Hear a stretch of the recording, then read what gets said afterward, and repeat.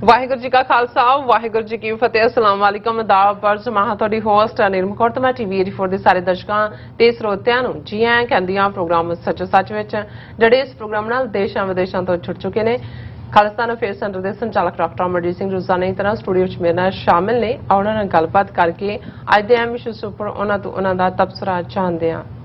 जी doctor साहब वाहिगुरू जी का खालसा वाहिगुरू जी की फतेह। हाँ जी नीलम कौर जी ਤੁਹਾਨੂੰ ਵੀ ਤੇ ਦੁਨੀਆ ਭਰ ਚ ਬੈਠੇ ਸਾਡੇ ਬਹੁਤ ਹੀ ਪਿਆਰੇ ਸੋਹਣੇ ਸਿਆਣੇ ਟੀਵੀ 84 ਦੇ ਵਿਊਅਰਸ ਨੂੰ ਵੀ ਵਾਹਿਗੁਰੂ ਜੀ ਕਾ ਖਾਲਸਾ ਵਾਹਿਗੁਰੂ ਜੀ ਕੀ ਫਤਿਹ ਤੇ ਸਾਡੇ ਬਹੁਤ ਹੀ ਪਿਆਰੇ ਮੁਸਲਮਾਨ ਭੈਣਾਂ ਭਰਾਵਾਂ ਨੂੰ अस्सलाम वालेकुम। जी डॉक्टर साहब जी आनो प्रोग्राम सच्चा सच विच बहुत शुक्रिया जी। डॉक्टर साहब आज 7 जून 2022 24 जेठ नानकशाही संमत 554 ਦਾ ਦਿਨ ਹੈ ਤੇ ਡਾਕਟਰ ਸਾਹਿਬ ਪ੍ਰੋਗਰਾਮ ਸ਼ੁਰੂ ਕਰਨ ਤੋਂ ਪਹਿਲਾਂ ਅਸੀਂ ਆਪਣੇ ਦਰਸ਼ਕਾਂ ਤੇ ਸਰੋਤਿਆਂ ਨੂੰ ਹਮੇਸ਼ਾ ਤਰ੍ਹਾਂ ਦੱਸਦੇ ਵਿਊਅਰਸ ਜੇ ਤੁਸੀਂ ਹੱਕ ਸੱਚ ਇਨਸਾਫ ਤੇ ਪਹਿਰਾ ਦਿੰਦਾ ਇੱਕੋ ਇੱਕ ਚੈਨਲ ਟੀਵੀ 84 ਨੂੰ ਦੇਖਣਾ ਚਾਹੁੰਦੇ ਹੋ ਤਾਂ ਤੁਸੀਂ ਦੇਖ ਸਕਦੇ ਹੋ ਸਪੈਕਟਰਮ ਕੇਬਲ ਆਰਸੀਨ ਕੇਬਲ ਬੈਲਫਰ cable Canada roku Jadoo box Oshawa Facebook TV 84 ਦੀ ਐਪ ਰਾਹੀਂ online streaming and IP box ਤੇ ਤੁਸੀਂ ਟੀਵੀ 84 ਨੂੰ ਦੇਖ ਸਕਦੇ ਹੋ। ਵਿਊਅਰਸ ਜੇ ਤੁਸੀਂ ਟੀਵੀ 84 ਨਾਲ ਜਾਂ ਪ੍ਰੋਗਰਾਮ ਸੱਚੋ ਸੱਚ ਨਾਲ ਫੇਸਬੁੱਕ ਰਾਹੀਂ ਜੁੜੇ ਤਾਂ ਇਸ ਨੂੰ ਵੱਧ ਲਾਈਕ ਕਰੋ ਤੇ ਸ਼ੇਅਰ ਕਰੋ ਅਤੇ ਨਾਲ ਹੀ YouTube ਤੇ ਸਬਸਕ੍ਰਾਈਬ ਵੀ ਕਰੋ। ਇਹ ਵੀ ਦੱਸ ਦਿਓ ਕਿ ਤੁਸੀਂ ਟੀਵੀ 84 ਦੀ ਐਪ ਨੂੰ ਐਂਡਰੋਇਡ ਐਂਡ ਐਪ ਸਟੋਰ ਤੇ ਡਾਊਨਲੋਡ ਕਰਕੇ ਜੋ ਟੀਵੀ 84 ਦੀ ਲਾਈਵ ਸਟ੍ਰੀਮ ਹੈ ਇਸ ਨੂੰ ਤੁਸੀਂ 24 ਆਵਰਸ ਦੇਖ ਸਕਦੇ ਹੋ। ਸੋ ਵਿਊਅਰਸ ਪ੍ਰੋਗਰਾਮ ਦੀ ਸ਼ੁਰੂਆਤ ਕਰਾਂਗੇ ਅੱਜ ਦੀ ਸਪਾਂਸਰਸ਼ਿਪ ਦੇ ਹਵਾਲੇ ਨਾਲ ਕਿ ਅੱਜ ਦੇ ਪ੍ਰੋਗਰਾਮ ਸੱਚੋ ਸੱਚ ਨੂੰ ਸਪਾਂਸਰ ਕੀਤਾ ਗਿਆ ਹੈ ਨਿਊਯਾਰਕ ਤੋਂ ਸਰਦਾਰ ਜਸਬੀਰ ਸਿੰਘ ਜੁਰਾਂ ਵੱਲੋਂ। ਸੋ ਇਹਨਾਂ ਸੁਨੇਹਾ ਦਿੱਤਾ ਹੈ ਕਿ ਸੰਤ ਜਰਨੈਲ ਸਿੰਘ ਜੀ ਖਾਲਸਾ ਪਿੰਡਾਂ ਵਾਲਿਆਂ ਨੇ ਆਪਣੀ ਸ਼ਹਾਦਤ ਤੋਂ ਪਹਿਲਾਂ ਹੀ ਕੌਮ ਨੂੰ ਇੱਕ ਰੋਡ ਮੈਪ ਦੇ ਦਿੱਤਾ ਸੀ। ਅੱਜ ਉਹਨਾਂ ਵੱਲੋਂ ਦਿੱਤਾ ਨਿਸ਼ਾਨਾ ਖਾਲਿਸਤਾਨ ਦੁਨੀਆ ਪੱਧਰ ਤੇ ਸਾਫ਼ ਦਿਸਣ ਲੱਗ ਪਿਆ।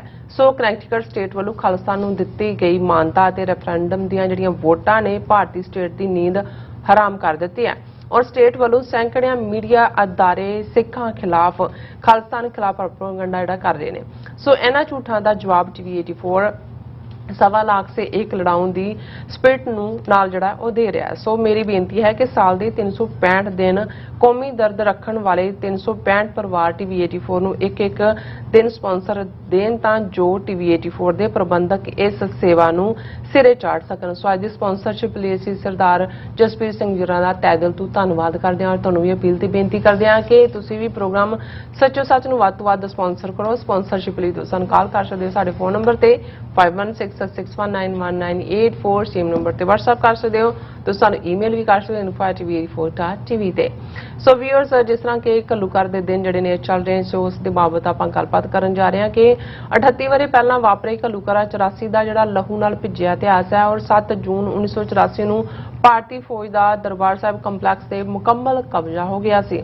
ਸੋ ਅੰਮ੍ਰਿਤਸਰ ਦੇ ਹਿੰਦੂਆਂ ਵੱਲੋਂ ਫੌਜ ਨੂੰ ਜਸ਼ਨ ਵਾਲੀ ਜਿਹੜੀ ਦਾਵਤ ਹੈ ਉਹ ਦਿੱਤੀ ਜਾ ਰਹੀ ਸੀ ਔਰ ਦਰਬਾਰ ਸਾਹਿਬ ਕੰਪਲੈਕਸ ਵਿੱਚ ਥਾਂ ਥਾਂ ਤਬਾਹੀ ਦਾ ਮੰਜ਼ਰ ਸੀ ਅਤੇ ਇਨਸਾਨੀ ਮਾਸ ਦੀ ਜਿਹੜੀ ਸੜਾਂਦ ਹੈ ਇਸ ਅਤ ਦੁਖਦਾਈ ਮੰਜ਼ਰ ਬਾਰੇ ਗੱਲਬਾਤ ਕਰਨ ਜਾ ਰਹੇ ਹਾਂ। ਸੋ ਇਸ ਬਾਰੇ ਆਪਾਂ ਗੱਲਬਾਤ ਕਰਾਂਗੇ।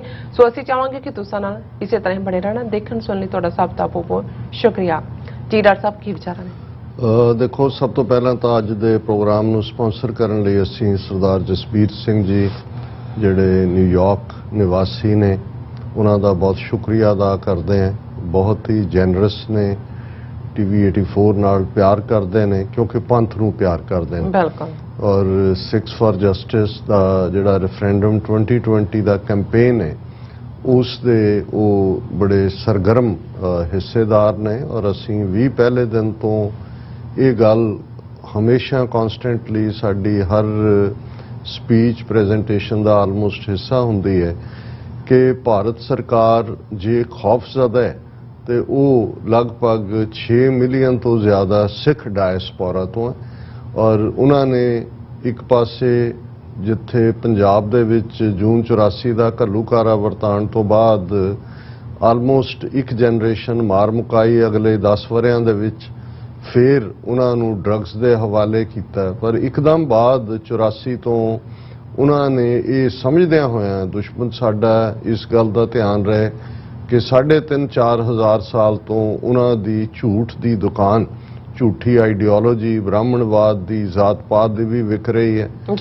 ਫਰੇਬੀ ਨੇ 1000 ਸਾਲ ਦੀ ਗੁਲਾਮੀ ਚੋਂ ਨਿਕਲ ਕੇ ਵਾਪਸ ਉਹਨਾਂ ਨੇ ਉਹੀ ਆਪਣੀਆਂ ਬੋਧੀਆਂ ਜਿਹੜੀਆਂ ਵੈਲਿਊਜ਼ ਨੇ ਹਿੰਦੂਤਵਾ ਦੀਆਂ ਉਹਨਾਂ ਨੂੰ ਕਿਵੇਂ ਇੰਪਲੀਮੈਂਟ ਕੀਤਾ ਇਸ ਲਈ ਸਿੱਖੀਜ਼ਮ ਵਿਚਲਾ ਪੋਟੈਂਸ਼ੀਅਲ ਉਹਨਾਂ ਨੂੰ ਪਹਿਲੇ ਦਿਨ ਤੋਂ ਹੀ, ਜਿਸ ਦਿਨ ਗੁਰੂ ਨਾਨਕ ਸਾਹਿਬ ਨੇ ਪੰਡਤ ਦਾ ਹੱਥ ਫੜ ਲਿਆ ਸੀ ਕਿ ਮੈਂ ਇਹ ਜਨੇਊ ਨਹੀਂ ਪਾਉਣਾ, ਉਹਨਾਂ ਨੂੰ ਸਮਝ ਆ ਗਈ ਸੀ ਕਿ ਭਾਈ ਇਹ ਕਿੰਨਾ ਵੱਡਾ ਚੈਲੰਜ ਹੈ। ਫਿਰ ਅਸੀਂ ਦੇਖਦੇ ਹਾਂ ਕਿ ਇਹ ਸਾਰਾ ਪਾਰਟ ਕਿਵੇਂ ਉਹਨਾਂ ਨੇ 5 ਸਦੀਆਂ ਦਾ ਵੈਰ ਕਮਾਇਆ ਜਦੋਂ ਉਹਨਾਂ ਕੋਲ ਪੋਲੀਟੀਕਲ ਪਾਵਰ ਆਈ। ਇਹਨਾਂ ਸਾਰੇ 500 ਸਾਲਾਂ 1469 ਤੋਂ ਬਾਅਦ ਗੁਰੂ ਨਾਨਕ ਸਾਹਿਬ ਦੇ ਪ੍ਰਕਾਸ਼ਮਾਨ ਹੋਣ ਤੋਂ 1947 ਦੇ ਵਿੱਚ ਉਹਨਾਂ ਕੋਲ ਪੋਲੀਟੀਕਲ ਪਾਵਰ ਆਂਦੀ ਔਰ ਕਿਵੇਂ ਪਾਵਰ ਆਉਣ ਦੇ 37 ਸਾਲ ਬਾਅਦ ਟੈਂਕਾਂ ਤੋਪਾਂ ਨਾਲ ਉਹ ਦਰਬਾਰ ਸਾਹਿਬ ਔਰ 37 ਇਤਿਹਾਸਕ ਗੁਰਦੁਆਰੇ ਔਰ ਸਿੱਖਾਂ ਦੇ ਖਿਲਾਫ ਜਿਹੜੀ ਹੈ ਟੋਟਲ ਵਾਰ ਅਨਐਲਾਨੀ ਹੈ ਉਸ ਦੀ ਸ਼ੁਰੂਆਤ ਕਰ ਦਿੰਦੇ ਨੇ। ਪਰ ਇਸ ਪੀਰੀਅਡ ਤੱਕ ਬੇਸ਼ੱਕ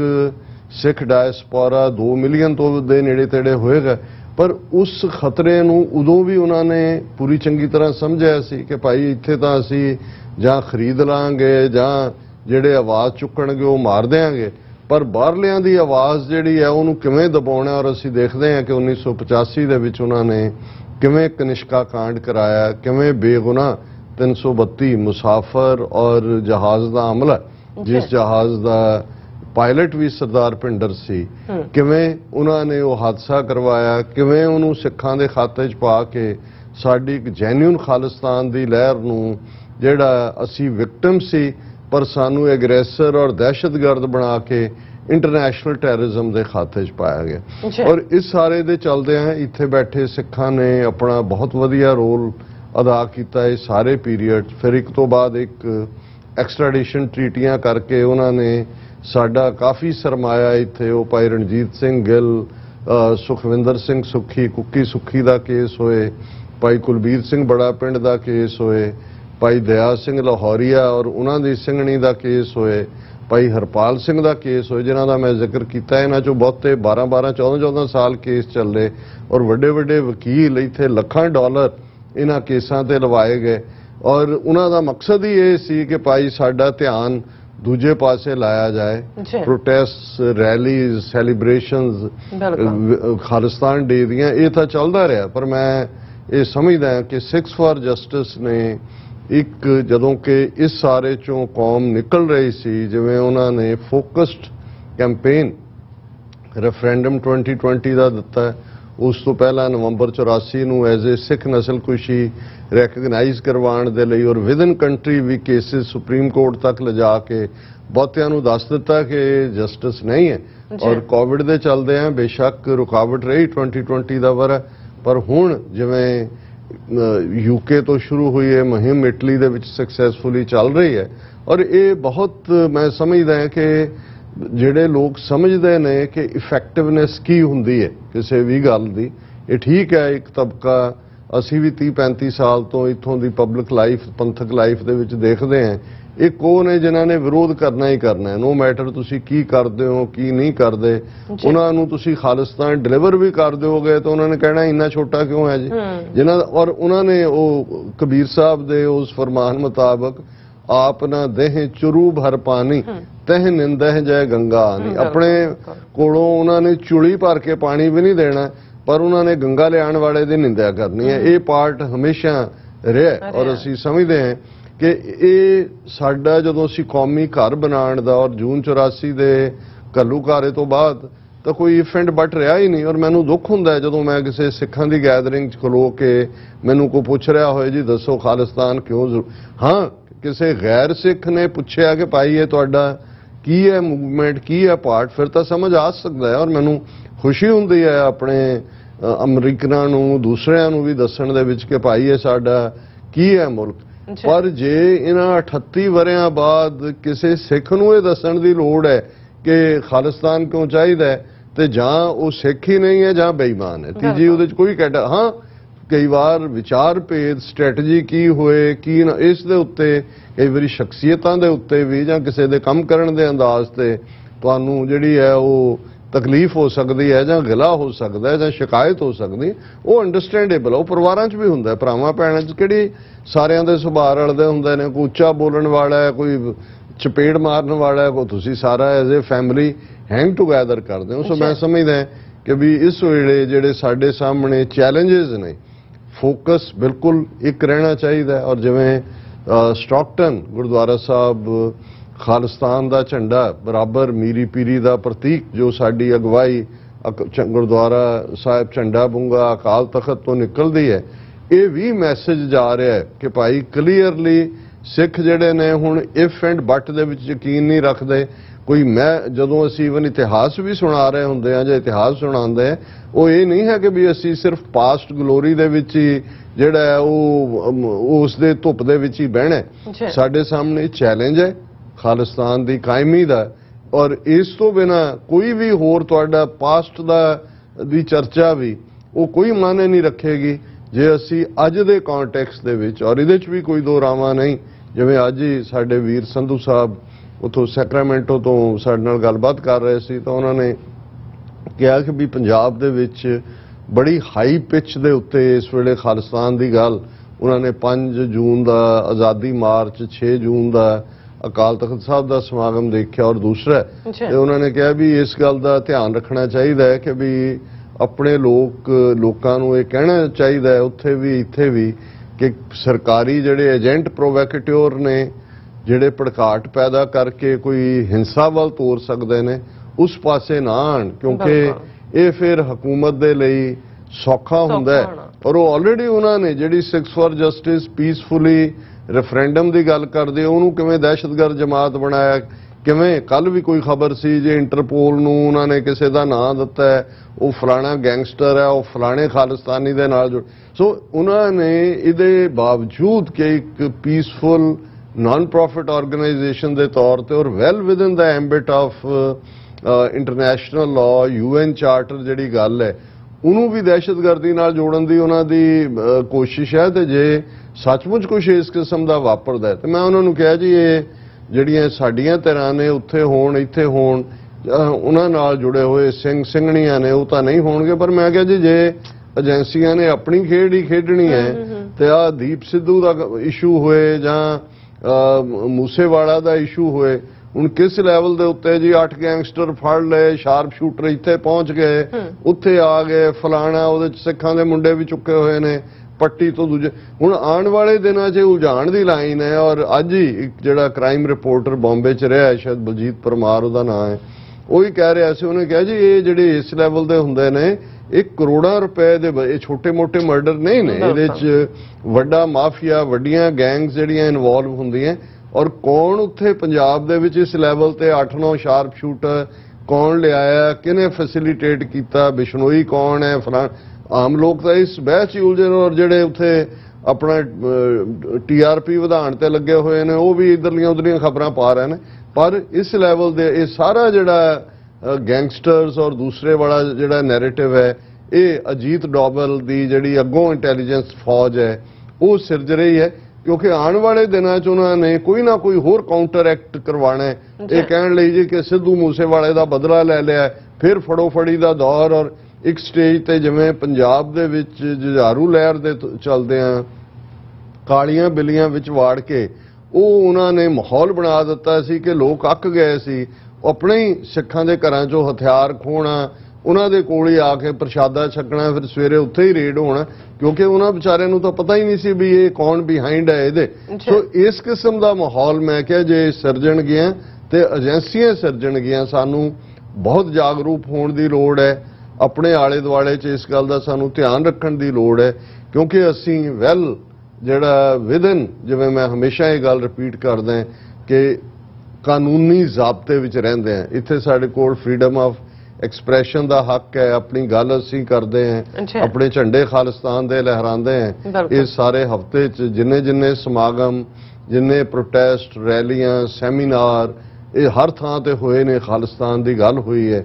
ਔਰ ਵੀਰ ਜਸਬੀਰ ਸਿੰਘ ਜਿਹੜੇ ਇਸ ਪਾਸੇ ਨਾ ਸਿਰਫ ਤੁਰੇ ਹੋਏ ਨੇ, ਔਰ ਮੈਂ ਸਮਝਦਾ ਕਿ ਇਹ ਵੀ ਇੱਕ ਹਰ ਸਿੱਖ ਦੇ ਉੱਤੇ ਫਰਜ਼ ਆਇਤ ਹੁੰਦਾ ਹੈ ਕਿ ਜਿੱਥੇ ਗੁਰੂ ਨੇ ਦਸਵੰਧ ਕੱਢਣ ਲਈ ਕਿਹਾ, ਘੱਟੋ ਘੱਟ ਹਰ ਸਿੱਖ ਇਹ ਮਹਿਸੂਸ ਕਰੇ ਕਿ ਜੇ 9 ਹਿੱਸੇ ਤੇ ਉਹਦਾ ਹੱਕ ਹੈ, 10ਵਾਂ ਦਾ ਗੁਰੂ ਔਰ ਗੁਰੂ ਪੰਥ ਦੇ ਨਾਂ ਹੈ, ਔਰ ਗੁਰੂ ਖੁਦ ਵਸਦੇ ਨੇ ਗੁਰੂ ਪੰਥ ਦੇ ਵਿੱਚ। ਗੁਰੂ 10ਵੇਂ ਪਾਤਸ਼ਾਹ ਦਾ ਇਹ ਫਰਮਾਨ ਹੈ, ਖਾਲਸਾ ਮੇਰੋ ਸਤਿਗੁਰ ਪੂਰਾ, ਖਾਲਸਾ ਮੇਰੋ ਸੱਜਣ ਸੂਰਾ, ਖਾਲਸਾ ਮੇਰੀ ਜਾਨ ਕੀ ਜਾਨ, ਖਾਲਸਾ ਮੇਰੋ ਪ੍ਰਾਣ ਕੋ ਪ੍ਰਾਣ, ਖਾਲਸਾ ਮੇਰੋ ਮੈਂ ਖਾਲਸੇ ਕਾ ਓਤ ਪੋਤ ਸਾਗਰ ਬੁੰਦੇ ਰੋ। ਕਿ ਜਿਵੇਂ ਸਮੁੰਦਰ ਵਿੱਚ ਪਾਣੀ ਦੀਆਂ ਬੂੰਦਾਂ ਇੱਕ ਦੂਸਰੇ ਦੇ ਵਿੱਚ ਓਤ ਪੋਤ ਨੇ, ਇਵੇਂ ਮੈਂ ਖਾਲਸੇ 'ਚ।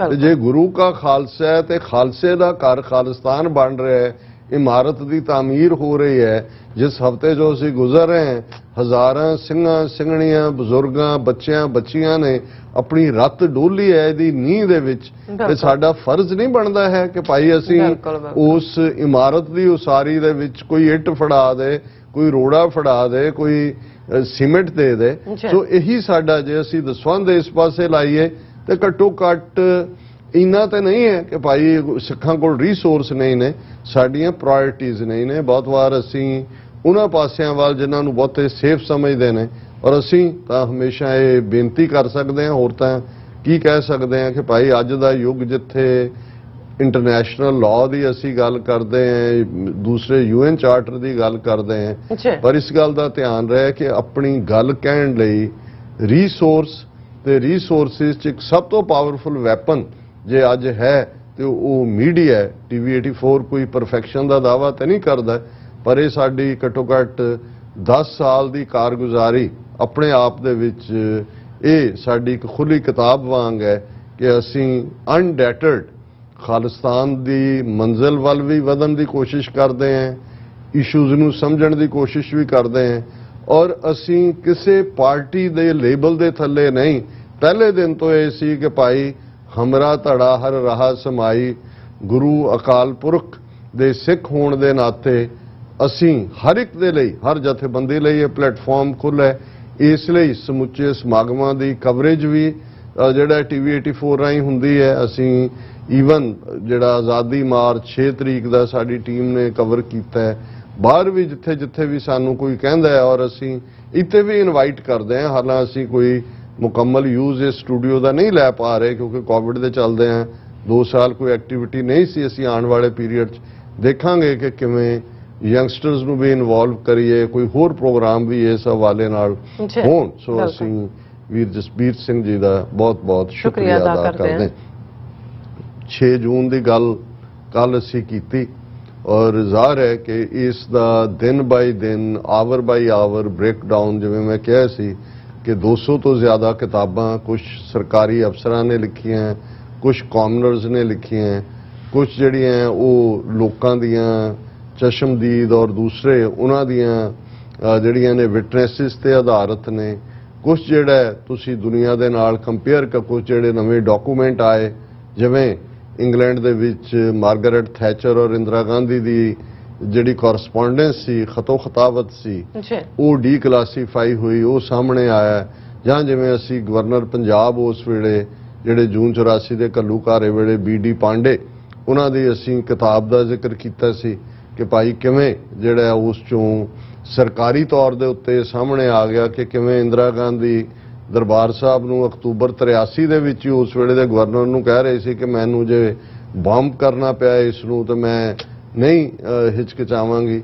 ਉਸ ਦੇ ਵਿੱਚ ਉਹਨਾਂ ਨੇ ਇਹ ਵੀ ਕਿਹਾ, ਉਹਨਾਂ ਕਿਹਾ ਇੱਕ ਵਾਰ ਮੈਨੂੰ ਸਵਰਨ ਸਿੰਘ ਮਿਲਣ ਆਏ, ਕਿਉਂਕਿ ਸਵਰਨ ਸਿੰਘ ਜਿਹੜਾ ਉਹ ਮਿਨਿਸਟਰ ਵੀ ਸੀ ਨਹਿਰੂ ਦੇ ਜ਼ਮਾਨੇ ਤੋਂ, ਪ੍ਰੀ 47 ਕੈਬਨਿਟ ਦੇ ਵਿੱਚ ਵੀ ਜਦੋਂ ਖਿਜਰ ਹਯਾਤ ਖਾਨ ਦੀ ਹਕੂਮਤ ਸੀ ਉਦੋਂ ਵੀ ਸਰਦਾਰ ਸਵਰਨ ਸਿੰਘ ਅਕਾਲੀਆਂ ਵੱਲੋਂ ਮਿਨਿਸਟਰ ਸੀ।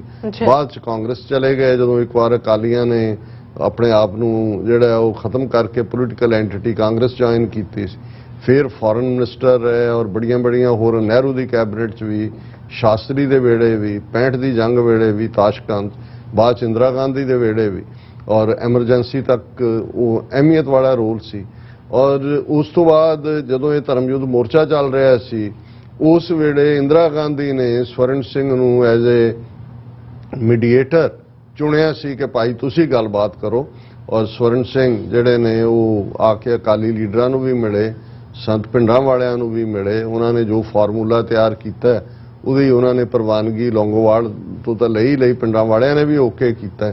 ਲੇਕਿਨ ਜਦੋਂ ਉਹਨਾਂ ਨੇ ਇੰਦਰਾ ਗਾਂਧੀ ਨੂੰ, ਇਹ ਹੁਣ ਉਹ ਪਾਂਡੇ ਉਸ ਕਿਤਾਬ 'ਚ ਕਹਿ ਰਿਹਾ, ਸਾਨੂੰ ਤਾਂ ਇਸ ਦਾ ਇਲਮ ਸੀ ਕਿ ਕਿਵੇਂ ਇੰਦਰਾ ਗਾਂਧੀ ਮੁੱਕਰੀ, ਤੇ ਕਹਿੰਦੇ ਵੀ ਸਵਰਨ ਸਿੰਘ ਨੇ ਕਿਹਾ ਕਿ ਵੀ ਇੰਦਰਾ ਗਾਂਧੀ ਹੈ ਹੀ ਸਬਕ ਸਿਖਾਉਣ ਦੇ ਮੂਡ ਸੀ ਸਿੱਖਾਂ ਨੂੰ, ਤੇ ਮੈਂ ਜਦੋਂ ਫਾਰਮੂਲਾ ਦਿੱਤਾ ਜਿਹੜਾ ਜੋ ਵੀ ਹੋਇਆ, ਉਹਨਾਂ ਨੇ ਕਿਹਾ ਜੀ ਸੰਤ ਪਿੰਡਾਂ ਵਾਲੇ ਮੰਨਣਗੇ, ਉਹਨਾਂ ਨੇ ਕਿਹਾ ਜੀ ਮੈਂ ਹਾਂ ਉਹਨਾਂ ਦੀ ਰਜ਼ਾਮੰਦੀ ਲਈ ਹੈ। ਤੇ ਉਹ ਦੇਖ ਕੇ ਉਹਨੇ ਕਿਹਾ ਵੀ ਨਹੀਂ you are too much pro Akali ਕਿ ਵੀ ਤੁਸੀਂ ਅਕਾਲੀਆਂ ਦਾ ਔਰ ਉਹਦੇ ਤੋਂ ਬੈਕ ਆਫ ਕੀਤਾ। ਸੋ ਮਤਲਬ ਇਹ ਹੈ ਕਿ ਹੁਣ ਸਾਨੂੰ ਕੋਈ ਇਹ ਦੱਸਣ ਦੀ ਲੋੜ ਨਹੀਂ ਹੈ ਕਿ ਵੀ ਕਿਨੇ ਕੌਣ ਇਸ ਦੇ ਮਗਰ ਹੈ, ਕੌਣ ਦੋਸ਼ੀ ਹੈ। ਔਰ ਇਸ ਸਾਰੇ ਦੇ ਚੱਲਦੇ ਆ ਜਦੋਂ ਅੱਜ ਅਸੀਂ 7 ਜੂਨ ਦੀ ਗੱਲ ਕਰ ਰਹੇ ਹਾਂ ਔਰ ਡਾਕਟਰ ਗੁਰਦੀਪ ਸਿੰਘ ਜਗਬੀਰ ਜਿਹੜੇ ਖੁਦ ਵੀ ਟੀਵੀ ਸ਼ੋਅ ਦੇ ਰੇਡੀਓ ਦੇ ਪੰਜਾਬ ਰੇਡੀਓ ਯੂਕੇ 'ਚ ਉਹਦੇ ਹੋਸਟ ਰਹੇ ਨੇ, ਮੈਂ ਉਹਨਾਂ ਦਾ ਹੀ ਕਿਤੇ ਦੇਖ ਰਿਹਾ ਸੀ, ਉਹਨਾਂ ਨੇ 7 ਜੂਨ ਦਾ ਲਹੂ ਭਿੱਜਿਆ ਇਤਿਹਾਸ ਦੇ ਥੱਲੇ ਜੋ 7 ਜੂਨ ਨੂੰ ਵਾਪਰਿਆ, ਕਿਉਂਕਿ ਇਹ ਇੰਪੋਰਟੈਂਟ ਹੁੰਦਾ ਹੈ ਕਿ ਵੀ ਜਦੋਂ ਅੱਜ ਖਾਸ ਤੌਰ ਤੇ ਜਿਹੜੀ ਨਵੀਂ ਜਨਰੇਸ਼ਨ 38 ਸਾਲ ਬਾਅਦ 38 ਵਰੇ ਪਹਿਲਾਂ ਜਿਹੜੇ ਵੀ ਸੀ ਜਿਹੜੇ ਈਵਨ 20s 'ਚ ਸੀ ਅੱਜ ਤਾਂ ਉਹ ਹੁਣ ਸੀਨੀਅਰ ਸਿਟੀਜ਼ਨ ਦੇ ਨੇੜੇ ਪਹੁੰਚ ਗਏ ਔਰ ਉਸ ਤੋਂ ਬਾਅਦ ਦੀ ਜਨਰੇਸ਼ਨ ਉਹਨਾਂ ਦੇ ਲਈ। ਸੋ ਮੈਂ ਹੋਰ ਡਿਟੇਲਸ ਗਏ ਬਿਨਾਂ ਉਹਨਾਂ ਦਾ ਹੀ ਰਾਈਟ ਅਪ ਜਿਹੜਾ ਸ਼ੇਅਰ ਕਰਾਂਗਾ ਕਿ ਉਹਨਾਂ ਨੇ 7 ਜੂਨ 1984 ਵਾਲੇ ਦਿਨ ਦਰਬਾਰ ਸਾਹਿਬ ਕੰਪਲੈਕਸ ਵਿੱਚ ਫੌਜ ਦਾ ਮੁਕੰਮਲ ਕਬਜ਼ਾ ਹੋ ਗਿਆ। ਮੁਕੰਮਲ ਤੌਰ ਤੇ ਉਹਨਾਂ ਨੇ ਹਾਲਾਂ ਬੁੰਗਾ ਰਾਮਗੜੀਆ ਦੇ ਵਿੱਚ ਭਾਈ ਮੇਜਰ ਸਿੰਘ ਨਾਗੋਕੇ ਤੇ ਉਹਨਾਂ ਦੇ 3 ਸਾਥੀ ਉਹ ਲੁਕੇ ਹੋਏ ਸੀ ਜਿਨ੍ਹਾਂ ਨੂੰ ਦਾ ਫੌਜ ਨੂੰ ਪਤਾ ਨਹੀਂ ਸੀ। ਇਹ ਫਿਰ ਆਉਣ ਵਾਲੇ ਦਿਨਾਂ 'ਚ ਜਿਸ ਦਿਨ ਗਿਆਨੀ ਜ਼ੈਲ ਸਿੰਘ ਦਰਬਾਰ ਸਾਹਿਬ ਦੇ ਉਹ as a commander in chief ਫੌਜ ਦੇ ਇੱਕ ਜੇਤੂ ਜਿਹੜਾ ਜਰਨਲ ਵਾਂਗ ਆਂਦਾ ਤੇ ਉਹ ਪ੍ਰਕਰਮਾਂ 'ਚ ਹੁੰਦੇ ਆ, ਉੱਥੋਂ ਗੋਲੀ ਦਾ ਫਾਇਰ ਹੁੰਦਾ ਔਰ ਉਹ ਪਬਲਿਕਲੀ ਵੀ ਸੁਣਿਆ ਗਿਆ ਜਦੋਂ ਉਹ ਸਾਰਾ ਉਹ ਟੀਵੀ ਤੇ ਉਹ ਤਾਂ ਦੱਸ ਰਹੇ ਸੀ ਵੀ ਜਿਵੇਂ ਇੱਕ ਫੌਜ ਨੇ ਇੰਡੀਅਨ ਫੌਜ ਨੇ ਕੰਕਰ ਕਰ ਲਿਆ ਅਕਾਲ ਤਖਤ ਨੂੰ ਔਰ ਉਹ ਜਿਹੜਾ ਇਹ ਮੇਜਰ ਸਿੰਘ ਨਾਗੋਕੇ ਜਿਨ੍ਹਾਂ ਨੇ ਪੋਜੀਸ਼ਨ ਉਹਨਾਂ ਨੂੰ ਬਾਅਦ ਸ਼ਹੀਦ ਕੀਤਾ ਗਿਆ। ਪਰ ਜਿਹੜਾ 7 ਜੂਨ ਵਾਲੇ ਦਿਨ ਹੀ ਸੰਤ ਜਰਨੈਲ ਸਿੰਘ ਖਾਲਸਾ ਪਿੰਡਾਂ ਵਾਲਿਆਂ ਦੇ ਸ਼ਹੀਦੀ ਦੀ ਖਬਰ ਵੀ ਨਸ਼ਰ ਕੀਤੀ ਇੰਡੀਅਨ ਟੀਵੀ ਨੇ, ਰੇਡੀਓ ਨੇ, BBC ਨੇ ਔਰ ਇਸੇ ਤਰ੍ਹਾਂ ਈਵਨ ਜਨਰਲ ਸੁਬੇਕ ਸਿੰਘ ਉਹਨਾਂ ਦੀ ਸ਼ਹਾਦਤ ਦੀ ਵੀ, ਪਰ ਉਹਨਾਂ ਨੇ ਕਿਹਾ ਕਿ ਭਾਈ ਪਿੰਡਾਂ ਵਾਲਿਆਂ ਦੀ ਖਬਰ ਨਸ਼ਰ ਕੀਤੀ ਗਈ ਸ਼ਹਾਦਤ ਦੀ। ਔਰ ਇਹ 7 ਜੂਨ ਵਾਲੇ ਦਿਨ ਜਨਰਲ ਬਰਾੜ ਨੇ ਫੌਜ ਨੂੰ ਹੁਕਮ ਦਿੱਤਾ ਕਿ ਸਾਰੇ ਕਮਰਿਆਂ ਦੀ ਵੀ ਕੋਨੇ-ਕੋਨੇ ਦੀ ਤਲਾਸ਼ੀ ਲਈ ਜਾਏ ਔਰ ਇਸ ਤਲਾਸ਼ੀ ਦੀ ਆੜ 'ਚ ਵੱਡੀ ਪੱਧਰ ਤੇ ਲੁੱਟਮਾਰ ਤੇ ਸਾੜ ਫੂਕ ਕੀਤੀ ਗਈ। ਈਵਨ ਦਰਬਾਰ ਸਾਹਿਬ ਕੰਪਲੈਕਸ ਦੇ ਆਲੇ ਦੁਆਲੇ ਜਿਹੜੇ ਕੁਆਰਟਰ ਜਿਨ੍ਹਾਂ ਦੇ ਵਿੱਚ ਰਾਗੀ ਗ੍ਰੰਥੀ ਉਹਨਾਂ ਦਾ ਨਿਵਾਸ ਹੈ ਉਹਨਾਂ ਦੇ ਘਰਾਂ 'ਚ ਵੜ ਕੇ ਤਾਲੇ ਤੋੜ ਕੇ ਸੋਨਾ ਜੇਵਰ ਜੋ ਕਿਸੇ ਦੇ ਆਇਆ ਗੋਲਕਾਂ ਤਾਂ ਲਈਆਂ ਹੀ ਲਈਆਂ ਉਹਨਾਂ ਨੇ, ਪੂਰੀ ਰੱਜ ਕੇ ਲੁੱਟਮਾਰ ਉਹਨਾਂ ਨੇ ਕੀਤੀ ਸਾਰੇ ਆਲੇ ਦੁਆਲੇ ਦੇ ਵਿੱਚ। ਔਰ ਇਹ ਜਿਹੜਾ ਉਹਨਾਂ ਨੇ ਜਿਹੜੇ 7 ਜੂਨ ਨੂੰ ਜਿਹੜੇ ਕਮਰਿਆਂ ਚੋਂ ਜਾਂ ਦੂਜੇ ਜਿਹੜੇ ਸ਼ਰਧਾਲੂ ਸੰਗਤ ਦੇ ਰੂਪ 'ਚ ਉਹਨਾਂ ਨੂੰ ਗ੍ਰਿਫਤਾਰ ਕੀਤਾ ਗਿਆ ਸੀ ਉਹਨਾਂ ਦੀਆਂ ਦਸਤਾਰਾਂ ਦੇ ਨਾਲ ਤੇ ਬੀਬੀਆਂ ਨੂੰ ਉਹਨਾਂ ਦੇ ਦੁਪੱਟਿਆਂ ਨਾਲ ਪਿਛਲੇ ਪਾਸੇ ਉਹਨਾਂ ਦੇ ਹੱਥ ਬੰਨ੍ਹ ਕੇ ਕਹਿਰਾਂ ਦੀ ਗਰਮੀ ਵਿੱਚ ਧੁੱਪੇ ਬਿਠਾਇਆ ਗਿਆ ਉਹਨਾਂ ਨੂੰ। ਹੁਣ ਤੁਸੀਂ ਜੂਨ ਦੀ ਔਰ ਅੱਜ ਕੱਲ੍ਹ ਹੀ ਗਰਮੀ ਪੈ ਰਹੀ ਹੈ ਉੱਥੇ, ਇਮੈਜਿਨ ਕਰੋ ਕਿ ਕਈ 3-4 ਦਿਨ ਦੇ ਭੁੱਖੇ ਪਿਆਸੇ ਔਰ ਉਹਨਾਂ ਨੇ ਲਿਆ ਕੇ ਇਵੇਂ ਬਿਠਾਇਆ। ਔਰ ਇਹ ਜਿਹੜਾ 7 ਜੂਨ ਵਾਲੇ ਦਿਨ ਹੀ ਬੇਗੁਨਾਹ ਸੰਗਤ ਰੂਪ ਵਿੱਚ ਪੁੱਜੇ ਕਹਿਰਾਂ ਦੀ ਗਰਮੀ ਵਿੱਚ ਧੁੱਪੇ ਬਿਠਾਏ ਗਏ ਬੀਬੀਆਂ ਤੇ ਬੱਚਿਆਂ ਵੱਲੋਂ ਪਾਣੀ ਮੰਗਣ ਤੇ ਉਹਨਾਂ ਨੂੰ ਰਫਲਾਂ ਦੇ ਬੱਟ ਮਾਰੇ ਗਏ। ਇਹਦੀਆਂ ਤੇ ਬਹੁਤ ਸਾਰੀਆਂ ਟੈਸਟੀਮਨੀਜ਼ ਨੇ ਕਿ ਕੀ ਹੋਇਆ। ਔਰ ਹੁਣ ਜਿਹੜਾ ਅਸੀਂ ਤੁਸੀਂ ਕਿਹਾ ਵੀ ਹੈ ਕਿ ਕਿਵੇਂ ਹਿੰਦੂਆਂ ਨੇ ਅੰਮ੍ਰਿਤਸਰ ਸ਼ਹਿਰ ਦੇ ਜਸ਼ਨ ਮਨਾਏ ਔਰ ਇਹ ਬਿਲਕੁਲ ਔਨ ਰੈਕਰਡ ਹੈ, ਕੋਈ ਕਿਸੇ ਤੋਂ ਗਵਾਹੀ ਲੁਕਿਆ ਨਹੀਂ ਹੈ। ਔਰ ਉਹਨਾਂ ਨੇ ਕਿਹਾ ਕਿ ਵੀ ਕਿਉਂਕਿ 7 ਜੂਨ ਤੱਕ ਤਾਂ ਕਰਫਿਊ ਸੀ 6 ਜੂਨ ਤੱਕ, 7 ਜੂਨ ਨੂੰ ਜਦੋਂ ਕਰਫਿਊ 'ਚ ਢਿੱਲ ਦਿੱਤੀ ਗਈ ਤੇ ਹਿੰਦੂ ਭਾਈਚਾਰੇ ਦੇ ਲੋਕਾਂ ਨੇ ਕੁਝ ਬਾਜ਼ਾਰਾਂ ਦੀਆਂ ਸੜਕਾਂ ਤੇ ਮੋਟੇ ਅੱਖਰਾਂ 'ਚ ਲਿਖਿਆ ਭਾਰਤੀ ਫੌਜ ਨੂੰ ਜੀ ਆਇਆਂ ਆਖਦੇ ਆ, ਵੈਲਕਮ ਇੰਡੀਅਨ ਆਰਮੀ। 7 ਜੂਨ ਨੂੰ ਹੀ ਫਿਰ ਉਹਨਾਂ ਨੇ ਜਿਹੜਾ ਸੰਤ ਜਰਨੈਲ ਸਿੰਘ ਤੇ ਭਾਈ ਅਮਰੀਕ ਸਿੰਘ ਉਹਨਾਂ ਦੇ ਮ੍ਰਿਤਕ ਸਰੀਰਾਂ ਦਾ ਫੌਜ ਦੀ ਕਰੜੀ ਨਿਗਰਾਨੀ ਹੇਠ ਨਗਰਪਾਲਿਕਾ ਦੇ ਚਾਟੀਵਿੰਡ ਸ਼ਮਸ਼ਾਨ ਘਾਟ 'ਚ ਸੰਸਕਾਰ ਕੀਤਾ ਗਿਆ ਉਹਨਾਂ ਨੇ। ਔਰ ਜਨਰਲ ਸੁਬੇਕ ਸਿੰਘ ਦੀ ਡੈੱਡ ਬੋਡੀ ਦਾ ਕੀ ਹੋਇਆ, ਉਹਨਾਂ ਦੇ ਬੇਟੇ ਨੇ ਜਿਹੜਾ ਖੁਦ ਫੌਜ 'ਚ ਸੀ, ਇਹ ਰਿਹਾਨ ਫਜ਼ਲ ਜਿਸ ਨੇ ਵੇਰਵਾ ਦਿੱਤਾ ਜਨਰਲ ਸੁਬੇਕ ਸਿੰਘ ਦਾ, ਉਹਨੇ ਕਿਹਾ ਕਿ ਭਾਈ ਮੈਂ ਕਾਲ ਕੀਤਾ ਗਵਰਨਰ ਨੂੰ ਵੀ ਕੀਤਾ, ਉਹਨਾਂ ਨੂੰ ਜਨਰਲ ਨੂੰ ਵੀ ਕੀਤਾ ਕਿ ਭਾਈ ਅਸੀਂ ਉਹਨਾਂ ਦੇ ਪਰਿਵਾਰ ਨੂੰ ਦਿਓ, ਅਸੀਂ ਸੰਸਕਾਰ ਕਰਨਾ ਚਾਹੁੰਦੇ ਹਾਂ। ਉਹਨਾਂ ਨੇ ਕਿਹਾ ਕਿ ਭਾਈ ਕੋਈ ਸੁਣਵਾਈ ਨਹੀਂ ਹੋਈ, ਉਹਨਾਂ ਦਾ ਕੀ ਕੀਤਾ ਹੈ ਕੀ ਨਹੀਂ ਹੈ। ਲੇਕਿਨ ਇਹ ਜ਼ਰੂਰ ਇੱਕ ਫੋਟੋ ਜਿਹੜੀ ਅਕਾਲ ਤਖਤ ਦੇ ਸਾਹਮਣੇ ਇਹ ਕਿਹਾ ਗਿਆ ਜੀ ਉਹਨਾਂ ਦੀ ਲਾਸ਼ ਤਹਿਖਾਨੇ ਚੋਂ ਮਿਲੀ ਔਰ ਇਸ ਤਰ੍ਹਾਂ ਲੱਗਦਾ ਹੈ ਕਿ ਭਾਈ ਉਹਨਾਂ ਨੂੰ ਘੜੀਸ ਕੇ ਔਰ ਬਹੁਤ ਬੁਰੀ ਤਰ੍ਹਾਂ ਉਹਨਾਂ ਦੀ ਬਾਡੀ ਵੀ ਮਿਊਟੇਟ ਕੀਤੀ ਗਈ, ਕਿਉਂਕਿ ਉਹਨਾਂ ਨੂੰ ਇਹ ਸੀ ਕਿ ਭਾਈ ਇੰਨਾ ਸਾਡੀ ਫੌਜ ਦਾ ਜੇ ਨੁਕਸਾਨ ਹੋਇਆ ਤੇ ਜਨਰਲ ਸੁਵੇਗ ਸਿੰਘ ਦੀ ਬਦੌਲਤ ਹੋਇਆ। ਲੇਕਿਨ ਇਸ ਗੱਲ ਦੀ ਟੈਸਟੀਮਨੀ ਹੈ ਕਿ ਪਿੰਡਾਂ ਵਾਲਿਆਂ ਦੀ ਔਰ ਭਾਈ ਅਮਰੀਕ ਸਿੰਘ ਹੋਰਾਂ ਨੂੰ ਸ਼ਮਸ਼ਾਨ ਘਾਟ ਚਾਟੀਵਿੰਡ ਦੇ ਸ਼ਮਸ਼ਾਨ ਘਾਟ 'ਚ ਉਹਨਾਂ ਦਾ ਸੰਸਕਾਰ ਕੀਤਾ ਗਿਆ। ਔਰ ਫਿਰ ਉਹਨਾਂ ਨੇ ਕਿਹਾ ਕਿ 7 ਜੂਨ 1984 ਵਾਲੇ ਦਿਨ ਜਨੂਨੀ ਕਿਸਮ ਦੇ ਹਿੰਦੂ ਬਹੁਤ ਖੁਸ਼ੀਆਂ ਮਨਾ ਰਹੇ ਸੀ, ਫੌਜ ਨੂੰ ਲੱਡੂ ਪੂੜੀਆਂ ਤੇ ਕੜਾਹ ਵਰਤਾ ਰਹੇ ਸੀ ਥਾਂ ਥਾਂ ਤੇ ਉਹਨਾਂ ਨੇ ਉੱਥੇ, ਕਿਉਂਕਿ ਸਾਰਾ ਸ਼ਹਿਰ ਤਾਂ ਫੌਜ ਦੇ ਹਵਾਲੇ ਸੀ। ਔਰ ਨਾਲ ਦੀ ਨਾਲ ਉਹਨਾਂ ਨੇ ਕਿਹਾ ਕਿ ਫੌਜ ਵੱਲੋਂ ਗ੍ਰਿਫਤਾਰ ਕੀਤੇ ਬੇਗੁਨਾਹ ਸੰਗਤ ਰੂਪ ਵਿੱਚ ਪੁੱਜੇ ਸ਼ਰਧਾਲੂਆਂ ਨੂੰ ਉਹਨਾਂ ਦੀਆਂ ਦਸਤਾਰਾਂ ਦੇ ਨਾਲ ਅਤੇ ਉਹਨਾਂ ਦੇ ਬੀਬੀਆਂ ਨੂੰ ਉਹਨਾਂ ਦੇ ਦੁਪੱਟਿਆਂ ਦੇ ਨਾਲ ਪਿਛਲੇ ਪਾਸੇ ਨੂੰ ਹੱਥ ਬੰਨ੍ਹ ਕਹਿਰ ਦੀ ਗਰਮੀ ਵਿੱਚ ਧੁੱਪੇ ਬਿਠਾਇਆ ਗਿਆ। ਜ਼ਖਮੀਆਂ ਉੱਤੇ ਅੰਨਾ ਤਸ਼ੱਦਦ ਕੀਤਾ ਗਿਆ, ਉਹਨਾਂ ਨੂੰ ਭੁੱਖੇ ਪਿਆਸੇ ਰੱਖਿਆ ਗਿਆ ਅਤੇ ਕਿਸੇ ਨੂੰ ਵੀ ਪੀਣ ਦੇ ਲਈ ਪਾਣੀ ਤੱਕ ਨਹੀਂ ਦਿੱਤਾ ਗਿਆ।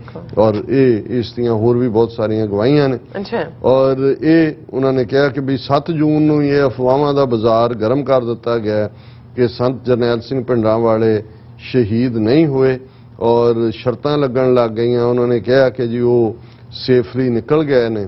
ਔਰ ਇਹ ਸਾਰਾ ਇੱਕ ਜਿਹਨੂੰ ਅਸੀਂ, ਮੈਂ ਤਾਂ ਇਸ ਦਾ ਵੀ ਖਮਿਆਜ਼ਾ ਭੁਗਤਿਆ ਸੰਤਾਂ ਨੂੰ ਸ਼ਹੀਦ ਕਹਿਣ ਦਾ, ਕਿਉਂਕਿ ਦੂਸਰੇ ਪਾਸੇ ਏਜੰਸੀਆਂ ਨੇ ਇਸ ਗੱਲ ਨੂੰ ਯਕੀਨੀ ਬਣਾਇਆ ਸੀ ਕਿ ਇਹ ਅਫਵਾਹ ਜਿਹੜੀ ਫੈਲਾਈ ਗਈ ਔਰ ਉਸ ਨੂੰ ਅਨਫੋਰਚੂਨੇਟਲੀ ਸੰਤਾਂ ਦੇ ਆਪਣੇ ਪਰਿਵਾਰ ਵੱਲੋਂ ਵੀ ਉਹਨਾਂ ਦੇ ਬਜ਼ੁਰਗਾਂ ਵੱਲੋਂ ਬਾਅਦ 'ਚ ਬਾਬਾ ਠਾਕਰ ਸਿੰਘ ਜੀ ਨਾਲ ਜੋੜ ਕੇ ਉਸ ਨੂੰ ਜਿਹੜਾ ਉਹ ਹਕੀਕਤ ਮੰਨਿਆ ਗਿਆ। ਨਤੀਜੇ ਦੇ ਤੌਰ ਤੇ ਅਸੀਂ, ਹਾਲਾਂਕਿ ਫੈਕਟ ਇਹ ਹੈ ਕਿ ਸੰਤ ਭਿੰਡਰਾਂ ਵਾਲਿਆਂ ਦੇ ਆਪਣੇ ਭਰਾ ਹਰਚਰਨ ਸਿੰਘ ਰੋਡੇ ਜਲੰਧਰ ਛਾਉਣੀ ਦੇ ਵਿੱਚ ਜਿਹੜਾ ਉਹ ਸੂਬੇਦਾਰ ਮੇਜਰ ਜਾਂ ਕੀ ਉਹਨਾਂ ਦਾ ਰੈਂਕ ਸੀ, ਉਹਨਾਂ ਨੂੰ ਲਿਆ ਕੇ ਲਾਸ਼ ਦੀ ਸ਼ਨਾਖਤ ਕਰਾਈ ਗਈ ਸੀ ਉਹਨਾਂ ਦੇ ਮ੍ਰਿਤਕ ਸਰੀਰ ਦੀ, ਔਰ ਉਹਨਾਂ ਨੇ ਸ਼ਨਾਖਤ ਕੀਤੀ ਭਰਾ ਦੇ ਨਾਲ। ਹੁਣ ਭਰਾ ਤੋਂ ਤਾਂ ਨਹੀਂ ਕੋਈ ਛੁਪਿਆ ਹੁੰਦਾ, ਲੇਕਿਨ ਬਾਅਦ ਦੇ ਵਿੱਚ ਈਵਨ ਉਹ ਸਾਰੇ ਵੀ ਜਿਸ ਕਿਸਮ ਦੇ ਗੱਲ 'ਚ ਭੁਗਤੇ, ਇਹ ਮੈਂ ਸਮਝਦਾ ਵੀ ਮੈਂ ਇਹਦੇ ਤੇ ਕੁਝ ਜ਼ਿਆਦਾ ਕਹਿਣਾ ਨਹੀਂ ਚਾਹੁੰਦਾ, ਪਰ ਮੈਂ ਖੁਦ ਸਫ਼ਰ ਕੀਤਾ ਇਹਦੇ ਨਾਲ ਇਸ ਵਜ੍ਹਾ ਕਰਕੇ ਕਿ ਜਿੱਥੇ ਵੀ ਫਿਰ ਇਹ ਦੇਖੋ ਇੱਕ ਫੇਥ ਦੀ ਦੁਨੀਆ ਹੁੰਦੀ ਹੈ, ਜਿਹੜੇ ਲੋਕ ਉਸ ਫੇਥ ਦੇ ਉੱਤੇ ਖੜੇ ਹੁੰਦੇ ਨੇ ਉਹਨਾਂ ਨਾਲ ਤੁਸੀਂ ਆਰਗੂ ਤਾਂ ਕਰ ਨਹੀਂ ਸਕਦੇ, ਪਰ ਉਹਨਾਂ ਨੂੰ ਈਵਨ ਸਾਡੇ ਤੇ ਵੀ ਇਹ ਸਮੱਸਿਆ ਸੀ ਕਿ ਆਪਣੀਆਂ ਲਿਖਤਾਂ 'ਚ ਆਪਣੇ ਲੈਕਚਰ 'ਚ ਸੰਤਾਂ ਨੂੰ ਸ਼ਹੀਦ ਕਹਿੰਦੇ ਨੇ ਜਦੋਂ ਕਿ ਮਹਾਂਪੁਰਖ ਚੜ੍ਹਦੀ ਕਲਾ 'ਚ ਨੇ। ਔਰ ਮੈਂ ਸਮਝਦਾ ਵੀ ਇਸ ਦਾ ਕਾਫੀ ਨੁਕਸਾਨ ਹੋਇਆ। ਪਹਿਲਾਂ ਤਾਂ 84 ਤੋਂ 86 ਤੱਕ 2 ਸਾਲ ਕੋਈ ਅਗਵਾਈ ਕਿਸੇ ਪਾਸਿਓਂ ਨਹੀਂ ਆਈ, ਕਿਉਂਕਿ ਇਹ ਸੀ ਕਿ ਜੀ ਸੰਤ ਕੋਈ ਕਹੇ ਪਾਕਿਸਤਾਨ ਪਹੁੰਚ ਗਏ ਨੇ, ਕੋਈ ਕਹੇ ਚੀਨ ਪਹੁੰਚ ਗਏ ਨੇ, ਕੋਈ ਕਹੇ ਅਮਰੀਕਾ ਪਹੁੰਚ ਗਏ ਨੇ, ਉਹ ਆਣਗੇ ਉਹ ਅਗਵਾਈ ਦੇਣਗੇ। ਔਰ ਨਤੀਜੇ ਦੇ ਤੌਰ ਤੇ ਜਿਹੜਾ ਜੂਨ 84 ਤੋਂ ਆਲਮੋਸਟ 26 ਜਨਵਰੀ 1986 ਨੂੰ ਜਿਹੜਾ ਫਿਰ ਸਰਬੱਤ ਖਾਲਸਾ ਦਮਦਮੀ ਟਕਸਾਲ ਵੱਲੋਂ ਹੀ ਸੱਦਿਆ ਗਿਆ, ਉਸ ਸਰਬੱਤ ਖਾਲਸੇ 'ਚ 5 ਮੈਂਬਰੀ ਪੰਥਕ ਕਮੇਟੀ ਚੁਣੀ ਗਈ ਜਿਨ੍ਹਾਂ ਨੇ 29 ਅਪ੍ਰੈਲ 1986 ਨੂੰ ਖਾਲਿਸਤਾਨ ਦਾ ਐਲਾਨਨਾਮਾ ਕੀਤਾ।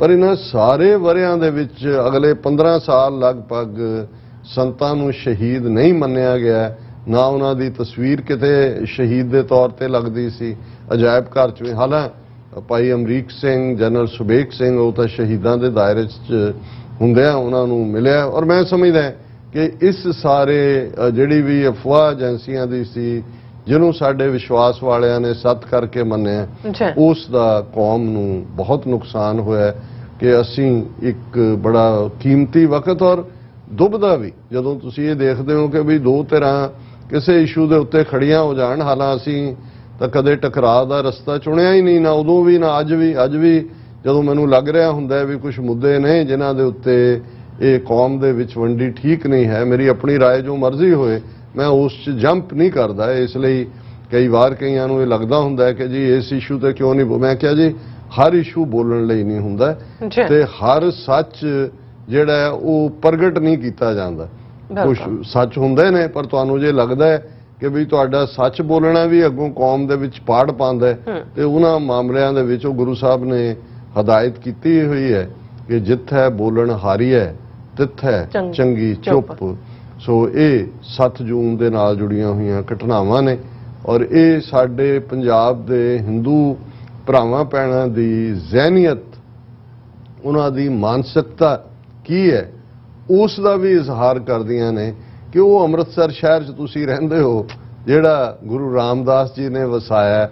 ਤੁਹਾਡੇ ਕਾਰੋਬਾਰ ਤੁਹਾਡਾ ਸਾਰਾ ਗੁਰੂ ਰਾਮਦਾਸ ਜੀ ਨੇ 52 ਕਿੱਤਿਆਂ ਦੇ ਲੋਕਾਂ ਨੂੰ 52 ਅੱਡ-ਅੱਡ ਪ੍ਰੋਫੈਸ਼ਨਸ ਦੇ ਲੋਕਾਂ ਨੂੰ ਉੱਥੇ ਇਨਵਾਈਟ ਕਰਕੇ ਦਿੱਤਾ ਔਰ ਉੱਥੇ ਜਿਹੜਾ ਟ੍ਰੇਡ ਹੈ ਜਾਂ ਵਪਾਰੀ ਨੇ ਵੱਡੀ ਗਿਣਤੀ 'ਚ 4 ਸਦੀਆਂ ਤੋਂ ਜਿਸ ਗੁਰੂ ਦੇ ਨਾਂ ਤੇ ਵਸੇ ਸ਼ਹਿਰ 'ਚ ਔਰ ਅੰਮ੍ਰਿਤਸਰ 'ਚ ਸਿੱਖ ਹੁੰਦੇ ਨੇ ਉਹਨਾਂ ਦਾ ਮੱਕਾ ਉਹਨਾਂ ਦਾ ਸਭ ਤੋਂ ਪਾਇਸ ਮੁਕਾਮ ਹੈ ਔਰ ਉਹੀ ਤੁਹਾਨੂੰ ਵੀ ਕਾਰੋਬਾਰ ਦਿੰਦੇ ਨੇ। ਉਹਦੀ ਬਦੌਲਤ ਅੰਮ੍ਰਿਤਸਰ 'ਚ ਵੱਡੇ ਵੱਡੇ ਜਿਹੜੀਆਂ ਨੇ ਇਹਨਾਂ ਦੇ ਕੱਪੜਿਆਂ ਦੀਆਂ ਮਿੱਲਾਂ ਔਰ ਬੜੇ ਬੜੇ ਜਿਹੜੇ ਸੇਠ ਧਨਾੜ ਕਿਸੇ ਜ਼ਮਾਨੇ 'ਚ ਕੱਪੜੇ ਦੀ ਵੱਡੀ ਮਾਰਕੀਟ ਤੋਂ ਇਲਾਵਾ ਵੀ ਹਰ ਚੀਜ਼ ਇਹਨਾਂ ਸਿੱਖ ਰਾਜ ਦੇ ਵੇਲੇ ਤਾਂ ਲਦਾਖ ਅੰਮ੍ਰਿਤਸਰ ਰਾਊਟ ਉਵੇਂ ਹੀ ਸੀ ਜਿਵੇਂ ਸਿਲਕ ਰਾਊਟ ਹੈ ਇਨੀ ਟ੍ਰੇਡਿੰਗ ਔਰ ਜਿਹੜੇ 4 ਸਦੀਆਂ ਤੋਂ ਤੁਹਾਡੀਆਂ ਕਿੰਨੀਆਂ 40 ਜਨਰੇਸ਼ਨਾਂ ਨੇ ਜਿਸ ਗੁਰੂ ਦੇ ਨਾਂ ਦੇ ਉੱਤੇ ਖਾਧਾ ਹੈ ਜਿਸ ਗੁਰੂ ਦੀ ਉਸ ਗੁਰੂ ਦੀ ਨਗਰੀ ਦੇ ਉੱਤੇ ਟੈਂਕਾਂ ਤੋਪਾਂ ਦੇ ਨਾਲ ਜਿਹੜੇ ਚੜ੍ਹ ਕੇ ਆਏ ਨੇ ਤੁਸੀਂ ਪਹਿਲਾਂ ਉਹਨਾਂ ਨੂੰ ਸੱਦਣ ਵਾਲਿਆਂ 'ਚ ਵੀ ਹੋ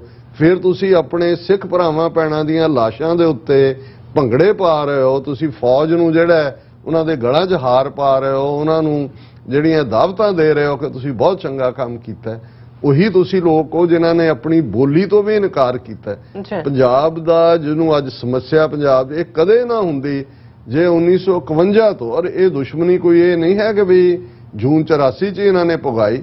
ਪਹਿਲੀ ਸੈਂਸਸ 47 ਤੋਂ ਬਾਅਦ 51 'ਚ ਹੁੰਦੀ ਆ 19 ਉਦੋਂ ਪੰਜਾਬੀ ਬੋਲ ਕੇ ਜਿਹੜਾ ਹਿੰਦੀ ਆਪਣੀ ਮਾਂ ਬੋਲੀ ਲਿਖਵਾਉਂਦੇ ਸੀ ਉਹੀ ਵਰਤਾਰਾ 1961 'ਚ ਵੀ ਸੀ। ਬਿਲਕੁਲ ਅੱਜ ਜਦੋਂ ਅਸੀਂ ਪੰਜਾਬ ਦੇ ਹੁਣ ਇਹ ਪੰਜਾਬੀ ਬੋਲਦੇ ਇਲਾਕੇ ਜਾਂ ਦੂਜੇ ਬਾਹਰ ਹੋਣ ਦੀ ਗੱਲ ਹੁੰਦੀ ਕਿਉਂਕਿ ਉਹ ਜਿੰਨੀਆਂ ਸੈਂਸਸਿਸ ਹੋਈਆਂ 51 ਦੀ ਔਰ 61 ਦੀ 1961 ਦੀ ਮਰਦਮਸ਼ੁਮਾਰੀ ਨੂੰ ਆਧਾਰ ਬਣਾਇਆ ਗਿਆ ਪੰਜਾਬ ਦੀ ਵੰਡ ਲਈ ਪੰਜਾਬ ਰੀਆਰਗੇਨਾਈਜੇਸ਼ਨ ਐਕਟ ਲਈ ਤੇ ਉਹਦੇ 'ਚ ਸਿੱਖਾਂ ਨੇ ਤਾਂ ਸੱਚ ਹੀ ਬੋਲਿਆ ਉਹਨਾਂ ਦੀ ਤਾਂ ਬੋਲੀ ਪੰਜਾਬੀ ਹੈ ਹਿੰਦੂਆਂ ਦੇ ਵੀ ਪੰਜਾਬੀ ਹੈ ਪਰ ਉਹਨਾਂ ਨੇ ਹਿੰਦੀ ਲਿਖਾਈ ਇਸ ਲਈ ਪੰਜਾਬੀ ਬੋਲਣ ਵਾਲੇ ਇਲਾਕੇ ਜਿਹੜੇ ਨੇ ਉਹ ਹਰਿਆਣਾ ਔਰ ਹਿਮਾਚਲ ਦੇ ਹਵਾਲੇ ਕਰ ਦਿੱਤੇ ਗਏ ਕਿਉਂਕਿ ਜੀ ਇਹ ਹਿੰਦੀ ਬੋਲਣ ਵਾਲੇ ਨੇ ਔਰ ਇਹ ਜੂਨ 84 'ਚ ਜੋ ਵਰਤਾਰਾ ਜਿਹੜਾ ਔਨ ਰੈਕਰਡ ਹੈ ਕਿ ਭਾਈ ਇਹਨਾਂ ਨੇ ਕਿਵੇਂ ਜਸ਼ਨ ਮਨਾਏ ਇਹ ਠੀਕ ਹੈ ਕੌਮ ਸਾਡੀ ਮਾਫ ਕਰਨ ਵਾਲੀ ਹੈ ਪਰ ਇਸ ਗੱਲ ਦਾ ਧਿਆਨ ਰਹੇ ਜਿਵੇਂ ਟੈਲੀਗ੍ਰਾਫ ਲੰਡਨ ਨੇ ਕਿਹਾ ਸੀ ਕਿ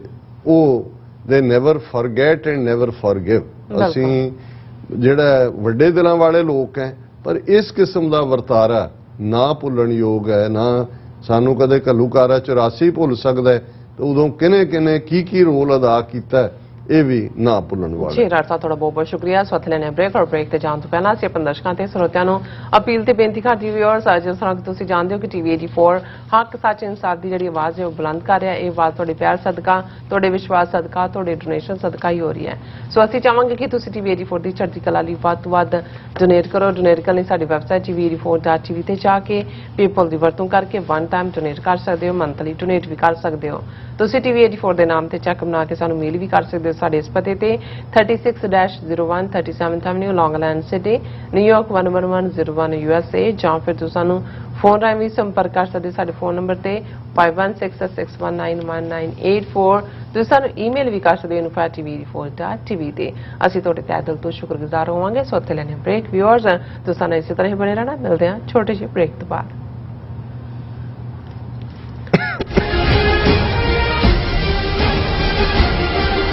ਕੀ ਤੁਸੀਂ ਰੋਜ਼ਾਨਾ ਕੰਮ ਤੇ ਆਪਣਾ ਵਧੇਰੇ ਸਮਾਂ ਬਿਤਾਉਣ ਤੋਂ ਪਰੇਸ਼ਾਨ ਹੋ? ਆਪਣੀ ਪੂੰਜੀ ਨੂੰ ਕੰਮ ਤੇ ਲਗਾਓ, ਸਾਡੇ ਨਾਲ ਇਨਵੈਸਟ ਕਰੋ ਅਤੇ ਤੁਹਾਡੀ ਪੂੰਜੀ ਤੋਂ ਤੁਹਾਡੇ ਲਈ ਵਧੇਰੇ ਪੈਸੇ ਬਣਾ ਸਕਦੇ ਹਾਂ। ਅਸੀਂ ਪ੍ਰਾਈਵੇਟ ਇਕੁਇਟੀ ਇਨਵੈਸਟਮੈਂਟ ਫਰਮ ਹਾਂ ਤੇ ਕਮਰਸ਼ੀਅਲ ਰੀਅਲ ਏਸਟੇਟ ਵਿੱਚ ਮਾਹਿਰ ਹਾਂ।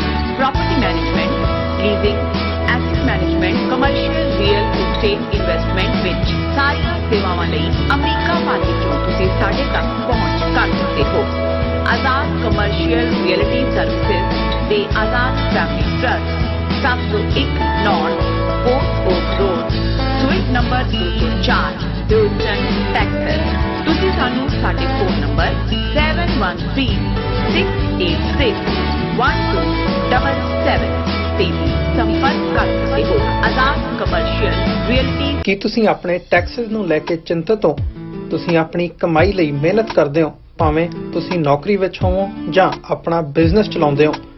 ਜਦੋਂ ਟੈਕਸ ਭਰਨ ਦਾ ਸਮਾਂ ਆਉਂਦਾ ਹੈ ਤਾਂ ਤੁਹਾਨੂੰ ਇੱਕ ਭਰੋਸੇਯੋਗ ਟੈਕਸ ਅਕਾਊਂਟੈਂਟ ਦੀ ਲੋੜ ਹੈ ਜੋ ਟੈਕਸ ਬੈਲੈਂਸ ਦਾ ਤੁਹਾਡੇ ਪੱਖ ਵਿੱਚ ਜਾਣਾ ਯਕੀਨੀ ਬਣਾਵੇ। ਸਿਆਟਲ ਦੀ ਜਾਣੀ ਪਛਾਣੀ company Accurate Accountants and Taxes ਤੁਹਾਡੀ ਸੇਵਾ ਵਿੱਚ ਹਾਜ਼ਰ ਹੈ। ਅਸੀਂ ਹਰ ਤਰ੍ਹਾਂ ਦੇ ਟੈਕਸ ਭਰਨ ਵਿੱਚ ਤੁਹਾਡੀ ਮਦਦ ਕਰਾਂਗੇ। ਟੈਕਸ ਸੰਬੰਧੀ ਕਿਸੇ ਵੀ ਤਰ੍ਹਾਂ ਦੇ ਸਵਾਲ ਲਈ ਅੱਜ ਹੀ ਸਾਡੇ ਤੱਕ ਪਹੁੰਚ ਕਰੋ। Accurate Accountants and Texas.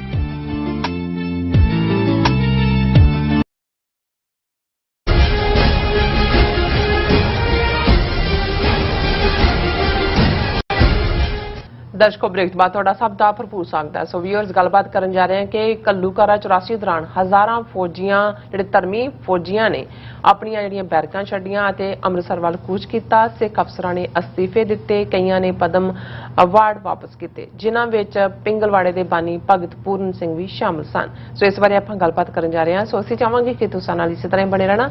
ਦੇਖਣ ਸੁਣਨ ਲਿਖਣ ਲਈ ਤੁਹਾਡਾ ਸਭ ਦਾ ਬਹੁਤ ਬਹੁਤ ਸ਼ੁਕਰੀਆ। ਜੀ ਰਾਜ ਸਾਹਿਬ ਕੀ ਕਹਿਣਾ ਚਾਹੋਗੇ? ਦੇਖੋ, ਜਦੋਂ ਇੱਕ ਪਾਸੇ ਅਸੀਂ ਭਾਰਤੀ ਫੌਜ ਦੇ ਜ਼ੁਲਮਾਂ ਦੀ ਕਹਾਣੀ ਘੱਲੂਘਾਰੇ ਦੌਰਾਨ ਉਹਨਾਂ ਨੇ ਕਿਹੜੇ ਜ਼ੁਲਮ ਆਪਣੇ ਸ਼ਹਿਰੀਆਂ ਤੇ ਕੀਤੇ ਉਸ ਨੂੰ ਬਿਆਨ ਰਹੇ ਹਾਂ। ਅੱਛਾ।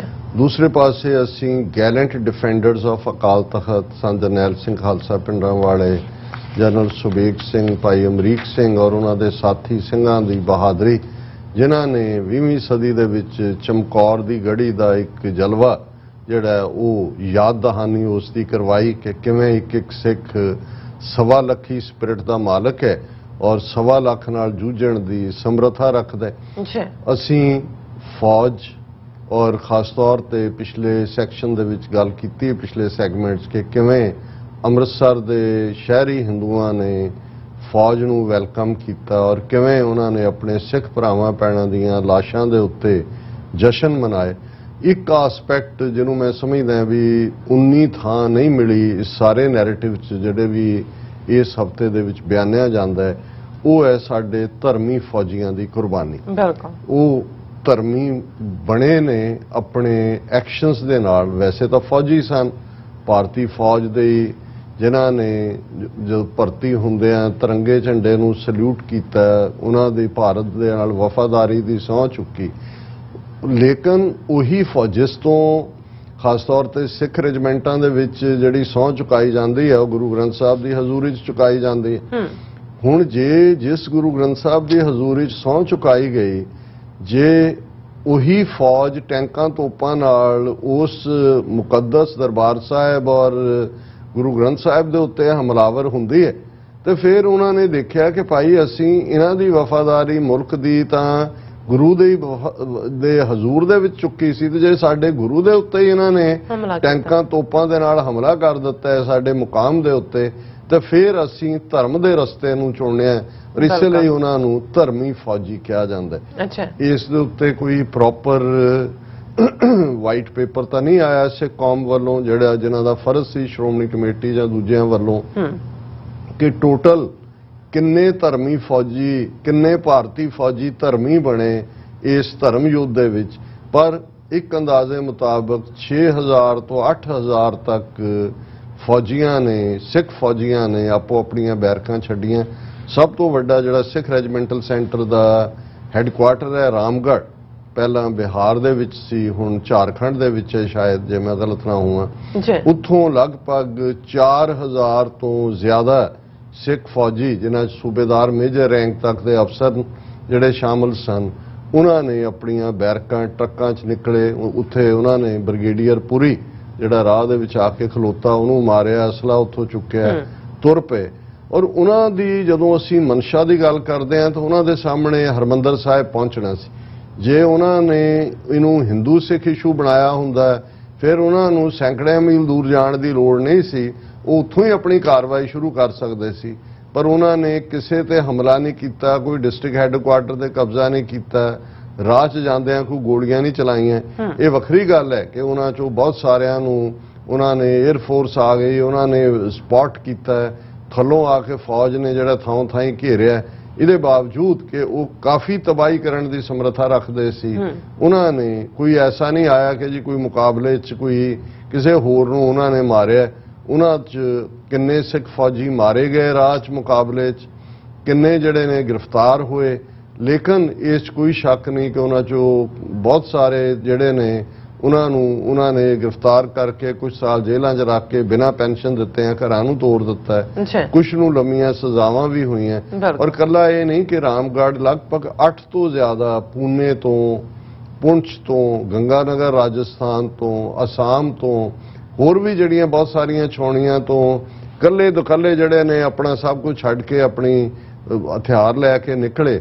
ਸੋ ਅਸੀਂ ਉਹਨਾਂ ਧਰਮੀ ਫੌਜੀਆਂ ਦੀ ਉਹਨਾਂ 'ਚ ਪਹੁੰਚਣ ਤਾਂ ਉਹਨਾਂ ਨੂੰ ਕੀ ਦੇਣਾ ਸੀ। ਅੰਮ੍ਰਿਤਸਰ 'ਚ ਰਾਹ 'ਚ ਰੋਕ ਲਏ ਗਏ, ਮਾਰ ਦਿੱਤੇ ਗਏ, ਫੜ ਲਏ ਗਏ ਔਰ ਉਹਨਾਂ 'ਚੋਂ ਕੁਛ ਇੰਨੀ ਗੁਰਬਤ 'ਚ ਆ ਕੇ ਜਿਹੜੇ ਕਈ ਰਿਟਾਇਰਮੈਂਟ ਦੇ ਨੇੜੇ ਪਹੁੰਚੇ ਹੋਏ ਸੀ, ਮੁੜ ਕੇ ਆ ਕੇ ਕਿਸੇ ਨੇ ਰਿਕਸ਼ਾ ਚਲਾਇਆ, ਕਿਸੇ ਨੇ ਆਟੋ ਚਲਾਇਆ ਆਪਣੇ ਗੁਜ਼ਾਰੇ ਦੇ ਲਈ। ਹਾਲਾਂ ਥੋੜੀ ਬਹੁਤ ਸ਼੍ਰੋਮਣੀ ਕਮੇਟੀ ਨੇ ਜਾਂ ਬਾਕੀਆਂ ਨੇ ਕੀਤਾ, ਲੇਕਿਨ ਅਸੀਂ ਆਪਣੇ ਧਰਮੀ ਫੌਜੀਆਂ ਦੀ ਕੁਰਬਾਨੀ ਨੂੰ ਵੀ ਸਜਦਾ ਕਰਦੇ ਹਾਂ ਜਿਨ੍ਹਾਂ ਨੇ। ਔਰ ਇਹ ਜਿਹੜੀ ਆਜ਼ਾਦ ਭਾਰਤ ਦੇ ਵਿੱਚ ਪਹਿਲੀ ਵਾਰ ਹੋਇਆ ਕਿ ਫੌਜ ਦੇ ਵਿੱਚ ਬਗਾਵਤ ਹੋਈ।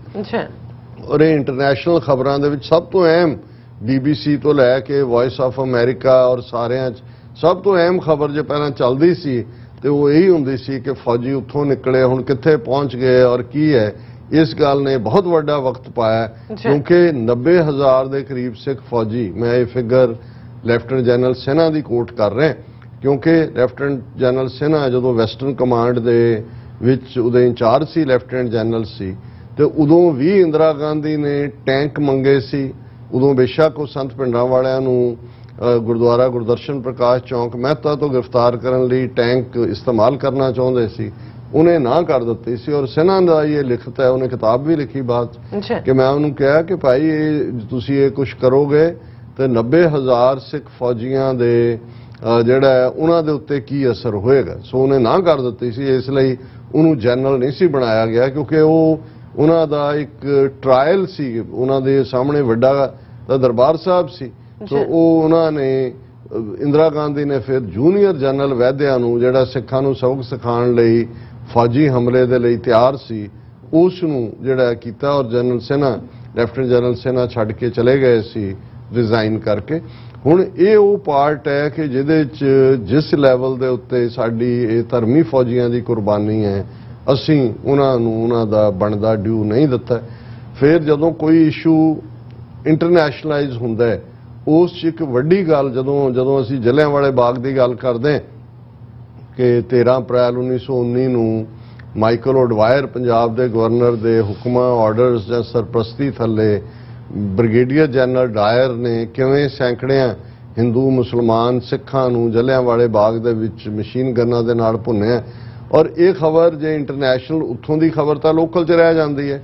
ਜਦੋਂ ਰਵਿੰਦਰਨਾਥ ਟੈਗੋਰ ਨੇ ਇਸ ਦੇ ਪ੍ਰੋਟੈਸਟ ਵਿੱਚ ਆਪਣਾ ਸਰ ਦਾ ਟਾਈਟਲ ਵਾਪਸ ਕੀਤਾ ਨਾਈਟਹੁੱਡ ਦਾ, ਤੇ ਇਹ ਖਬਰ ਬਣੀ ਕਿ ਬਈ ਜੇ ਇਹ ਹੋਇਆ ਤਾਂ ਇਵੇਂ। ਇਸੇ ਤਰ੍ਹਾਂ ਅਸੀਂ ਸਮਝਦੇ ਹਾਂ ਕਿ ਜੂਨ 84 ਦੇ ਘੱਲੂਘਾਰੇ ਵੇਲੇ ਵੀ ਜਿਨ੍ਹਾਂ ਨੇ ਆਪਣੇ ਅਹੁਦੇ ਛੱਡੇ, ਰਿਜ਼ਾਈਨ ਕੀਤੇ, ਆਪਣੇ ਜਿਹੜੇ ਉਹਨਾਂ ਨੂੰ ਤਮਗੇ ਦਿੱਤੇ ਹੋਏ ਸੀ ਉਹ ਵਾਪਸ ਕੀਤੇ, ਉਹਨਾਂ ਨੂੰ ਵੀ ਸਾਡਾ ਸਲੂਟ ਹੈ। ਔਰ ਉਹਨਾਂ ਦੇ ਵਿੱਚ ਜੇ ਅਸੀਂ ਕਹਿਣਾ ਹੋਏ ਪਹਿਲਾਂ ਸਰਕਾਰੀ ਨੌਕਰੀਆਂ ਛੱਡਣ ਵਾਲਿਆਂ 'ਚ ਉਸ ਵੇਲੇ ਨਾਰਵੇ ਦੇ ਵਿੱਚ ਐਂਬੈਸਡਰ ਜਿਹੜੇ ਚਾਰਜ ਡੀ ਅਫੇਅਰਸ ਦੇ ਤੌਰ ਤੇ ਸੀ, ਹਰਿੰਦਰ ਸਿੰਘ ਨਾਰਵੇ, ਉਹਨਾਂ ਨੇ ਜਿਹੜਾ ਐਜ਼ ਏ ਐਂਬੈਸਡਰ ਸਨ ਇੰਡੀਆ ਦੇ, ਉਹਨਾਂ ਨੇ ਇਸ ਪ੍ਰੋਟੈਸਟ ਦੇ ਵਿੱਚ ਰਿਜ਼ਾਈਨ ਕੀਤਾ ਔਰ ਉਹਨਾਂ ਨੇ ਨਾਰਵੇ ਵਾਲਿਆਂ ਤੋਂ ਪੋਲੀਟੀਕਲ ਅਸਾਈਲਮ ਵੀ ਮੰਗੀ। ਹਾਲਾਂ ਉਹ ਬਾਅਦ 'ਚ ਭਾਰਤ ਚਲੇ ਗਏ ਵਾਪਸ, MP ਵੀ ਰਹੇ ਔਰ ਕਈ ਪਲਟਬਾਜ਼ੀਆਂ ਮਾਰੀਆਂ ਸੀ, ਉਹਦਾ ਜ਼ਿਕਰ ਨਹੀਂ ਕਰਾਂਗੇ। ਪਰ ਅਸੀਂ ਗੱਲ ਕਰ ਰਹੇ ਹਾਂ ਕਿ ਜਿਹੜਾ ਹਿਸਟੋਰੀਕਲ ਰੋਲ ਹੈ, ਇਹ ਸਭ ਤੋਂ ਉੱਚੇ ਅਹੁਦੇ ਤੇ ਬੈਠੇ ਫੋਰਨ ਸਰਵਿਸ ਦੇ ਇੱਕ ਐਂਬੈਸਡਰ ਵੱਲੋਂ ਇਹ ਇੱਕ ਵੱਡਾ ਐਕਸ਼ਨ ਸੀ। ਸਰ ਸਿਮਰਨਜੀਤ ਸਿੰਘ ਮਾਨ ਜਿਹੜੇ ਪੁਲਿਸ ਦੇ IPS ਹਾਇਰ ਅਹੁਦੇ ਤੇ ਬੰਬੇ ਦੇ ਵਿੱਚ ਤਾਇਨਾਤ ਸਨ, ਉਹਨਾਂ ਨੇ ਚਿੱਠੀ ਵੀ ਲਿਖੀ ਪ੍ਰੈਜ਼ੀਡੈਂਟ ਨੂੰ ਔਰ ਇਨ ਪ੍ਰੋਟੈਸਟ ਉਹਨਾਂ ਨੇ ਆਪਣਾ ਅਹੁਦਾ ਵੀ ਛੱਡਿਆ, ਰਿਜ਼ਾਈਨ ਕੀਤਾ ਕਿ ਭਾਈ ਨਹੀਂ ਹੈ। ਔਰ ਇਸੇ ਤਰ੍ਹਾਂ ਬੇਸ਼ੱਕ ਉਸ ਤੋਂ ਪਹਿਲਾਂ ਹੀ ਉੱਥੋਂ ਛੁੱਟੀ ਤੇ ਆ ਚੁੱਕੇ ਸੀ ਗੁਰਸਾਰ ਗੁਰਤੇਜ ਸਿੰਘ IAS ਅਸਾਮ ਕਾਡਰ ਦੇ ਸੀ, ਜਿਹੜੇ ਵਾਪਸ ਅਸਾਮ ਨਹੀਂ ਸੀ ਗਏ, ਉਹਨਾਂ ਨੇ ਵੀ ਇਸ ਪਾਸੇ ਹੀ ਆਪਣਾ ਆਪਾ ਲਾਇਆ। ਔਰ ਹੋਰ ਬਹੁਤ ਸਾਰੇ ਜਿਨ੍ਹਾਂ ਦੇ ਵਿੱਚ ਡਿਪਟੀ ਕਮਿਸ਼ਨਰਸ, ਦੂਸਰੇ ਤੇ 4 ਡਿਪਟੀ ਕਮਿਸ਼ਨਰ ਸੀ ਜਿਨ੍ਹਾਂ ਨੇ ਫੌਰਨ ਜਿਹੜੀ ਛੁੱਟੀ ਅਪਲਾਈ ਕੀਤੀ, ਜਿਨ੍ਹਾਂ 'ਚ ਸਰਦਾਰ ਹਰਦਿਆਲ ਸਿੰਘ IAS, ਸਰਦਾਰ ਸਵਰਨ ਸਿੰਘ ਬੋਪਾ ਰਾਏ ਔਰ ਸੀ ਕਿ ਜੀ ਅਸੀਂ ਦਰਬਾਰ ਸਾਹਿਬ ਦੀ ਕਾਰ ਸੇਵਾ ਕਰਨੀ ਹੈ। ਸੋ ਹੁਣ ਇਹ ਵੀ ਆਪਣੇ ਆਪ ਦੇ ਵਿੱਚ ਉਸ ਵੇਲੇ ਦੇ 4 ਸੀਨੀਅਰ IAS ਆਫੀਸਰਸ ਜਿਹੜੇ ਨੇ ਉਹਨਾਂ ਵੱਲੋਂ ਪ੍ਰੋਟੈਸਟ ਦਾ ਇਜ਼ਹਾਰ ਸੀ। ਜੀ ਪਦਮ ਭੂਸ਼ਣ ਖੁਸ਼ਵੰਤ ਸਿੰਘ, ਬੇਸ਼ੱਕ ਖੁਸ਼ਵੰਤ ਸਿੰਘ ਦੀਆਂ ਜਿਹੜੀਆਂ ਕੁਝ ਲਿਖਤਾਂ ਜਾਂ ਉਸ ਦਾ ਰਵੱਈਆ ਜੋ ਸੀ ਇਨ ਦਾ ਐਂਡ ਉਸ ਨਾਲ ਅਸੀਂ ਸਹਿਮਤ ਨਾ ਹੋਈਏ, ਲੇਕਿਨ ਜਿਹੜਾ ਕ੍ਰੈਡਿਟ ਜਿੱਥੇ ਦੇਣਾ ਬਣਦਾ ਉਹ ਬਣਦਾ। ਉਹਨਾਂ ਨੇ ਪਦਮ ਭੂਸ਼ਣ ਅਵਾਰਡ, ਕਿਉਂਕਿ ਜਿਹੜੇ ਇਹਨਾਂ ਦੇ ਪਦਮਾ ਅਵਾਰਡ ਨੇ ਉਹਨਾਂ 'ਚ ਸਭ ਤੋਂ ਉੱਪਰ ਤਾਂ ਭਾਰਤ ਰਤਨ ਹੈ ਜਿਹੜਾ ਇੰਦਰਾ ਗਾਂਧੀ ਨੂੰ ਜਿਉਂਦੇ ਜੀ ਦੇ ਦਿੱਤਾ ਗਿਆ ਸੀ, ਉਹ VV ਗਿਰੀ ਤੋਂ ਉਹਨੇ ਆਪ ਕਹਿ ਕੇ ਲਿਆ ਸੀ ਕਿ ਮੈਨੂੰ ਦਿਓ। ਫਿਰ ਇਹਨਾਂ ਦਾ ਜਿਹੜਾ ਆ ਜਾਂਦਾ ਪਦਮ ਵਿਭੂਸ਼ਣ, ਪਦਮ ਭੂਸ਼ਣ, ਪਦਮ ਸ਼੍ਰੀ ਥਲੜੇ ਹੈ ਤਾਂ ਪਦਮ ਭੂਸ਼ਣ ਵਿਚਕਾਰ 'ਚ ਹੈ। ਔਰ ਖੁਸ਼ਵੰਤ ਸਿੰਘ ਪ੍ਰੋਮੀਨੈਂਟ ਜਰਨਲਿਸਟ ਜਿਹੜਾ ਉਸ ਨੂੰ ਪਦਮ ਭੂਸ਼ਣ ਦਾ ਅਵਾਰਡ ਮਿਲਿਆ ਹੋਇਆ ਸੀ। ਸੋ ਉਸ ਨੇ ਪ੍ਰੋਟੈਸਟ ਦੇ ਵਿੱਚ ਆਪਣਾ ਪਦਮ ਭੂਸ਼ਣ ਅਵਾਰਡ ਵਾਪਸ ਕੀਤਾ, ਪ੍ਰੋਟੈਸਟ ਲੈਟਰ ਲਿਖਿਆ ਔਰ ਉਸ ਦੇ ਖਿਲਾਫ ਫਿਰ ਬਹੁਤ ਸਾਰਾ ਜਿਹੜਾ ਹਿੰਦੂਤਵੀ ਉਸ ਵੇਲੇ ਦੇ ਉਹਨਾਂ ਨੇ ਚਿੱਠੀਆਂ, ਕੈਂਪੇਨ ਔਰ ਦੂਜਾ ਕੀਤਾ। ਲੇਕਿਨ ਇਹ ਉਹਦੇ ਕ੍ਰੈਡਿਟ 'ਚ ਜਾਂਦਾ ਹੈ ਕਿਉਂਕਿ ਖੁਸ਼ਵੰਤ ਸਿੰਘ ਵੈਸਟਰਨ ਵਰਲਡ 'ਚ ਅੰਗਰੇਜ਼ੀ ਲਿਟਰੇਚਰ ਪੜ੍ਹਨ ਵਾਲਿਆਂ 'ਚ ਜਾਣਿਆ ਜਾਂਦਾ ਸੀ, ਇਸ ਦੀ ਚਰਚਾ ਹੋਈ। ਇਸੇ ਤਰ੍ਹਾਂ ਡਾਕਟਰ ਗੰਡਾ ਸਿੰਘ ਜਿਹੜੇ ਬਹੁਤ ਵੱਡੇ ਸਿੱਖ ਹਿਸਟੋਰੀਅਨ ਹੋਏ ਨੇ 20ਵੀਂ ਸਦੀ 'ਚ, ਇਹ ਕਹਿਣਾ ਹੋਏ ਕਿ ਮਾਡਰਨ ਇਤਿਹਾਸ ਨੂੰ ਜਿਹੜਾ ਉਹ ਸਿੱਖ ਨੁਕਤਾ ਨਿਗਾਹ ਤੋਂ ਉਹਨਾਂ ਨੇ ਲਿਖਿਆ, ਉਹਨਾਂ ਨੇ ਆਪਣਾ ਪਦਮ ਸ਼੍ਰੀ ਅਵਾਰਡ ਵਾਪਸ ਕੀਤਾ। ਸਾਧੂ ਸਿੰਘ ਹਮਦਰਦ ਜਿਹੜੇ ਅਜੀਤ ਅਖਬਾਰ ਦੇ ਵਿੱਚ ਜਿਨ੍ਹਾਂ ਨੇ ਐਜ਼ ਏ ਕੰਪੋਜ਼ਰ ਕੰਮ ਸ਼ੁਰੂ ਕੀਤਾ ਸੀ, ਫਿਰ ਮਾਲਕ ਬਣੇ। ਦੂਜਾ ਅੱਜ ਉਹਨਾਂ ਦਾ ਅੱਗੋਂ ਟੱਬਰ ਕਿਸ ਪਾਸੇ ਹੈ, ਜੇ ਇਸ ਪਾਸੇ ਨਾ ਜਾਈਏ ਤੇ ਜੂਨ 84 ਦੇ ਵੇਲੇ ਉਹਨਾਂ ਨੇ ਆਪਣਾ ਪਦਮ ਸ਼੍ਰੀ ਵੀ ਵਾਪਸ ਕੀਤਾ। ਔਰ ਇਸ ਕਿਸਮ ਦਾ ਝਟਕਾ ਲੱਗਾ ਕਿ ਬਹੁਤ ਜਲਦੀ ਉਹ ਦਿਲ ਦੇ ਅਟੈਕ ਦੇ ਨਾਲ ਚੜ੍ਹਾਈ ਕਰ ਗਏ। ਔਰ ਇਸੇ ਤਰ੍ਹਾਂ ਮੈਂ ਇਹ ਵੀ ਦੱਸਦੇ ਹਾਂ ਕਿ ਇਸ ਪੀਰੀਅਡ ਦੇ ਵਿੱਚ ਬਹੁਤ ਸਾਰੇ, ਕਿਉਂਕਿ ਜੇ ਮੈਡੀਕਲ ਡਾਟਾ ਦੇਖਣਾ ਹੋਏ, ਕਿਉਂਕਿ ਕਿਸੇ ਨੇ ਵੀ ਉਸ ਲੈਵਲ ਤੋਂ ਤਾਂ ਰਿਸਰਚ ਕਰਕੇ ਕੱਢੇ ਨਹੀਂ ਹੈ ਫੈਕਟ, ਬਹੁਤ ਜ਼ਿਆਦਾ ਹਾਰਟ ਅਟੈਕ ਹੋਏ ਜਿਹੜੇ ਫੇਥਫੁਲ ਸਿੱਖ ਜਿਨ੍ਹਾਂ ਦਾ ਫੇਥ ਹੀ ਗੁਰੂ ਦੇ ਦਰ ਨਾਲ ਜੁੜਿਆ ਹੋਇਆ ਹੈ ਕਿ ਕਿਸ ਪੇਨ ਚੋਂ ਕੌਮ ਗੁਜ਼ਰ ਰਹੀ ਹੈ।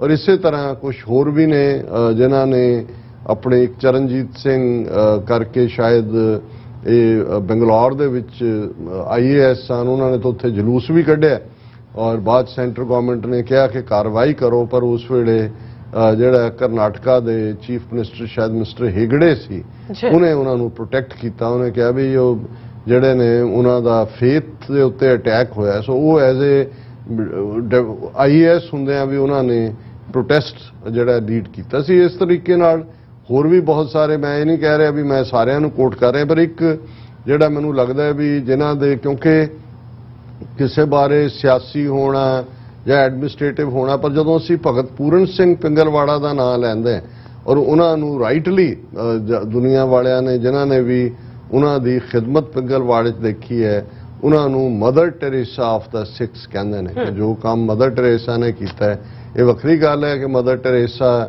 ਨੋਬਲ ਲੌਰੀਏਟ ਬਣੇ, ਉਹਨਾਂ ਦੀਆਂ ਆਪਣੀਆਂ ਲੌਬੀਜ਼ ਨੇ।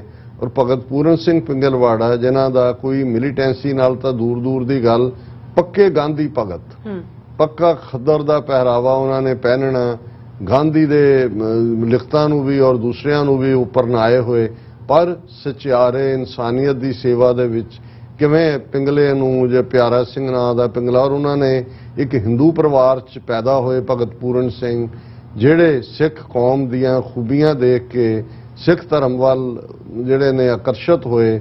ਡੇਰਾ ਸਾਹਿਬ ਲਾਹੌਰ ਦੇ ਵਿੱਚ ਉਹਨਾਂ ਨੇ ਪਹਿਲੀ ਵਾਰ ਕੋਈ ਜਿਹੜਾ ਕਿਸੇ ਦੇ ਘਰ ਛੋਟਾ ਬੱਚਾ ਹੋਏਗਾ ਉਹ ਪਿੰਗਲਾ ਹੋਇਆ, ਉਹ ਡੇਰਾ ਸਾਹਿਬ ਲਾਹੌਰ ਦੇ ਬਾਹਰ ਛੱਡ ਗਿਆ ਤੇ ਉੱਥੇ ਸੇਵਾ ਕਰਦੇ ਸੀ ਭਗਤ ਪੂਰਨ ਸਿੰਘ। ਇਹਨਾਂ ਨੇ ਦੇਖਿਆ ਇਹ ਹੈ, ਉਹਨਾਂ ਨੇ ਕਿਹਾ ਵੀ ਇਹ ਵੀ ਗੁਰੂ ਅਰਜਨ ਨੇ ਸਾਹਿਬ ਨੇ ਮੇਰੀ ਸੇਵਾ ਲਾਈ ਆ, ਉਹਨਾਂ ਨੇ ਉਹਨੂੰ ਰੱਖਿਆ। ਔਰ ਜਦੋਂ ਤੱਕ ਉਹ ਰਹੇ ਉਹ ਹਮੇਸ਼ਾ ਉਹਦਾ ਨਾਮ ਪਿਆਰਾ ਸਿੰਘ ਕਹਿੰਦੇ ਸੀ, ਇਹ ਬਾਨੀ ਹੈ ਅਸਲੀ, ਉਹਨੂੰ ਆਪਣੀ ਪਿੱਠ ਪਿੱਛੇ ਲੈ ਕੇ ਸੇਵਾ ਵੀ ਕਰਦੇ ਰਹਿਣਾ। ਤੇ 47 ਤੋਂ ਬਾਅਦ ਜਦੋਂ ਉਹ ਅੰਮ੍ਰਿਤਸਰ ਆਏ ਔਰ ਉਹਨਾਂ ਨੇ ਅੱਜ ਵੀ ਜਦੋਂ ਤੁਸੀਂ ਜਲੰਧਰ ਵੱਲੋਂ ਐਂਟਰ ਕਰੋ ਅੰਮ੍ਰਿਤਸਰ ਸੱਜੇ ਪਾਸੇ ਪਿੰਗਲਵਾੜਾ, ਮੇਰਾ ਤਾਂ ਜਿੱਥੇ 2-3 ਇੰਸਟੀਟਿਊਸ਼ਨਸ ਜਿਨ੍ਹਾਂ ਨਾਲ ਮੈਨੂੰ ਹਮੇਸ਼ਾ ਮੁਹੱਬਤ ਰਹੀ, ਆਲਮੋਸਟ ਹਰ ਵੀਕਐਂਡ ਮੇਰਾ ਜਾਣਾ ਸੀ ਉਹਨਾਂ 'ਚ ਭਗਤ ਪੂਰਨ ਸਿੰਘ ਜੀ ਦਾ ਪਿੰਗਲਵਾੜਾ, ਉਹਨਾਂ ਦੇ ਨਾਲ ਵੀ ਦਰਜਨਾਂ ਵਾਰ ਮੁਲਾਕਾਤ, ਬਹੁਤ ਵਾਰ ਉਹਨਾਂ ਦੇ ਜਨਮ ਦਿਨ ਦੇ ਉੱਤੇ ਮੈਨੂੰ ਪਤਾ ਸੀ ਵੀ ਇਹ ਖੱਦਰ ਦੇ ਕੱਪੜੇ ਹੀ ਪਾਉਂਦੇ ਨੇ मैं खद्दर भंडार अदरवाइज तो नहीं सी जाता, पर उन्होंने मैं सूट लैके जाना Nice. और बड़ा खुश होना ने। दूसरा सेंट्रल खालसा यतीम खाना अच्छा सूरमा सिंह आश्रम, उत्थे यतीम खाने सिख बच्चे सूरमा सिंह आश्रम, जिस करके बहुत सारे जड़े प्रोमिनेंट बाद च दरबार साहब दे हजूरी कीर्तनीय बने सूरमे, और दूसरे उन्हां नाल मेरी निजी वाकफियत भी रही बचपन तो। मैनू हमेशा ये रहा कि भाई ये यतीम ने, ये नेत्रहीन ने, नबीने ने और ये पिंगले ने, ये ਜਿਹੜਾ ਇਹਨਾਂ ਚੋਂ ਤੁਸੀਂ ਇਨਸਾਨੀਅਤ ਦੇਖਦੇ ਹੋ। ਸੋ ਭਗਤ ਪੂਰਨ ਸਿੰਘ ਇਸ ਕਿਸਮ ਦੀ ਸ਼ਖਸੀਅਤ, ਹਾਲਾਂ ਸਿਆਸੀ ਤੌਰ ਤੇ ਜਦੋਂ ਮੂਵਮੈਂਟ ਜਾਂ ਦੂਸਰੀ ਚੱਲਦੀ ਹੈ, ਕੋਈ ਉਹ ਸੰਤ ਭਿੰਡਰਾਂ ਵਾਲਿਆਂ ਨਾਲ ਜਾਂ ਸਾਡੀ ਮੂਵਮੈਂਟ ਨਾਲ ਕੋਈ ਉਹਨਾਂ ਦਾ ਇਸ ਕਿਸਮ, ਪਰ ਉਹਨਾਂ ਨੇ ਇੱਕ ਖਿਦਮਤ ਦਾ ਪਿੜ ਚੁਣਿਆ, ਉਸ ਪਾਸੇ ਉਹ ਤੁਰੇ ਰਹੇ। ਸੋ ਭਗਤ ਪੂਰਨ ਸਿੰਘ ਹੋਰਾਂ ਨੇ 9 ਸਤੰਬਰ ਨੂੰ, ਇੱਕਦਮ ਬਾਅਦ ਨਹੀਂ ਕਿ ਉਹ ਜਜ਼ਬਾਤ ਉਹਨਾਂ ਨੇ ਫੈਸਲਾ ਨਹੀਂ ਲਿਆ, 9 ਸਤੰਬਰ 1984 ਨੂੰ ਉਹਨਾਂ ਨੇ ਆਪਣਾ ਪਦਮ ਸ਼੍ਰੀ ਜਿਹੜਾ ਉਹਨਾਂ ਨੂੰ ਇਸ ਖਿਦਮਤ ਦੇ ਲਈ ਪਿੰਗਲਵਾੜੇ ਦੇ ਵਿੱਚ ਮਿਲਿਆ ਸੀ ਉਹ ਵਾਪਸ ਕੀਤਾ, ਔਰ ਉਹਦੇ ਨਾਲ ਉਹਨਾਂ ਨੇ ਚਿੱਠੀ ਲਿਖੀ ਜਿਹੜੀ ਅੰਗਰੇਜ਼ੀ 'ਚ ਹੈ, ਪਰ ਮੈਨੂੰ ਉਹਦਾ ਪੰਜਾਬੀ ਟਰਾਂਸਲੇਸ਼ਨ ਮਿਲ ਗਿਆ ਔਰ ਮੈਨੂੰ ਅੰਗਰੇਜ਼ੀ ਪੜ੍ਹ ਕੇ ਪੰਜਾਬੀ ਨਹੀਂ ਪੜ੍ਹਨੀ ਪਏਗੀ। ਔਰ ਉਹਦੇ 'ਚ ਉਹਨਾਂ ਨੇ, ਕਿਉਂਕਿ ਅਸੀਂ ਗੱਲ ਕਰ ਰਹੇ ਹਾਂ ਕਿ ਫੌਜ ਦੇ ਜ਼ੁਲਮ ਕੀ ਨੇ, ਕਿਸ ਹੱਦ ਤੱਕ ਜਾ ਕੇ ਕੀਤਾ, ਸੋ ਮੈਂ ਉਹਨਾਂ ਦੇ ਲਫ਼ਜ਼ਾਂ 'ਚ ਉਹਨਾਂ ਨੇ ਪ੍ਰੈਜ਼ੀਡੈਂਟ ਨੂੰ ਐਡਰੈਸ ਕੀਤਾ ਔਰ ਉਹਦੇ 'ਚ ਉਹਨਾਂ ਨੇ ਵਿਸ਼ਾ ਇਹ ਕਿਹਾ ਕਿ ਦਰਬਾਰ ਸਾਹਿਬ ਸ੍ਰੀ ਅੰਮ੍ਰਿਤਸਰ ਤੇ ਹੋਈ ਇਨਸਾਨੀਅਤ ਤੋਂ ਗਿਰੀ ਫੌਜੀ ਕਾਰਵਾਈ ਵਿਰੁੱਧ ਰੋਸ ਵਜੋਂ ਪਦਮ ਸ਼੍ਰੀ ਅਵਾਰਡ ਦਾ ਮੋੜਿਆ ਜਾਣਾ। ਇਹ ਉਹਨਾਂ ਨੇ ਕਿਹਾ ਕਿ ਭਾਈ ਇਹ ਫੌਜ ਦਾ ਫਿਰ ਉਹਨਾਂ ਨੇ ਕਿਹਾ ਕਿ ਸ਼੍ਰੀਮਾਨ ਜੀ ਬੇਨਤੀ ਹੈ ਕਿ ਸ਼੍ਰੀ ਦਰਬਾਰ ਸਾਹਿਬ ਦੇ ਅੰਦਰ ਫੌਜ ਨੂੰ ਕਾਰਵਾਈ ਲਈ ਭੇਜਿਆ ਜਾਣਾ ਕਿੰਨੇ ਹੀ ਦੁਖਦਾਈ ਨਤੀਜੇ ਪੈਦਾ ਕਰ ਚੁੱਕਾ ਹੈ। ਉਸ ਫੌਜੀ ਕਾਰਵਾਈ ਦੇ ਨਤੀਜਿਆਂ ਤੋਂ ਸਿੱਖ ਜਗਤ ਤੜਫ ਉੱਠਿਆ ਹੈ। ਇਸ ਘਟਨਾ ਦਾ ਜੋ ਦੁਖਦਾਈ ਅਸਰ ਸ਼੍ਰੀ ਦਰਬਾਰ ਸਾਹਿਬ ਦੀ ਦਰਸ਼ਨੀ ਡਿਓੜੀ ਅਤੇ ਅਕਾਲ ਤਖਤ ਸਾਹਿਬ ਦੀ ਇਮਾਰਤ ਤੇ ਪਿਆ ਉਹ ਆਪਨੇ ਵੀ ਦੇਖ ਹੀ ਲਿਆ, ਕਿਉਂਕਿ ਗਿਆਨੀ ਜ਼ੈਲ ਸਿੰਘ ਨੂੰ ਇਹ ਚਿੱਠੀ ਲਿਖੀ ਹੈ, ਜ਼ੈਲ ਸਿੰਘ ਖੁਦ ਆਇਆ ਸੀ, ਉਹਨੂੰ ਕਿਹਾ ਤੂੰ ਦੇਖ ਹੀ ਲਿਆ ਆਪਣੀਆਂ ਅੱਖਾਂ ਨਾਲ ਕੀ ਹੋਇਆ। ਫੌਜੀਆਂ ਹੱਥੋਂ ਬਹੁਤ ਘਟਨਾਵਾਂ ਅਜਿਹੀਆਂ ਵਾਪਰੀਆਂ ਹਨ ਜਿਨ੍ਹਾਂ ਦਾ ਆਪ ਜੀ ਨੂੰ ਪਤਾ ਨਹੀਂ ਹੋ ਸਕਦਾ, ਜੋ ਮੈਨੂੰ ਲੋਕਾਂ ਨੇ ਸੁਣਾਈਆਂ ਹਨ ਤੇ ਮੈਂ ਉਹਨਾਂ ਦੀ ਪੜਤਾਲ ਮਿਤੀ 9/9/84 ਤੱਕ 9 ਸਤੰਬਰ 84 ਕਰਦਾ ਰਿਹਾ। ਮੈਂ ਜਲਦੀ ਨਹੀਂ ਕੀਤੀ, ਬੜੇ ਧੀਰਜ ਤੋਂ ਕੰਮ ਲਿਆ। ਉਹਨਾਂ ਵਿੱਚੋਂ ਕੁਝ ਘਟਨਾਵਾਂ ਬਿਆਨ ਕਰ। ਹੁਣ ਭਗਤ ਪੂਰਨ ਸਿੰਘ ਦੀ ਟੈਸਟੀਮਨੀ ਇਹ ਜਿਹੜੀ ਹੈ ਨੈਕਸਟ ਟੂ, ਜਿਵੇਂ ਉਹ ਅਮਰੀਕਨ ਅਦਾਲਤਾਂ 'ਚ ਕਿਹਾ ਜਾਂਦਾ ਹੈ ਕਿ ਜੇ ਕੋਈ ਨਨ ਆ ਕੇ ਟੈਸਟੀਫਾਈ ਕਰੇ ਤਾਂ ਕੇਸ ਉਹ ਹਾਰਨਾ ਹੀ ਹਾਰਨਾ ਹੁੰਦਾ ਹੈ, ਜਿਹੜਾ ਜਿਹਦੇ ਖਿਲਾਫ ਨਨ ਨੇ ਗਵਾਹੀ ਦਿੱਤੀ। ਸੋ ਭਗਤ ਪੂਰਨ ਸਿੰਘ ਦੀ ਗਵਾਹੀ ਤੋਂ ਵੱਡੀ ਕੋਈ ਗਵਾਹੀ ਨਹੀਂ। ਉਹਨਾਂ ਨੇ ਕਿਹਾ ਸ਼੍ਰੀ ਦਰਬਾਰ ਸਾਹਿਬ ਦੇ ਇੱਕ ਗ੍ਰੰਥੀ ਨੂੰ ਫੌਜੀ ਸਿਪਾਹੀ ਪਰਿਵਾਰ ਸਮੇਤ ਗ੍ਰਿਫਤਾਰ ਕਰਕੇ ਲੈ ਗਏ। ਉਸ ਪਰਿਵਾਰ ਨੂੰ ਉਹਨਾਂ ਨੇ ਸਾਰਾ ਦਿਨ ਭੁੱਖਾ ਪਿਆਸਿਆ ਰੱਖਿਆ। ਗ੍ਰੰਥੀ ਸਿੰਘ ਦੇ ਹੱਥਾਂ ਤੇ ਬੰਦੂਕ ਦੇ ਬੱਟ ਮਾਰ ਕੇ ਫੌਜੀਆਂ ਨੇ ਉਸ ਦੀ ਮਾਰ ਕੁਟਾਈ ਕੀਤੀ। ਸ਼੍ਰੀ ਦਰਬਾਰ ਸਾਹਿਬ ਦੇ ਇੱਕ ਹੋਰ ਗ੍ਰੰਥੀ ਦੇ ਬੱਟ ਮਾਰੇ ਤੇ ਉਸ ਦੇ ਹੱਥਾਂ ਨੂੰ ਸੋਜਾਂ ਚਾੜੀਆਂ। 2 ਦਰਬਾਰ ਸਾਹਿਬ ਸਮੂਹ ਵਿੱਚ ਆਈਆਂ ਸੰਗਤਾਂ, ਇਸਤਰੀਆਂ, ਮਰਦਾਂ ਤੇ ਬੱਚਿਆਂ ਤੇ ਇਸ ਤਰ੍ਹਾਂ ਗੋਲੀ ਚਲਾਈ ਜਾਂਦੀ ਰਹੀ ਜਿਸ ਤਰ੍ਹਾਂ ਜ਼ਹਿਰੀਲੀ ਦਵਾਈ ਦੀ ਪਿਚਕਾਰੀ ਨਾਲ ਮੱਛਰ ਮਾਰੀਦਾ, ਕਿਵੇਂ ਉਹਨਾਂ ਨੇ ਗੋਲੀਆਂ ਦੀ ਵਿਛਾੜ ਕੀਤੀ। ਜਿਹੜੇ ਯਾਤਰੂ ਸ਼੍ਰੀ ਦਰਬਾਰ ਸਾਹਿਬ ਤੇ ਤੇਜਾ ਸਿੰਘ ਸਮੁੰਦਰੀ ਹਾਲ ਵਿੱਚ ਮੰਗਲਵਾਰ ਨੂੰ 12 ਵਜੇ ਕੈਦ ਕੀਤੇ ਗਏ ਸਨ, ਉਹਨਾਂ ਨੂੰ ਪਾਣੀ ਨਾ ਦਿੱਤਾ ਗਿਆ। ਉਹਨਾਂ ਨੂੰ ਬੁੱਧਵਾਰ 30 ਘੰਟਿਆਂ ਪਿੱਛੋਂ ਸਿੱਖ ਫੌਜੀਆਂ ਨੇ ਪਾਣੀ ਦਿੱਤਾ। ਬੱਚਿਆਂ ਦੀਆਂ ਪਿਆਸ ਨਾਲ ਅੱਖਾਂ ਬਾਹਰ ਨਿਕਲ ਆਈਆਂ ਸਨ। ਬੀਬੀਆਂ ਨੇ ਪਸੀਨੇ ਪੂੰਝ ਕੇ ਬੱਚਿਆਂ ਦੇ ਮੂੰਹ ਗਿੱਲੇ ਕੀਤੇ। ਜੇ ਬੀਬੀਆਂ ਬੱਚਿਆਂ ਲਈ ਪਾਣੀ ਮੰਗਦੀਆਂ ਸਨ ਤਾਂ ਫੌਜੀ ਕਹਿੰਦੇ ਸਨ ਇਹ ਵੱਡੇ ਹੋ ਕੇ ਸਾਨੂੰ ਜਾਨੋਂ ਮਾਰਨਗੇ, ਅਸੀਂ ਇਸ ਲਈ ਇਹਨਾਂ ਨੂੰ ਪਾਣੀ ਕਿਉਂ ਦਈਏ। ਮੰਗਲਵਾਰ ਵਾਲੇ ਦਿਨ ਬੱਚਿਆਂ ਨੂੰ ਵੀ ਜਿਹੜਾ ਥੋੜਾ ਜਿਹਾ ਪਾਣੀ ਫੌਜੀਆਂ ਨੇ ਦਿੱਤਾ, ਉਸ ਵਿੱਚ ਉਹਨਾਂ ਨੇ ਸਿਗਰਟਾਂ ਦਾ ਪਾਣੀ ਘੋਲ ਕੇ ਕਿਹਾ ਇਹ ਤੁਹਾਡੇ ਗੁਰੂ ਦਾ ਪ੍ਰਸ਼ਾਦ ਹੈ। ਇਹ ਭਗਤ ਪੂਰਨ ਸਿੰਘ ਕਹਿ ਰਹੇ ਨੇ। ਤੇਜਾ ਸਿੰਘ ਸਮੁੰਦਰੀ ਹਾਲ ਵਿੱਚ ਫੌਜੀਆਂ ਨੇ ਸਿਗਰਟਾਂ ਪੀਤੀਆਂ ਅਤੇ ਸਿਗਰਟਾਂ ਦਾ ਧੂਆਂ ਸਿੱਖਾਂ ਵੱਲ ਛੱਡਦੇ ਰਹੇ। ਜਿਹੜਾ ਸਲੂਕ ਫੌਜੀ ਕਾਰਵਾਈ ਦੇ ਨਾਮ ਤੇ ਸਿੱਖਾਂ ਨਾਲ ਹੋਇਆ, ਉਸ ਨੇ ਸਿੱਖ ਜਗਤ ਦੇ ਹਿਰਦਿਆਂ ਤੇ ਭਾਰੀ ਸੱਟ ਮਾਰੀ ਹੈ। ਦਰਬਾਰ ਸਾਹਿਬ ਵਿੱਚੋਂ ਫੜੇ ਯਾਤਰੂ ਜਵਾਨ ਮੁੰਡਿਆਂ ਦੇ ਹੱਥ ਉਹਨਾਂ ਦੀਆਂ ਪੱਗਾਂ ਨਾਲ ਬੰਨੇ ਗਏ। ਉਹਨਾਂ ਦੇ ਕੇਸ ਖੋਲ ਕੇ ਉਹਨਾਂ ਦੀਆਂ ਅੱਖਾਂ ਦੁਆਲੇ ਲਪੇਟ ਕੇ ਉਹਨਾਂ ਨੂੰ ਗਰਮ ਫਰਸ਼ ਤੇ ਗੋਡਿਆਂ ਭਾਰ ਚੱਲਣ ਲਈ ਮਜਬੂਰ ਕੀਤਾ ਗਿਆ। ਮੁੰਡਿਆਂ ਨੂੰ ਪਿੱਛੋਂ ਬੰਨ੍ਹ ਕੇ ਮੱਥੇ ਵਿੱਚ ਗੋਲੀਆਂ ਮਾਰ ਕੇ ਮਾਰਿਆ ਗਿਆ। ਇਹ ਦੇਖੋ। ਭਗਤ ਪੂਰਨ ਸਿੰਘ ਦੀ ਟੈਸਟੀਮਨੀ। ਅੱਛਾ ਅਸੀਂ ਡਾਇਰ ਨੇ, ਮਾਰਸ਼ਲ ਲਾਅ ਲਾਤਾ, ਗੋਡਿਆਂ ਪਰ ਨੇ ਅੰਮ੍ਰਿਤਸਰ 'ਚ 1919। ਇਹ 20ਵੀਂ ਸਦੀ 'ਚ ਅੰਮ੍ਰਿਤਸਰ ਸ਼ਹਿਰ 'ਚ ਦੁਨੀਆ ਦੀ ਸਭ ਤੋਂ ਵੱਡੀ ਡੈਮੋਕ੍ਰੇਸੀ ਦੇ ਨਾਂ ਥੱਲੇ ਇਹ ਜ਼ੁਲਮ ਨੇ। ਅੱਛਾ 1 ਜੂਨ 1984 ਨੂੰ ਸ਼੍ਰੀ ਦਰਬਾਰ ਸਾਹਿਬ ਅੰਮ੍ਰਿਤਸਰ ਉੱਤੇ ਸੀਆਰਪੀ ਨੇ ਗੋਲੀ ਚਲਾਣੀ ਆਰੰਭ ਕੀਤੀ। 1 ਜੂਨ ਫੌਜਾਂ ਦੇ ਆਉਣ ਤੋਂ ਪਹਿਲਾਂ ਸੀਆਰਪੀ ਵੱਲੋਂ ਹਰਮੰਦਰ ਸਾਹਿਬ ਵਿਖੇ ਸ਼੍ਰੀ ਗੁਰੂ ਗ੍ਰੰਥ ਸਾਹਿਬ ਦੀ ਤਾਬਿਆ ਬੈਠੇ ਗ੍ਰੰਥੀ ਸਿੰਘ ਨੂੰ ਗੋਲੀ ਮਾਰ ਦਿੱਤੀ ਤੇ ਗੁਰੂ ਗ੍ਰੰਥ ਸਾਹਿਬ ਦੀ ਬੀੜ ਨੂੰ ਗੋਲੀ ਮਾਰ ਕੇ ਜ਼ਖਮੀ ਕਰ ਦਿੱਤਾ ਸੀ। ਇਹ 1 ਜੂਨ ਦੀ ਘਟਨਾ ਭਗਤ ਪੂਰਨ ਸਿੰਘ। ਸਾਰੀਆਂ ਵਾਰਦਾਤਾਂ ਹੋਣ ਤੋਂ ਪਿੱਛੋਂ ਸਿੱਖ ਰੈਫਰੈਂਸ ਲਾਇਬ੍ਰੇਰੀ ਤੇ ਸਿੱਖ ਅਜਾਇਬ ਘਰ ਮਿੱਥ ਕੇ ਵੈਰ ਭਾਵਨਾ ਨਾਲ ਸਾੜ ਦਿੱਤੇ ਗਏ। ਮਿੱਥ ਕੇ, ਦੇਖੋ ਕੋਈ ਅੱਗ ਨਹੀਂ ਲੱਗੀ। ਅਸੀਂ ਜ਼ਿਕਰ ਕਰਾਂਗੇ ਕੱਲ ਦੇ ਪ੍ਰੋਗਰਾਮ। 3 ਜੂਨ 1984 ਵਾਲੇ ਦਿਨ ਨੀਲੀਆਂ ਪੱਗਾਂ ਤੇ ਕਿਰਪਾਨਾਂ ਲਾਉਣ ਲਈ ਕਿਹਾ, ਪਰ ਜਿਨ੍ਹਾਂ ਨੇ ਕਿਰਪਾਨਾਂ ਲਾਉਣ ਤੋਂ ਇਨਕਾਰ ਕਰ ਦਿੱਤਾ ਉਸੇ ਵੇਲੇ ਫੌਜੀਆਂ ਨੇ ਉਹਨਾਂ ਨੂੰ ਗੋਲੀਆਂ ਨਾਲ ਉਡਾ ਦਿੱਤਾ। ਇੱਕ ਨਿਹੰਗ ਸਿੰਘ ਨੂੰ ਗੁਮਟਾਲਾ ਜੇਲ੍ਹ ਦੇ ਲਾਗੇ ਇਸ ਲਈ ਗੋਲੀ ਮਾਰ ਦਿੱਤੀ ਗਈ ਕਿਉਂਕਿ ਉਸ ਨੇ ਕਿਰਪਾਨ ਦੇਣ ਤੋਂ ਇਨਕਾਰ ਕਰ ਦਿੱਤਾ ਸੀ। ਇੱਕ ਤਿਆਰ ਸਿੰਘ ਕਿੱਤਿਆਂ, ਇਹ ਅੰਮ੍ਰਿਤਸਰ ਦਾ ਇਲਾਕਾ ਹੈ, ਵਿੱਚ ਆਪਣੀ ਮਕਾਨ ਦੀ ਛੱਤ ਤੇ ਖੜਾ ਸੀ। ਉਸ ਨੂੰ ਫੌਜੀਆਂ ਨੇ ਇਸ ਲਈ ਗੋਲੀ ਮਾਰ ਦਿੱਤੀ ਕਿਉਂਕਿ ਉਸ ਨੇ ਪੀਲੀ ਪੱਗ ਬੰਨੀ ਹੋਈ ਸੀ।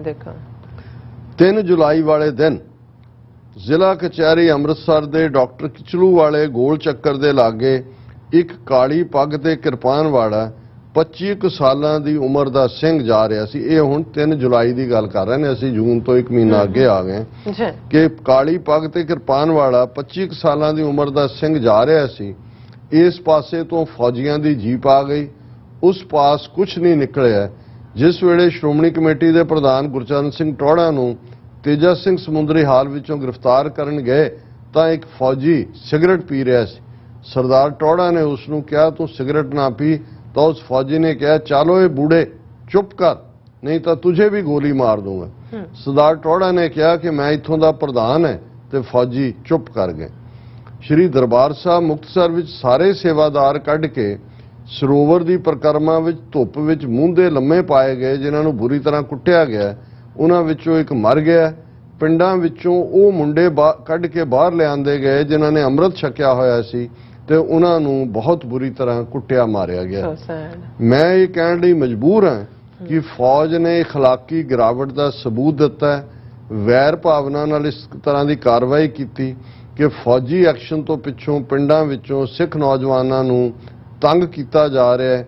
ਉਪਰੋਕਤ ਅਸਲੀਅਤ ਤੋਂ ਇਲਾਵਾ ਕੁਝ ਐਸੀਆਂ ਸ਼ਰਮਨਾਕ ਘਟਨਾਵਾਂ ਬਾਰੇ ਜਾਣਕਾਰੀ ਮਿਲੀ ਹੈ ਜਿਨ੍ਹਾਂ ਨੂੰ ਲਿਖਣ ਲਈ ਤਹਿਜ਼ੀਬ ਆਗਿਆ ਨਹੀਂ ਦਿੰਦੀ। ਇਹ ਹੈ ਜੋ ਸਿੱਖ ਬੀਬੀਆਂ ਨਾਲ ਹੋਇਆ ਦਰਬਾਰ ਸਾਹਿਬ ਦੀਆਂ ਪਰਿਕਰਮਾਂ ਪਿੰਡਾਂ 'ਚ। ਉਹਨਾਂ ਨੇ ਕਿਹਾ ਵੀ ਮੇਰੀ ਕਲਮ ਨਹੀਂ ਚੱਲਦੀ।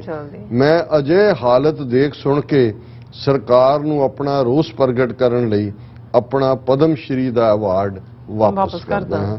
ਸੋ ਇਹ ਵੀ ਇੱਕ ਇਤਿਹਾਸਕ ਜਿਨ੍ਹਾਂ ਨੇ ਰੋਸ ਵਜੋਂ ਜਿਵੇਂ ਵੀ ਕੋਈ ਆਪਣਾ ਗੁੱਸਾ ਪ੍ਰਗਟਾ ਸਕਦਾ ਸੀ ਕੀਤਾ, ਅਸੀਂ ਉਹਨਾਂ ਨੂੰ ਵੀ ਸੈਲੂਟ ਕਰਦੇ ਹਾਂ। ਜੀ ਡਾਕਟਰ ਸਾਹਿਬ ਤੁਹਾਡਾ ਬਹੁਤ ਬਹੁਤ ਸ਼ੁਕਰੀਆ, ਤੁਸੀਂ ਆਪਣੇ ਵਿਚਾਰ ਸਾਡੇ ਦਰਸ਼ਕਾਂ ਨਾਲ ਸਾਂਝੇ ਕੀਤੇ ਨੇ। ਸੋ ਇੱਥੇ ਲੈਣੇ ਬ੍ਰੇਕ ਵਿਊਅਰਸ, ਤੁਸੀਂ ਇਸੇ ਤਰ੍ਹਾਂ ਬਣੇ ਰਹਿਣਾ। ਮਿਲਦੇ ਹਾਂ ਛੋਟੇ ਜਿਹੇ ਵਕਫੇ ਤੋਂ ਬਾਅਦ।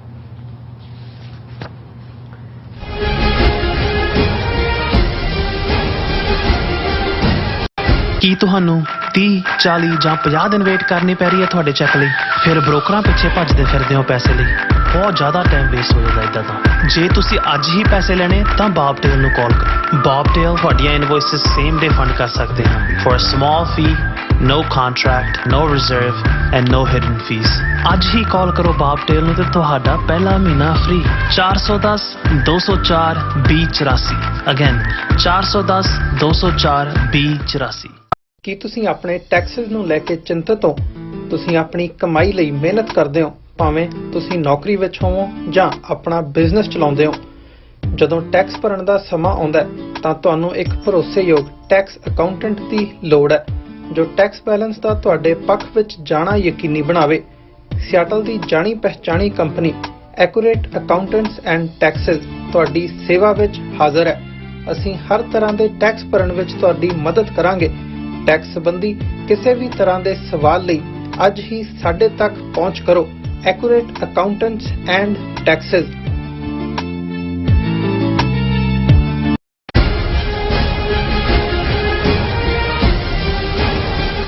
Viewers welcome back to program. So viewers ਗੱਲਬਾਤ ਕਰਨ ਜਾ ਰਹੇ ਹਾਂ ਕਿ ਮੀਡੀਆ ਰਿਪੋਰਟਾਂ ਅਨੁਸਾਰ ਅਕਾਲ ਤਖਤ ਸਾਹਿਬ ਦੇ ਐਕਟਿੰਗ ਜਥੇਦਾਰ ਗਿਆਨੀ ਹਰਪ੍ਰੀਤ ਸਿੰਘ ਨੂੰ ਹੁਣ ਦਿੱਲੀ ਤੱਕ ਦੇ ਪਗੜੀਧਾਰੀ ਕਮਾਂਡੋ ਸੁਰੱਖਿਆ ਦੇਣਗੇ। ਕੀ ਬਾਦਲਾਂ ਨੇ ਇੱਕ ਵਾਰ ਫਿਰ ਅਕਾਲ ਤਖਤ ਸਾਹਿਬ ਨੂੰ ਦਿੱਲੀ ਤੱਕ ਦੇ ਜ਼ੇਰ ਤਾਂ ਨਹੀਂ ਕਰ ਦਿੱਤਾ? ਇਸ ਬਾਰੇ ਆਪਾਂ ਗੱਲਬਾਤ ਕਰਨ ਜਾ ਰਹੇ ਹਾਂ। ਸੋ ਅਸੀਂ ਚਾਹਾਂਗੇ ਕਿ ਤੁਸੀਂ ਇਸੇ ਤਰ੍ਹਾਂ ਬਣੇ ਰਹਿਣਾ, ਦੇਖਣ ਸੁਣਨ ਲਈ ਲਿਖਣ ਲਈ ਤੁਹਾਡਾ ਸਭ ਦਾ ਬਹੁਤ ਧੰਨਵਾਦ ਜੀ। ਡਾਕਟਰ ਸਾਹਿਬ ਕੀ ਕਹਿਣਾ ਚਾਹੋਗੇ? ਦੇਖੋ, ਕੱਲ ਅਸੀਂ ਇੱਕ ਸੈਗਮੈਂਟ ਕੀਤਾ ਸੀ ਜਿਹਦੇ 'ਚ ਅਸੀਂ ਜਥੇਦਾਰ ਅਕਾਲ ਤਖਤ ਐਕਟਿੰਗ ਜਿਹੜੇ ਬਾਦਲ ਨੇ ਜਾਂ ਉਹਨਾਂ ਦੀ ਬਣਾਈ ਸ਼੍ਰੋਮਣੀ ਕਮੇਟੀ ਨੇ ਜਿਨ੍ਹਾਂ ਨੂੰ ਮੁਕਰਰ ਕੀਤਾ ਹੋਇਆ ਐਕਟਿੰਗ ਦੇ ਲਈ, ਅਸਲ 'ਚ ਉਹ ਤਖਤ ਸ੍ਰੀ ਦਮਦਮਾ ਸਾਹਿਬ ਦੇ ਜਥੇਦਾਰ ਨੇ। ਇੱਥੇ ਤਾਂ ਐਕਟਿੰਗ ਹੀ ਕਰਨ ਲਿਆਂਦੇ ਨੇ ਅਕਾਲ ਤਖਤ ਤੇ। ਔਰ ਅਸੀਂ ਉਹਨਾਂ ਦਾ ਜਿਹੜਾ ਘੱਲੂਘਾਰਾ ਮੌਕੇ ਦੇ ਦਿੱਤਾ ਮੈਸੇਜ ਸੀ ਉਹਨੂੰ ਟਰੂ ਸੈਂਸ ਦੇ ਵਿੱਚ ਡੀਕੋਡ ਕੀਤਾ ਸੀ, ਕਿਉਂਕਿ ਉਹਨੂੰ ਇੰਡੀਅਨ ਮੀਡੀਆ ਨੇ ਔਰ ਈਵਨ BBC ਔਰ ਦੂਸਰਿਆਂ ਨੇ ਇਹ ਪ੍ਰਭਾਵ ਦੇਣ ਦੀ ਕੋਸ਼ਿਸ਼ ਕੀਤੀ ਸੀ, ਜਿਵੇਂ ਉਹਨਾਂ ਨੇ ਮੈਸੇਜ 'ਚ ਕਿਹਾ ਕਿ ਜੀ ਸ਼ੂਟਿੰਗ ਰੇਂਜ ਅਸੀਂ ਬਣਾਵਾਂਗੇ, ਅਸੀਂ ਓਪਨਲੀ ਹਥਿਆਰਾਂ ਦੀ ਟ੍ਰੇਨਿੰਗ ਦੇਵਾਂਗੇ, ਲੁਕ ਛਿਪ ਕੇ ਨਹੀਂ ਦੇਵਾਂਗੇ, ਤੇ ਇਵੇਂ ਪ੍ਰੈਜ਼ੈਂਟ ਕਰਨ ਦੀ ਕੋਸ਼ਿਸ਼ ਕੀਤੀ ਜਿਵੇਂ ਕਿ ਉਹ ਬਹੁਤ ਵੱਡੀ ਜਿਹੜੀ ਹੈ ਉਹ ਪਿੰਡਾਂ ਵਾਲਿਆਂ ਤੋਂ ਬਾਅਦ ਇਸ ਕਿਸਮ ਦੀ ਕੋਈ ਮੁਹਿੰਮ ਹਥਿਆਰਬੰਦ ਹੱਕਾਂ ਦੇ ਲਈ ਕੋਈ ਜਾ ਰਹੇ ਨੇ ਲੈਣ। ਉਸ ਤੋਂ ਪਹਿਲਾਂ ਵੀ ਉਹਨਾਂ ਦੇ ਉਸ ਬਿਆਨ ਨੂੰ ਜਿਹਦੇ 'ਚ ਉਹਨਾਂ ਨੇ ਕਿਹਾ ਸੀ ਜੀ ਰਵਾਇਤੀ ਹਥਿਆਰਾਂ ਦੇ ਨਾਲ ਜਿਹੜੇ ਨੇ ਮੌਜੂਦਾ ਹਥਿਆਰਾਂ ਦੇ ਵੀ ਲਾਇਸੈਂਸਡ ਵੈਪਨ ਲਏ ਜਾਣ, ਉਦੋਂ ਵੀ ਅਸੀਂ ਇਹ ਕਿਹਾ ਸੀ ਕਿ ਵੀ ਇਹ ਸ਼ਬਦਾਂ ਦਾ ਭਰਮਜਾਲ ਹੈ, ਇਹਨਾਂ ਨੂੰ ਦੇਖੋ, ਇਹਨਾਂ ਦਾ ਜਿਹੜਾ ਜੁਜ਼ ਹੈ, ਬੇਸਿਕ ਗ੍ਰੇਨ ਹੈ, ਉਹ ਇਮਾਨਦਾਰ ਨਹੀਂ ਹੈ। ਦਲੇਰੀ ਤਾਂ ਬਹੁਤ ਦੂਰ ਦੀ ਗੱਲ ਹੁੰਦੀ ਹੈ। ਦਲੇਰੀ ਨਾ ਵੀ ਹੋਏ, ਜੇ ਇਮਾਨਦਾਰੀ ਹੋਏ, ਇਮਾਨਦਾਰੀ 'ਚੋਂ ਹੀ ਸਭ ਕੁਝ ਨਿਕਲਦਾ। ਤੇ ਸਾਨੂੰ ਸੀ ਕਿ ਵੀ ਇਹ ਇਮਾਨਦਾਰ ਪਹੁੰਚ ਨਹੀਂ ਹੈ, ਇਹ ਆਪਣੇ ਆਕਾਵਾਂ ਨੂੰ ਰੀਹੈਬਿਲਿਟੇਟ ਕਰਨਾ ਹੈ।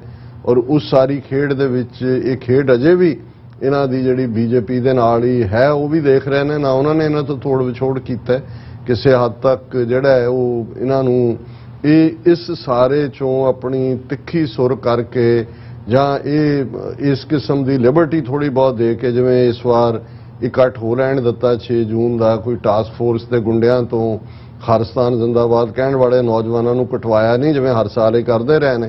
ਸੋ ਇਹ ਸਿਰਫ ਆਪਣਾ ਭਾਰ ਹੀ ਬਣਾ ਰਹੇ ਨੇ। ਫਿਰ ਇਸ ਪੀਰੀਅਡ ਦੇ ਵਿੱਚ ਹੀ ਇਹ ਆਇਆ ਕਿ ਜਦੋਂ ਐਨ ਘੱਲੂਘਾਰਾ ਹਫ਼ਤੇ ਤੋਂ ਪਹਿਲਾਂ ਭਗਵੰਤ ਮਾਨ ਦੀ ਸਰਕਾਰ ਨੇ ਜਿਹੜੇ 400 ਕਿੰਨਿਆਂ ਦੀ ਸਿਕਿਉਰਿਟੀ ਵਾਪਸ ਲਈ, ਜਿਹਦੀ ਬਦੌਲਤ ਸਿੱਧੂ ਮੂਸੇਵਾਲਾ ਜਿਹੜਾ ਉਹ ਇਹਨਾਂ ਨੇ ਏਜੰਸੀਆਂ ਨੇ ਹਿੱਟ ਕੀਤਾ ਉਸ ਨੂੰ, ਉਦੋਂ ਜਥੇਦਾਰ ਅਕਾਲ ਤਖਤ ਦੀ ਸਿਕਿਉਰਿਟੀ ਦੇ ਵੀ ਪਤਾ ਨਹੀਂ 8 ਜਵਾਨ ਸੀ ਤੇ 4 ਵਾਪਸ ਲਏ। ਬੜਾ ਗੁੱਸਾ ਇਹਨਾਂ ਨੇ ਕੀਤਾ ਕਿ ਜੀ ਲੋ ਅਸੀਂ ਇਹ ਨਹੀਂ, ਅਸੀਂ ਦੂਜੇ ਵੀ ਵਾਪਸ ਭੇਜ ਦਿੱਤੇ। ਔਰ ਉਦੋਂ ਬੜਾ ਤਿੜ ਕੇ ਬਿਆਨ ਦਿੱਤਾ ਕਿ ਮੈਨੂੰ ਕੋਈ ਲੋੜ ਨਹੀਂ ਹੈ ਸਰਕਾਰੀ ਸਿਕਿਉਰਿਟੀ ਦੀ, ਸਿੱਖ ਨੌਜਵਾਨ ਜਿਹੜੀ ਹੈ ਉਹ ਮੈਨੂੰ ਸਿਕਿਉਰ ਕਰਨਗੇ। ਉਦੋਂ ਵੀ ਕਈ ਸਾਡੇ ਜਿਹੜੇ ਇੱਕ ਅੱਧੇ ਬਿਆਨ ਤੋਂ ਹੀ ਖੁਸ਼ ਹੋ ਜਾਂਦੇ ਨੇ। ਦੇਖੋ ਜੀ ਹੁਣ ਨਿਕਲ ਆਇਆ ਗਿਆਨੀ ਹਰਪ੍ਰੀਤ ਸਿੰਘ ਨੇ ਹੁਣ ਇੱਕ, ਉਦੋਂ ਵੀ ਮੈਂ ਕਿਹਾ ਸੀ ਕਿ ਵੀ ਇਹ ਡਰਾਮੇਬਾਜ਼ੀ ਦੀ ਲਾਈਨ ਹੈਗੀ ਹੈ। ਉਹ ਜਿਹੜੇ ਤਰਨਤਾਰਨ ਕੋੜੇ, ਉਹ ਅੰਮ੍ਰਿਤਸਰ ਵੀ ਕੋੜੇ, ਇਹਨਾਂ ਚੋਂ ਤੁਸੀਂ ਭਾਲਦੇ ਹੋ ਕਿ ਵੀ ਇਹ ਜਿਹੜੇ ਨੇ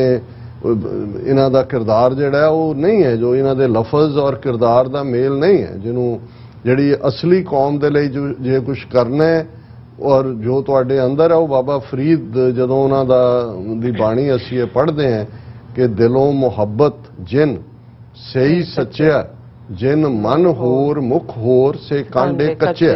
ਸੱਚੇ ਤੇ ਕੱਚੇ ਨੂੰ ਡਿਫਾਈਨ ਕੀਤਾ ਹੋਇਆ ਕਿ ਭਾਈ ਜਿਹਦੇ ਮਨ 'ਚ ਕੁਝ ਹੋਰ ਹੈ, ਮੂੰਹ ਤੇ ਕੁਝ ਹੋਰ ਹੈ, ਤੁਸੀਂ ਤਨਖਾਹਾਂ ਬਚਾ ਰਹੇ ਹੋ, ਤਰਲੇ ਤੁਸੀਂ ਕਰ ਰਹੇ ਹੋ ਕਿ ਭਾਈ ਤੁਹਾਨੂੰ ਐਕਟਿੰਗ ਤੋਂ ਹੁਣ ਪੱਕੀ ਐਕਟਿੰਗ ਤੇ ਲਾ ਦਿਓ, ਉਹ ਵੀ ਅਜੇ ਕਰਨ ਨੂੰ ਤਿਆਰ ਨਹੀਂ। ਅਜੇ ਕਹਿੰਦੇ ਨਹੀਂ, ਤੁਹਾਨੂੰ ਪਹਿਲਾਂ ਘਸਾ ਕੇ ਦੇਖਦੇ ਆ ਵੀ ਕਿਤੇ ਤਰ੍ਹਾਂ 'ਚ ਕੋਈ ਜ਼ਮੀਰ ਦਾ ਜੁਜ਼ ਰਹਿ ਨਾ ਜਾਏ। ਹੁਣ ਔਰ ਅਜੇ ਜਦੋਂ ਕੱਲ ਵੀ ਮੈਂ ਗੱਲ ਕੀਤੀ, ਸਾਡੇ ਵੀਰ ਦੀ ਮੈਨੂੰ ਕਾਲ ਆਈ, ਕਹਿੰਦੇ ਡਾਕਟਰ ਸਾਹਿਬ ਤੁਸੀਂ ਇੱਕਦਮ ਹੀ ਇਹ ਥੱਲੇ ਸੁੱਟਤਾ ਹੈ, ਇਹਨੂੰ ਕੋਈ ਨਹੀਂ ਹੋ ਸਕਦਾ ਬੰਦਾ ਬਦਲ ਜਾਏ। ਮੈਂ ਕਿਹਾ ਜਿਹੜਾ ਬਦਲਦਾ ਨਾ ਉਹ ਫੇਰ ਬਦਲ ਜਾਏਗਾ। ਉਹਨੂੰ ਉਹ ਜਿਹੜੇ ਨੂੰ ਬਦਲਣ ਦੀ ਆਦਤ ਪਏ ਉਹ ਥਿਰ ਨਹੀਂ ਰਹਿੰਦਾ ਹੁੰਦਾ, ਬੰਦਾ ਇੱਕ ਵਾਰ ਹੀ ਬਦਲਦਾ ਹੁੰਦਾ। ਹਾਂ ਤੁਸੀਂ ਕਿਸੇ ਗਲਤ ਥਾਂ ਤੇ ਆ ਗਏ, ਤੁਹਾਨੂੰ ਲੱਗਾ ਹੈ ਤੁਸੀਂ ਨਿਕਲ ਜਾਂਦੇ ਹੋ। ਮੈਂ ਕਿਹਾ ਇਹ ਐਕਟਿੰਗ ਜਿਹੀ ਕੰਮ ਹੀ ਹੈ। ਤੇ ਅੱਜ ਜਦੋਂ ਇਹ ਖਬਰ ਆਈ ਤੇ ਉਹਨਾਂ ਦੀ ਮੈਨੂੰ ਫੇਰ ਕਾਹਲ ਆਈ, ਉਹਨਾਂ ਨੇ ਮਾਫੀ ਮੰਗੀ, ਕਹਿੰਦਾ ਜੀ ਮੈਂ ਸੱਚਮੁੱਚ ਹੀ ਜਜ਼ਬਾਤੀ ਹੋ ਗਿਆ ਸੀ। ਇਹ ਦੂਜਾ ਹੁਣ ਅੱਜ ਖਬਰ ਕੀ ਹੈ, ਅਕਾਲ ਤਖਤ ਚੀਫ ਗੈਟਸ ਸਿੱਖ CRPF ਪਰਸਨਲ। ਸੈਂਟਰ ਗਵਰਨਮੈਂਟ ਨੇ ਜੀ ਸਿਕਿਉਰਿਟੀ ਦਿੱਤੀ। ਅੱਛਾ, ਜਦੋਂ ਇਹਨੇ ਭਗਵੰਤ ਮਾਨ ਨੇ ਵਾਪਸ ਲੈ ਲਈ, ਰੌਲਾ ਪਿਆ ਕਿ ਜੀ ਇਹ ਹੋਇਆ, ਤੇ ਫਿਰ ਉਹਨਾਂ ਨੇ ਕਿਹਾ ਜੀ ਨਹੀਂ ਅਸੀਂ ਉਹ ਰੀਸਟੋਰ ਕਰ ਦਿੰਦੇ ਆ ਜਿਹੜੇ 4 ਜਵਾਨ। ਫਿਰ ਜਥੇਦਾਰ ਨੇ ਕਿਹਾ ਜੀ ਨਹੀਂ ਹੁਣ ਅਸੀਂ ਨਹੀਂ ਲੈਣੀ ਹੈ। ਫਿਰ ਸੈਂਟਰ ਗਵਰਨਮੈਂਟ ਦਾ ਸਟੇਟਮੈਂਟ ਆਈ ਕਿ ਜੀ ਬਹੁਤ ਇੰਪੋਰਟੈਂਟ ਜਥੇਦਾਰ ਹੈ, ਅਸੀਂ ਉਹਨੂੰ ਜੀ ਸਿਕਿਉਰਿਟੀ ਦੇਵਾਂਗੇ, ਜਿਹਨੂੰ ਜ਼ੈਡ ਕਿਹਾ ਜਾਂਦਾ ਉੱਥੇ। ਅੱਛਾ, ਉਹਦੇ ਚ 20 ਤੋਂ ਜ਼ਿਆਦਾ ਪਰਸਨਲ ਹੁੰਦੇ ਨੇ, ਔਰ ਉਦੋਂ ਵੀ ਜਥੇਦਾਰ ਨੇ ਨਾ ਕਰ ਦਿੱਤੀ ਕਿ ਮੈਨੂੰ ਕੋਈ ਜੀ ਸਿਕਿਉਰਿਟੀ ਦੀ ਲੋੜ ਨਹੀਂ ਹੈ ਜਾਂ ਦੂਜੇ। ਹੁਣ ਐਸਾ ਕੀ ਹੋਇਆ, ਇਹ ਸਾਰੇ ਉਹ ਲੰਘ ਗਿਆ ਹੁਣ 6 ਜੂਨ ਦਾ, ਉਹ ਸਾਰਾ ਜਿਹੜਾ ਉਹਦਾ ਰਸਮੇ ਤਿਆਰ ਹੋ ਰਿਹਾ ਸੀ ਕਿ ਵੀ ਸਿੱਖਾਂ ਨੂੰ ਲੱਗੇ, ਔਰ ਇਸ ਲਈ ਕੋਈ ਇਸ ਵਾਰੀ ਇਸ ਕਿਸਮ ਦਾ ਨਹੀਂ ਹੋਇਆ, ਕਿਸੇ ਅਕਾਲੀ ਦੀ ਧੂਕ ਸੀਟ ਨਹੀਂ ਹੋਈ। ਲੇਕਿਨ ਅਸਲੀ ਤਾਂ ਜੇ ਤੁਸੀਂ ਹੁਣ ਉਹ ਜਿਹਨੂੰ ਕਹਿੰਦੇ ਨੇ ਕਿ ਭਾਈ ਇਨ ਦਾ ਐਂਡ ਜਿਹੜਾ ਕੀ ਕਹਿੰਦਾ ਹੁੰਦਾ ਸੀ, ਪਾਜ ਮਲਮਾ ਲੈ ਜਾਏਗਾ, ਹੁਣ ਉੱਤੇ ਤੁਸੀਂ ਇੱਕ ਮਲਮਾ ਬੰਨਿਆ ਹੋਇਆ, ਅਲਟੀਮੇਟਲੀ ਮਲਮਾ ਉਹ ਕੀ ਉਹਦੇ ਲਈ ਕੋਈ ਹੋਰ ਲਫ਼ਜ਼ ਵੀ ਹੁੰਦਾ, ਘੋਗੜ ਕੀ ਕਹਿੰਦੇ ਨੇ ਕਿ ਵੀ ਉਹ ਤੁਹਾਡਾ ਜਿਹੜਾ ਉਹ ਲੱਥ ਜਾਣਾ ਹੁੰਦਾ, ਅਲਟੀਮੇਟਲੀ ਅਸਲੀ ਗੋਡੇ ਨੇ ਬਾਹਰ ਆ ਜਾਣਾ। ਕੀ ਸੋ ਜਿਹੜਾ ਉੱਤੇ ਮਲਮਾ ਜਿਹਾ ਬੰਨਿਆ ਹੋਇਆ ਸੀ ਉਹ ਲੱਥ ਗਿਆ। ਔਰ ਹੁਣ ਇਹ ਹੈ ਕਿ ਅਕਾਲ ਤਖਤ ਦਾ ਜਥੇਦਾਰ ਨੂੰ ਦਿੱਲੀ ਤਖਤ ਵਾਲੇ ਉਹੀ ਜੀ ਸਿਕਿਉਰਿਟੀ ਵਾਲਾ ਦੇ ਰਹੇ ਨੇ, ਪਰ ਉਹਨਾਂ ਨੇ ਕਿਹਾ ਜੀ ਅਸੀਂ ਸਿੱਖ CRPF ਵਾਲੇ ਦੇਵਾਂਗੇ। ਹੁਣ ਇਹ ਕਹੇ ਦੇਖੋ ਜੀ, ਹੁਣ ਉਹਦਾ ਆਰਗੂਮੈਂਟ ਵੀ ਇਹ ਵਰਤਿਆ ਕਿਉਂਕਿ ਜਿਹੜੇ ਸਿੱਖ ਜਵਾਨ ਨੇ ਉਹ ਸਿੱਖੀ ਪਰੰਪਰਾ ਨੂੰ ਸਮਝਦੇ ਨੇ, ਤੇ ਇਸ ਲਈ ਹੁਣ ਇਹ ਸਾਰੇ 'ਚ ਹੈ ਕਿ ਅਕਾਲ Takht officiating jathedar Giani Harpreet Singh who had refused government security has now given his consent to have the center sponsored security cover but with a condition। ਇਹੀ ਕੰਡੀਸ਼ਨ ਕਿ ਉਹਨੇ ਕਿਹਾ ਜੀ ਮੰਨ ਗਿਆ ਹੁਣ ਜਥੇਦਾਰ ਕਿ ਸੈਂਟਰ ਦੀ ਸਿਕਿਉਰਿਟੀ ਜਿਹੜੀ ਹੈ ਉਹ ਹੋਏਗੀ, ਔਰ ਇਹ ਜਿਹੜਾ ਰਿਲੀਜੀਅਸ ਸਿੱਖ ਹੋਣਗੇ ਉਹਨਾਂ ਦੇ ਵਿੱਚ, ਔਰ ਹੀ ਜਿਹੜਾ ਜਥੇਦਾਰ ਵਿਲ ਕੰਟੀਨਿਊ ਦਾ ਸੈਂਟਰ ਹੈ ਡਿਸਾਈਡਡ ਟੂ ਗਿਵ ਦਿਸ। ਹੁਣ ਇਸ ਸਾਰੇ ਚੋਂ ਜਿਹੜੀ ਖਬਰ ਤਾਂ ਇੰਨੀ ਕੀ ਹੈ, ਇਸ ਸਾਰੇ ਦੇ ਨਾਲ ਹੋਰ ਤਾਂ ਨਹੀਂ ਜੋ ਉਹਨਾਂ ਨੇ ਕਿਹਾ ਜੀ it is learned that once the full brigade will join jathedar security cover, some will be deputed at his residence and office in Talwandi Sabo, some outside Akal Takht Secretariat in Amritsar, and rest will escort him during his program outside in a separate vehicle। ਉਹ ਸਾਰੇ ਹੀ 20 ਦੇ 20 ਜਿਹੜੇ ਨੇ intelligence operative ਕਿ ਭਾਈ ਕੋਈ ਖਬਰ ਕੌਣ ਮਿਲਣ ਆਇਆ, ਇਹਦਾ ਤਾਂ ਕੁਝ ਨਹੀਂ ਵਿਗੜਨਾ, ਇਹ ਤਾਂ ਇਹਨਾਂ ਦੇ ਆਪਣੇ ਹੀ ਕਰਿੰਦੇ ਨੇ। ਲੇਕਿਨ ਜਿਹੜਾ ਵੀ ਮਿਲੇਗਾ ਉਹ ਜਥੇਦਾਰ ਨੂੰ ਸਲਾਹ ਉੱਥੇ ਵੀ ਬੈਠੇ ਨੇ, ਉਹਨਾਂ ਦੇ ਬਿਲਕੁਲ ਉਹਦੇ ਘਰ ਵੀ ਬੈਠੇ ਨੇ, ਸੈਕਟਰੀਏਟ 'ਚ ਵੀ ਬੈਠੇ ਨੇ, ਐਸਕॉर्ट ਵੇਲੇ ਵੀ ਬੈਠੇ ਨੇ।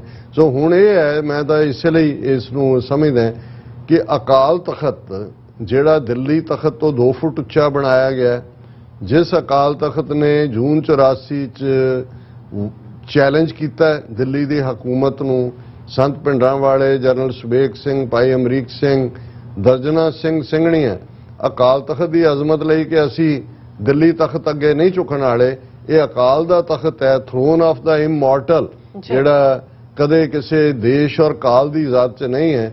ਹੁਣ ਉਸ ਅਕਾਲ ਤਖਤ ਦੇ ਜਥੇਦਾਰ ਨੂੰ ਦਿੱਲੀ ਤਖਤ ਸਿਕਿਉਰਿਟੀ ਦੇਗਾ, ਉਹ ਸਿਕਿਉਰ ਕਰੇਗਾ। ਔਰ ਹੁਣ ਇਹਦਾ ਬਿਆਨ ਕਿੱਥੇ ਗਿਆ ਕਿ ਵੀ ਜੀ ਮੈਂ ਪੰਜਾਬ ਦੇ ਮੈਨੂੰ ਸਿੱਖ ਨੌਜਵਾਨ ਸਿਕਿਉਰ ਕਰਨਗੇ। ਸੋ ਮੈਂ ਇਹ ਸਮਝਦਾ ਵੀ ਇਹ ਜਿਹੜੇ ਇਹਨਾਂ ਦੇ ਭਰਮ ਜੇ ਇਹਨਾਂ ਫੈਲਾਉਂਦੇ ਨੇ ਜਾਂ ਦੂਜੇ ਇਹਨਾਂ ਤੋਂ ਖਬਰਦਾਰ, ਇਹ ਵਕਤ ਜ਼ਾਇਆ ਹੁੰਦਾ। ਜੇ ਸਾਨੂੰ ਵੀ ਉੱਪਰੋਂ ਥੱਲੇ ਇਹ ਸੈਗਮੈਂਟ ਇਸ ਦੇ ਉੱਤੇ ਕਰਨਾ ਇਹ ਵਕਤ ਦਾ ਜ਼ਾਇਆ ਹੈ, ਪਰ ਇਹ ਜ਼ਰੂਰੀ ਵੀ ਹੁੰਦਾ ਹੈ ਕਿ ਵੀ ਜਦੋਂ ਤੱਕ ਪਾਜ ਮਲਮਾ ਆਪਣੇ ਆਪ ਲੱਥਦਾ ਉਸ ਤੋਂ ਪਹਿਲਾਂ ਜੇ ਖਿੱਚ ਕੇ ਲਾ ਦਿਓ ਤੇ ਐਟਲੀਸਟ ਇਹ ਪਤਾ ਲੱਗ ਜਾਏ ਕਿ ਭਾਈ ਦੁੱਧ ਕਿੱਥੇ ਹੈ ਤੇ ਪਾਣੀ ਕਿੱਥੇ ਹੈ। ਐਵੇਂ ਇਹਨਾਂ ਸਪਰੇਟੇ ਜਿਹਾਂ ਨੂੰ ਜਿਹੜਾ ਉਹ ਹੋਲ ਮਿਲਕ ਨਾ ਸਮਝੋ ਕਿ ਵੀ ਇਹਦੇ ਚੋਂ ਤੁਸੀਂ ਪਨੀਰ ਕੱਢਣਾ ਹੈ, ਇਹਦੇ ਚੋਂ ਕੁਝ ਨਹੀਂ, ਇਹਨਾਂ ਦੀ ਚੱਜ ਦੀ ਲੱਸੀ ਵੀ ਨਹੀਂ ਬਣਦੀ। ਜੀ ਡਾਕਟਰ ਸਾਹਿਬ ਤੁਹਾਡਾ ਬਹੁਤ ਬਹੁਤ ਸ਼ੁਕਰੀਆ। ਸੋ ਇੱਥੇ ਲੈਣੇ ਬ੍ਰੇਕ, ਵਿਊਅਰਸ ਜਦੋਂ ਸਾਨੂੰ ਇਸੇ ਤਰ੍ਹਾਂ ਬਣੇ ਰਹਿਣਾ, ਮਿਲਦੇ ਹਾਂ after this short break.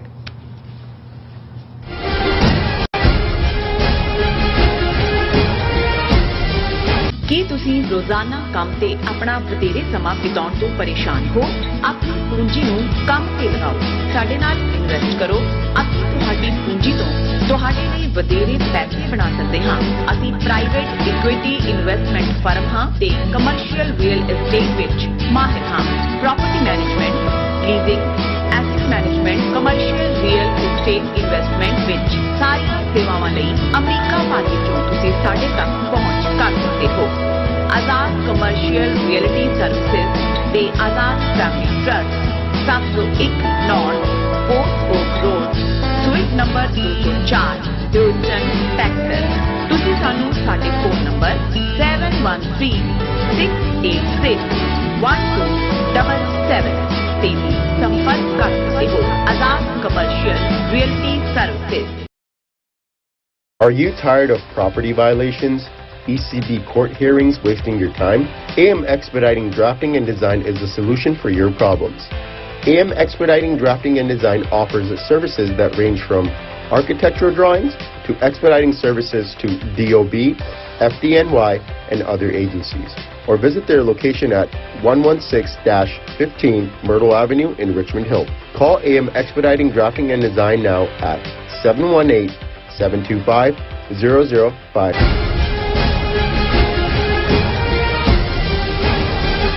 ਦਰਸ਼ਕੋ break ਤੋਂ ਬਾਅਦ ਆਪਾਂ ਤੁਹਾਨੂੰ ਸਭ ਨੂੰ ਜੀ ਆਇਆਂ ਕਹਿੰਦੇ ਆ। ਸੋ ਵੀਅਰਸ ਗੱਲਬਾਤ ਕਰਾਂਗੇ ਕਿ ਬੇਸ਼ੱਕ ਇਸਲਾਮਿਕ ਮੁਲਕਾਂ ਵੱਲੋਂ ਨਬੀ ਮੁਹੰਮਦ ਸਾਹਿਬ ਦੀ ਤੋਹੀਨ ਕਰਨ ਵਾਲੇ ਭਾਰਤ ਸਰਕਾਰ ਦੇ ਖਿਲਾਫ ਜ਼ੋਰਦਾਰ ਪ੍ਰੋਟੈਸਟ ਕੀਤਾ ਹੈ, ਪਰ ਅੱਗੇ ਵੱਧ ਕੇ ਭਾਰਤ ਦੇ ਖਿਲਾਫ ਮਜ਼ਬੂਤ ਕਾਰਵਾਈ ਕਰਨ ਦੀ ਲੋੜ ਹੈ, ਨਹੀਂ ਤਾਂ ਇਹ ਸਿਰਫ ਗੋਂਗਲੂਆਂ ਤੋਂ ਮਿੱਟੀ ਝਾੜਨ ਵਾਲਾ ਹੀ ਕੰਮ ਹੈ। ਸੋ ਇਸ ਬਾਰੇ ਆਪਾਂ ਗੱਲਬਾਤ ਕਰਨ ਜਾ ਰਹੇ ਹਾਂ।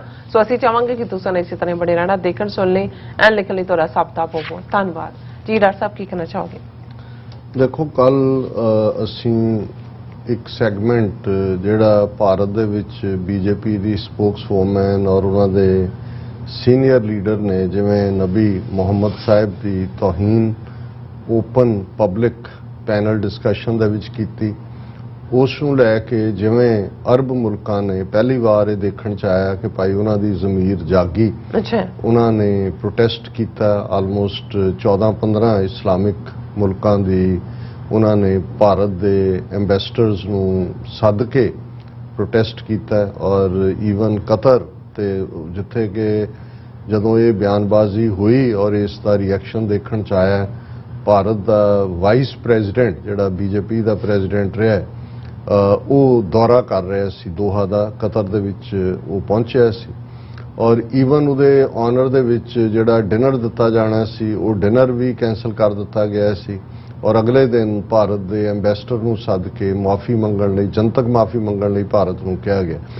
ਔਰ ਇੱਕਦਮ ਇਹ ਸਾਰੇ ਦਾ ਨਤੀਜਾ ਔਰ ਇਹ ਅਸੀਂ ਦੇਖ ਰਹੇ ਹਾਂ ਵੀ ਅਜੇ ਤੱਕ ਵੀ ਇਹ ਖਬਰਾਂ ਜਿਹੜੀਆਂ ਇਜਿਪਟ ਬੇਸਡ ਔਰ parliament ਰਿਜੈਕਟਸ irresponsible remarks against profit, ਇਹ ਜਿਹੜੀ ਅਰਬ ਪਾਰਲੀਮੈਂਟ ਨੇ ਵੀ OIC ਨੇ ਤਾਂ ਪਹਿਲਾਂ ਹੀ ਇਸ ਦੇ ਉੱਤੇ ਸਟਰੋਂਗ ਪੋਜੀਸ਼ਨ ਲਈ ਸੀ।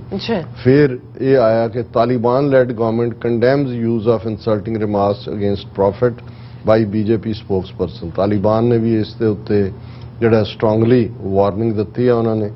Indonesia, Saudi, UAE to condemn insulting remarks against prophet by BJP former spokesperson. Qatar summons Indian ambassador seeks public apology, ਅਸੀਂ ਕੱਲ ਵੀ ਮੈਂਸ਼ਨ ਕੀਤਾ ਸੀ। ਔਰ ਇਸ ਸਾਰੇ ਦੇ ਚੱਲਦਿਆਂ ਫਿਰ ਇਹ ਵੀ ਸਾਹਮਣੇ ਆਇਆ ਕਿ ਭਾਈ ਇਹ ਇੰਡੀਆ ਨੂੰ ਇਹ ਨਹੀਂ ਹੈ ਕਿ ਵੀ ਉਹਨਾਂ ਨੂੰ ਕੋਈ ਉਹਨਾਂ ਦੇ ਅਦਰਵਾਈਜ਼ ਧਮਕੀਆਂ, ਉਹਨਾਂ ਨੂੰ ਤਾਂ ਆਪਣੀ ਜੇਬ ਦਾ ਫਿਕਰ ਪੈ ਗਿਆ ਕਿ almost close to $90 billion the trade, ਕਿਉਂਕਿ ਉਹਨਾਂ ਦੇ ਸੁਪਰ ਸਟੋਰਾਂ ਨੇ ਉਹਨਾਂ ਨੇ ਕਿਹਾ ਵੀ ਕੱਢੋ ਇੱਥੋਂ ਇੰਡੀਆ ਦਾ ਸਟਫ ਬਾਹਰ। ਕੁਝ ਥਾਵਾਂ ਤੇ ਇਹ ਮੁਹਿੰਮ ਵੀ ਚੱਲੀ ਕਿ ਇਹਨਾਂ ਦੇ ਜਿੰਨੇ ਮੈਨੇਜਰ, ਹੁਣ ਕਤਰ ਵਰਗੇ ਮੁਲਕ ਦੇ ਵਿੱਚ ਦੋਹਾ 'ਚ ਮੈਂ ਦੇਖ ਰਿਹਾ ਸੀ ਕਿ ਉਹਨਾਂ ਦੀ 90% ਆਬਾਦੀ ਕਤਰ ਦੇ ਵਾਸੀ ਨਹੀਂ ਹੈਗੇ, ਛੋਟਾ ਜਿਹਾ ਮੁਲਕ ਹੈ ਔਰ ਉਹਦੇ 'ਚ ਸਿਰਫ 10% ਹੀ ਲੋਕਲ ਨੇ, 90% ਬਾਹਰਲੇ ਨੇ ਤੇ ਉਹਨਾਂ ਦੀ ਇਕਨੋਮੀ ਤਾਂ ਠੀਕ ਹੈ। ਜਿਹੜਾ ਉਹਨਾਂ ਨੇ ਕਿਹਾ ਜੀ ਕੱਢੋ ਇਹਨਾਂ ਨੂੰ, ਇੰਡੀਅਨਸ ਨੂੰ ਬਾਹਰ ਕੱਢੋ, ਨੌਕਰੀਆਂ ਤੋਂ ਵੀ ਕੱਢੋ, ਭੇਜੋ ਇਹਨਾਂ ਨੂੰ, ਜਿਹੜਾ ਇਹ ਵਾਪਸ ਭੇਜੋ। ਔਰ ਇਸ ਦੇ ਉੱਤੇ ਵੀ ਫਿਰ ਕਾਫੀ ਰਿਸਰਚ ਵਰਕ ਆਏ ਕਿ ਭਾਈ ਇਹ why India can not ignore the outrage in Gulf countries, ਕਿ ਵੀ ਕਿਸ ਹੱਦ ਤੱਕ ਉਹਨਾਂ ਦੀ ਇੰਡੀਆ ਦੀ ਡਿਪੈਂਡੈਂਸ ਹੈ। Half of remittances to India sent from just 5 Gulf countries. ਜਿੰਨੀ ਭਾਰਤ ਦੀ ਫੋਰਨ ਐਕਸਚੇਂਜ ਹੈ ਉਹਦੇ ਚੋਂ 5 ਮੁਲਕਾਂ ਤੋਂ ਅੱਧੀ ਉਹਦੀ ਫੋਰਨ ਐਕਸਚੇਂਜ ਉਹਨਾਂ ਤੋਂ ਹੈ, UAE, Saudi Arabia, Qatar, Kuwait ਔਰ ਓਮਾਨ। ਫਿਰ 60% ਇੰਡੀਆ ਦਾ ਜਿਹੜਾ ਕਰੂਡ ਆਇਲ ਹੈ ਉਹ ਗਲਫ ਤੋਂ ਆਉਂਦਾ ਹੈ, ਇਰਾਕ ਤੋਂ 22%, ਸਾਊਦੀ ਅਰੇਬੀਆ ਤੋਂ 19%, UAE ਤੋਂ 9%, ਨਾਈਜੀਰੀਆ ਤੋਂ 8%, ਵੈਨਜ਼ੂਏਲਾ ਤੋਂ 7%, ਕੁਵੈਤ ਤੋਂ 5%, ਅਮਰੀਕਾ ਤੋਂ 4%, ਮੈਕਸੀਕੋ ਤੋਂ 4%, ਈਰਾਨ ਤੋਂ 2%। ਸੋ 60% ਜਿਹੜਾ ਆਇਲ ਹੈ ਉਹ ਮੁਸਲਿਮ ਕੰਟਰੀਜ਼, ਗਲਫ ਕੰਟਰੀਜ਼ ਚੋਂ ਹੈ। ਔਰ ਇਸੇ ਤਰ੍ਹਾਂ ਜੇ ਇੰਡੀਆ ਦੇ ਟ੍ਰੇਡ ਪਾਰਟਨਰ ਦੇਖਣੇ ਹੋਣ ਤਾਂ ਤੀਸਰੇ ਨੰਬਰ ਦੇ ਉੱਤੇ UAE is India's 3rd largest trade partner ਕਿ ਜਿਸ ਲੈਵਲ ਦੇ ਉੱਤੇ ਉਹਨਾਂ ਦਾ ਟ੍ਰੇਡ ਹੈ ਔਰ ਫਿਰ ਇਹ ਸਾਰੇ ਦੇ ਨਾਲ ਜਿਹੜੇ ਬਾਕੀ ਟ੍ਰੇਡ ਪਾਰਟਨਰ ਨੇ, ਜਿਵੇਂ ਮੈਂ ਕਿਹਾ ਸੀ, Saudi Arabia, Oman, Iraq, Kuwait, Qatar, Jordan, Bahrain, Lebanon, so almost 86-87 billion dollar ਦੀ ਟ੍ਰੇਡ ਹੈ। ਹੁਣ ਇੰਨਾ ਸਟਰੋਂਗ ਹੋਣ ਦੇ ਬਾਵਜੂਦ ਅਸੀਂ ਅਕਸਰ ਇਹ ਕਹਿੰਦੇ ਰਹੇ ਕਿ ਵੀ ਇੱਕ ਹਫ਼ਤੇ ਲਈ ਇਹਨਾਂ ਦਾ ਬੰਦ ਕਰ ਦਿਓ ਆਇਲ ਟ੍ਰੇਡ। 2.1 ਮਿਲੀਅਨ 21 ਲੱਖ ਭਾਰਤੀ ਨੇ, ਉਹਨਾਂ ਨੂੰ ਕਹੋ ਵੀ ਬੰਨੋ, ਆਪਣੇ ਸਮਾਨ ਕੱਢ ਦਿਓ। ਇੰਡੀਅਨ ਮੁਸਲਮਾਨਾਂ ਨਾਲ ਤਾਂ ਜੋ ਕਰ ਹੀ ਰਹੇ ਨੇ, ਉਹਨਾਂ ਨੂੰ ਕਿੱਥੇ ਕੱਢ ਕੇ ਭੇਜਣਾ ਉਹਨਾਂ ਨੇ, ਉਹ ਫਿਰ ਲੜਨਗੇ ਵਾਪਸ। ਹੁਣ ਇਸ ਸਾਰੇ ਦੇ ਚਲਦਿਆਂ ਕਿ ਇਹ ਸੀ ਮੈਨੂੰ ਕਿ ਵੀ ਹੁਣ ਇੱਕ ਪਿੱਚ ਬਣ ਗਈ, ਔਰ ਕੱਲ ਮੈਂ ਤਾਰੀਫ ਕੀਤੀ ਸੀ ਕਿ ਚਲੋ ਗਟਲੈਸ, ਸਪਾਈਨਲੈਸ, ਟੁੱਥਲੈਸ ਇਹਨਾਂ ਮੁਲਕਾਂ 'ਚ ਇਹਨਾਂ 'ਚ ਗੱਟ ਥੋੜੀ ਜਿਹੀ ਵਾਪਸ ਮੁੜੀ ਹੈ, ਥੋੜੇ ਜਿਹੇ ਦੰਦ ਨਿਕਲਣੇ ਸ਼ੁਰੂ ਹੋਏ ਨੇ, ਥੋੜੀ ਜਿਹੀ ਰੀੜ ਦੀ ਹੱਡੀ ਜਿਹੜੀ ਆ ਉਹ ਭਾਵੇਂ ਇੱਕ ਸਪਰਿੰਗ ਦੇ ਨਾਲ ਹੀ ਖੜੀ ਹੋਈ ਹੈ, ਲੇਕਿਨ ਮੈਨੂੰ ਲੱਗਦਾ ਕਿ ਵੀ ਇਹ ਜਿਹਨੂੰ ਕਹਿੰਦੇ ਨੇ ਉਹ ਹੈ ਤਾਂ ਥੋੜਾ ਜਿਹਾ ਵਲਗਰ ਹੈ, ਪਰ ਇਹ ਸੀ ਨਾ ਕਹਿੰਦੇ ਕਿ ਜੀ ਉੱਠਿਆ ਸ਼ੇਰ ਮਾਂ ਦਾ, ਰਾਤ ਨੂੰ ਸੁੱਤਾ ਉੱਠਿਆ ਹੋਣਾ, ਉਹਨੇ ਕਿਹਾ ਜੀ ਉੱਠਿਆ ਸ਼ੇਰ ਮਾਂ ਦਾ, ਉੱਠਿਆ ਪੁੱਤ ਮਾਂ ਦਾ।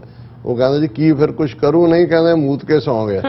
ਹੁਣ ਜੇ ਤਾਂ ਸਿਰਫ ਇੰਨਾ ਕੀ ਰੱਖਣਾ ਸੀ ਕਿ ਜੀ ਦੇਖੋ ਆਪਣਾ ਉਹਨਾਂ ਦੀ ਜਿਹੜੀ ਲੋਕ ਨੇ ਉਹਨਾਂ ਦੇ ਪ੍ਰੋਟੈਸਟ ਨੂੰ ਕਰਨ ਲਈ, ਅਦਰਵਾਈਜ਼ ਜੇ ਸਟਰੋਂਗ ਡਿਪਲੋਮੈਟਿਕ ਐਕਸ਼ਨ ਵੀ ਕੋਈ ਇਸ ਦੇ ਉੱਤੇ ਆਉਂਦਾ ਹੈ, ਉਹ ਤਾਂ ਇਹੀ ਸੀ ਕਿ ਵੀ ਉਹ ਡਿਨਰ ਤਾਂ ਕੈਂਸਲ ਕਰਨ ਲੱਗੇ। ਵੀ ਇਹ ਨਹੀਂ ਕਿਹਾ ਜੀ ਅਸੀਂ ਇਸ ਦੂਜੇ 'ਚ ਕਰ ਰਹੇ ਹਾਂ, ਉਹਨਾਂ ਨੇ ਕਿਹਾ ਜੀ ਕਿਉਂਕਿ ਜਿਹੜੇ ਪ੍ਰਿੰਸ ਨੇ ਆਉਣਾ ਸੀ ਉਹ ਬਿਮਾਰ ਹੈ, ਡਿਊ ਟੂ ਮੈਡੀਕਲ ਰੀਜ਼ਨਸ ਅਸੀਂ ਕੈਂਸਲ ਕਰ ਰਹੇ ਹਾਂ। ਇੱਕ ਤਾਂ ਇਹ ਹੁੰਦਾ ਕਿ ਵੀ ਤੁਸੀਂ ਵਾਪਸ ਭੇਜਦੇ ਹੋ ਵੀ ਜਾਓ ਜਾ ਕੇ ਮਾਫੀ ਮੰਗੋ, ਦੂਸਰਾ ਕੋਈ ਨਾ ਕੋਈ ਟ੍ਰੇਡ ਐਮਬਾਰਗੋ ਦੀ ਤੁਸੀਂ ਗੱਲ ਕਰਦੇ ਹੋ ਕਿ ਭਾਈ ਇਹ ਹੋਏਗਾ। ਹੁਣ ਇਸ ਦੇ ਉਲਟ ਜਦੋਂ ਇਹ ਅਜੇ ਕੋਈ ਉਹਨਾਂ ਨੇ ਨਾ ਪਬਲਿਕ ਮਾਫੀ ਮੰਗੀ ਹੈ ਇੰਡੀਆ ਨੇ, ਉਹਨਾਂ ਨੇ ਆਪਣੀ ਐਕਸਪਲੇਨੇਸ਼ਨ 3-4 ਪੁਆਇੰਟ ਦੇ ਕੇ ਆਪਣੇ ਐਮਬੈਸਡਰਾਂ ਨੂੰ ਕਿਹਾ ਕਿ ਜੀ OIC ਦੇ ਨਾਲ ਔਰ ਦੂਸਰਾ ਜਿਹੜੇ ਉਹਨਾਂ ਦੇ ਮੁਲਕ ਨੇ ਉਹਨਾਂ ਨਾਲ ਰਾਬਤਾ ਕਰੋ, ਔਰ ਇਸ ਦੇ ਨਾਲ ਉਹ ਇਹ ਵੀ ਉਹਨਾਂ 4 ਨੁਕਤਿਆਂ 'ਚ ਵੀ ਇਹ ਹੈ ਕਿ controversial remarks against profit India hits out at Pakistan for criticism. ਉਹਨੇ ਕਿਹਾ ਜੀ ਕਿ ਇਹ ਪਾਕਿਸਤਾਨ ਤੋਂ ਬਚੋ, ਇਹ OIC ਨੂੰ ਕਹਿ ਰਹੇ ਨੇ ਜੀ ਸਾਡੇ ਖਿਲਾਫ ਇੱਕ ਦੁਰਭਾਵਨਾ ਦੇ ਨਾਲ ਇਹ ਜਿਹੜਾ ਮੁਲਕ ਕਰ ਰਿਹਾ। ਸੋ ਮਤਲਬ ਨਾ ਤਾਂ ਉਹਨਾਂ ਨੇ ਗਿਲਟ ਮੰਨਿਆ ਫਿਰ ਇਹ ਕਿ ਜੀ ਅਸੀਂ ਉਹਨੂੰ ਸਸਪੈਂਡ ਕਰਤਾ, ਇੱਕ ਨੂੰ ਉਹ ਸਪੋਕਸਵੂਮਨ ਜਿਹੜੀ ਹੈ ਉਹ ਤੇ ਦੂਜੇ ਨੂੰ ਕੱਢਤਾ ਇਹ, ਔਰ ਠੀਕ ਕਿਹਾ ਅੱਜ ਉਹਨੇ ਪੀ ਚਿਦੰਬਰਮ ਨੇ ਜਾਂ ਦੂਜੇ ਨੇ, ਉਹਨੇ ਕਿਹਾ ਉਹ ਤਾਂ ਮਾਈਕ੍ਰੋਫੋਨ ਨੇ ਉਹਨਾਂ ਦੇ, ਅਸਲੀ ਜਿਹੜੇ ਉਹਨਾਂ ਦੇ ਨੇ ਐਕਸ਼ਨ ਤਾਂ ਇਹ ਹੈ ਕਿ ਮੋਹਨ ਭਾਗਵਤ ਔਰ ਮੋਦੀ ਉਹ ਆਈਡੀਓਲੋਜੀ ਕੈਰੀ ਕਰ ਰਹੇ ਨੇ ਹਿੰਦੂਤਵਾਦੀ, ਜਿਹੜੇ ਅੱਗੇ ਦੋ ਰੱਖੇ ਹੋਏ ਨੇ ਉਹ ਤਾਂ ਉਹਨਾਂ ਦੇ ਹੀ ਸਪੋਕਸਮੈਨ, ਉਹਨਾਂ ਦੀ ਆਈਡੀਓਲੋਜੀ ਹੈ, ਉਹਨਾਂ ਨੇ ਕੋਈ ਉਹਦੇ ਨਾਲ ਨਹੀਂ ਕੀਤਾ ਹੈ ਕਿ ਜੀ ਉਹਨਾਂ ਨੇ ਕੋਈ ਉਹ ਆਈਡੀਓਲੋਜੀ ਵਾਪਸ ਲੈ ਲਈ ਹੈ, ਮੁਆਫੀ ਵੀ ਕੋਈ ਜਨਤਕ ਤੌਰ ਤੇ ਨਹੀਂ ਮੰਗੀ। ਫਿਰ ਐਸਾ ਕੀ ਰੀਜ਼ਨ ਹੈ ਕਿ ਵੀ ਇੱਕ ਇਸ ਕਿਸਮ ਦਾ ਸਨਬ ਦੇਣ ਤੋਂ ਬਾਅਦ ਸਾਰੇ ਜਿਹੜੀ ਹੈ ਉਹ ਖਾਮੋਸ਼ੀ ਪਸਰੀ ਹੋਈ ਹੈ। ਰਾਦਰ ਜਦੋਂ ਅਸੀਂ ਇਹ ਗੱਲ ਕਰ ਰਹੇ ਹਾਂ ਕਿ ਇੱਕ ਪਾਸੇ ਇਹ ਹੈ ਕਿ remark on prophet Muslim countries to let matter rest after expressing their protest. Despite summoning Indian envoy on the issue, Iran foreign minister arrived in New Delhi on Tuesday. ਇਹ ਹੁਣ ਇੰਡੀਅਨ ਮੀਡੀਆ ਕਹਿ ਰਿਹਾ ਕਿ ਵੀ ਉਹਨਾਂ ਨੇ ਉਹਨਾਂ protest ਕਰਕੇ ਉਹ ਪਿੱਛੇ ਹਟ ਗਏ ਨੇ। ਉਹਨਾਂ ਨੇ ਕਿਹਾ ਵੀ ਜੇ ਇਹ ਨਾ ਹੁੰਦਾ ਤੇ ਈਰਾਨ ਦਾ ਫੋਰਨ ਮਿਨਿਸਟਰ ਜਿਹੜਾ ਉਹ ਦਿੱਲੀ ਆ ਰਿਹਾ 3 ਰੋਜ਼ਾ ਦੌਰੇ ਦੇ ਉੱਤੇ, ਔਰ ਇਸ ਦੇ ਉੱਤੇ ਉਹਨਾਂ ਨੇ ਕਿਹਾ ਕਿ ਵੀ ਇਹ ਦੇਖੋ ਈਵਨ ਈਰਾਨ ਨੇ ਵੀ ਜਿਹੜਾ ਉਹ ਇੰਡੀਆ ਦੇ ਐਮਬੈਸਡਰ ਨੂੰ ਤਹਿਰਾਨ 'ਚ ਸੱਦ ਕੇ ਪ੍ਰੋਟੈਸਟ ਕੀਤਾ ਸੀ, ਪਰ ਹੁਣ ਉਹਨਾਂ ਦੇ ਜਿਹੜੇ ਫੋਰਨ ਮਿਨਿਸਟਰ ਨੇ ਹੁਸੈਨ ਅਮੀਰ ਐਬਲੋਦਿਹਾਨ ਉਹ ਜਿਹੜੇ ਨੇ ਉਹ ਉਹਨਾਂ ਨੇ ਮਿਲਣਾ ਐਸ ਜੈ ਸ਼ੰਕਰ ਨੂੰ, ਔਰ 2 ਦਿਨ ਉਹਨਾਂ ਨੇ ਹੋਰ ਰਹਿਣਾ। Then he will travel to Mumbai and Hyderabad to meet Indian businessman and religious scholars. So ਮਤਲਬ ਹੁਣ ਕਿਹੜੇ ਰਿਲੀਜੀਅਸ ਸਕਾਲਰਸ ਤੇ ਬਿਜ਼ਨਸਮੈਨ ਤੇ ਕੀ ਹੈ, ਸੋ ਉਹਦੇ ਤੋਂ ਹੀ ਮੈਨੂੰ ਲੱਗਾ ਕਿ ਵੀ ਇਸ ਚੋਂ ਤਾਂ ਕੋਈ ਬਹੁਤਾ ਕੱਢਣ ਪਾਉਣ ਨੂੰ ਲੱਗਦਾ ਨਹੀਂ। ਹਾਂ ਇੱਕ ਗੱਲ ਜਿਹੜੀ ਪਤਾ ਨਹੀਂ ਜੈਨੂਨ ਹੈ ਜਾਂ ਨਹੀਂ ਹੈ, ਜਿਹੜੀ ਇਹਨਾਂ ਨੂੰ ਵਕਤ ਪਾ ਸਕਦੀ ਹੈ, ਉਹ ਇਹੀ ਹੈ al Qaeda in Indian subcontinent threatens to attack India after prophet controversy. The group is believed to have members in India, Pakistan, Bangladesh, Myanmar. ਇਹ ਅਲ ਕਾਇਦਾ ਵਾਲਿਆਂ ਨੇ ਕਿਹਾ ਕਿ ਵੀ ਜੋ ਤੁਸੀਂ ਇਹ ਕਰਤੂਤ ਕੀਤੀ ਹੈ ਜਿਹੜੀ ਹੈ ਨਬੀ ਦੀ ਸ਼ਾਨ ਦੇ ਖਿਲਾਫ, ਜੋ ਤੁਸੀਂ ਕਿਹਾ ਅਸੀਂ ਦਿੱਲੀ, ਮੁੰਬਈ, ਯੂਪੀ ਤੇ ਗੁਜਰਾਤ ਦੇ ਵਿੱਚ ਤੁਹਾਨੂੰ ਜਿਹੜਾ ਹੈ ਉਹ ਸਬਕ ਦੇਵਾਂਗੇ। ਹੁਣ ਵੈਦਰ ਇਹ ਇਹਨਾਂ ਨੇ ਖੁਦ ਹੀ ਫੇਕ ਖੜੀ ਕਰਤੀ ਤਾਂ ਕਿ ਕਿਉਂਕਿ ਅਲ-ਕਾਇਦਾ ਤੋਂ ਤਾਂ ਇਹ ਵੀ ਸਾਊਦੀ ਅਰੇਬੀਆ ਦੂਜੇ ਤੀਜੇ ਵੀ ਡਰਦੇ ਨੇ, ਕਿਉਂਕਿ ਆਲਰੇਡੀ ਉਸੇ ਦੇ ਖਿਲਾਫ ਉਹਨਾਂ ਨੇ ਗਰੁੱਪ, ਇਹ ਫੇਕ ਵੀ ਹੋ ਸਕਦੀ ਹੈ, ਪਰ ਇਸ ਚੋਂ ਮੈਂ ਸਮਝਦਾ ਕਿ ਜੇ ਕੋਈ ਜੈਨੂਨ ਉਹਨਾਂ ਨੂੰ ਕੋਈ ਖੌਫ ਦੇ ਸਕਦਾ ਹੈ, ਉਹਨਾਂ ਨੇ ਕਿਹਾ in response to this affront the hearts of Muslims all over the world are bleeding and are filled with feelings of revenge and retribution, the statement said. Al-Qaeda ਦੀ ਇਹ statement ਹੈ ਔਰ ਉਹਨਾਂ ਨੇ ਕਿਹਾ ਕਿ ਵੀ ਅਸੀਂ the group is believed to have members ਇਹ ਸਾਰੇ ਪਾਸੇ ਨੇ ਔਰ ਉਹਨਾਂ ਨੇ ਕਿਹਾ ਜੀ ਅਸੀਂ ਤੁਹਾਨੂੰ ਇਸ ਦਾ ਜਵਾਬ ਦੇਵਾਂਗੇ। ਪਰ ਮੈਨੂੰ ਇਹ ਲੱਗਦਾ ਕਿ ਵੀ ਇਹਨਾਂ ਨੇ ਅਗੇਨ ਪੰਜਾਬੀ ਦਾ ਲਫ਼ਜ਼ ਹੈ ਪਰ ਇਹ ਕਹਿੰਦਾ ਠੀਕ ਹੈ ਕਿ ਵੀ ਇਹਨਾਂ ਨੇ ਬਹੁਤ ਜਲਦੀ ਮੋਕ ਮਾਰ ਲਈ ਹੈ, ਉਸ ਤੋਂ ਨਿਕਲਣ ਪਾਣ ਨੂੰ ਕੱਢਣ ਪਾਣ ਨੂੰ ਬਹੁਤਾ ਕੁਝ ਲੱਗਦਾ ਨਹੀਂ ਹੈ। ਹਾਲਾਂਕਿ ਇਹ ਵੀ ਆਇਆ ਇੱਕ ਟਵੀਟ ਹੈ ਨਾਲ ਸਾਊਦੀ ਅਰੇਬੀਆ ਦੇ ਕਿੰਗ ਦੀ ਔਰ ਪੁਤਿਨ ਦੀ ਫੋਟੋ ਹੈ, ਰੂਸ ਦੇ ਪੁਤਿਨ ਨੇ ਵੀ ਇੰਡੀਆ ਨੂੰ ਸਲਾਹ ਦਿੱਤੀ ਹੈ ਕਿ ਵੀ ਇਹ ਮਤ ਕਰੋ ਇਹ ਕੰਮ, ਪਰ ਇਹ ਪੁਤਿਨ ਨੂੰ ਵੀ ਪਤਾ ਹੈ ਤਾਂ ਦੂਜਿਆਂ ਨੂੰ ਵੀ ਪਤਾ ਹੈ ਕਿ ਭਾਈ ਉਹਨਾਂ ਨੇ ਤਾਂ ਡੈਲੀਬਰੇਟਲੀ ਉਹਨਾਂ ਦੀ ਤਾਂ ਨੀਤੀ ਹਿੰਦੁਸਤਾਨ ਦੀ ਹੈ, ਕੋਈ ਨਵੀਂ ਗੱਲ ਨਹੀਂ ਉਹਨਾਂ ਨੇ ਕੀਤੀ। ਸਿਰਫ ਇਹ ਹੈ ਵੀ ਉਹਨਾਂ ਨੇ ਜਿਹੜੇ ਜੋ ਕੁਝ ਹਿੰਦੂਤਵਾਦੀ ਆਈਡੀਓਲੋਜੀ ਹੈ ਉਹਨੂੰ ਹੀ ਉਹਨਾਂ ਦੀ ਸਪੋਕਸਵੂਮਨ ਨੇ ਬਿਆਨ ਕੀਤਾ। ਇਸ ਕਿਸਮ ਦੀਆਂ ਗੱਲਾਂ ਅਕਸਰ ਉਹ ਆਪਣੇ ਜਲਸਿਆਂ ਜਲੂਸਾਂ ਔਰ ਆਪਣੀਆਂ ਸ਼ਾਖਾਵਾਂ ਦੇ ਵਿੱਚ ਕਰਦੇ ਨੇ, ਸਾਰੇ ਹੀ ਮਜ਼ਹਬਾਂ ਦੇ ਖਿਲਾਫ ਕਰਦੇ ਨੇ ਅਦਰ ਦੈਨ ਕਿ ਉਹਨਾਂ ਦਾ ਆਪਣਾ ਹਿੰਦੂਤਵਾਦ। ਬਿਲਕੁਲ ਜੀ ਡਾਕਟਰ ਸਾਹਿਬ ਤੁਹਾਡਾ ਬਹੁਤ ਬਹੁਤ ਸ਼ੁਕਰੀਆ। ਸੋ ਇੱਥੇ ਲੈਣਾ ਬ੍ਰੇਕ। ਵਿਊਅਰਸ ਤੁਸੀਂ ਕਿਤੇ ਨਹੀਂ ਜਾਣਾ, ਮਿਲਦੇ ਹਾਂ after this short break.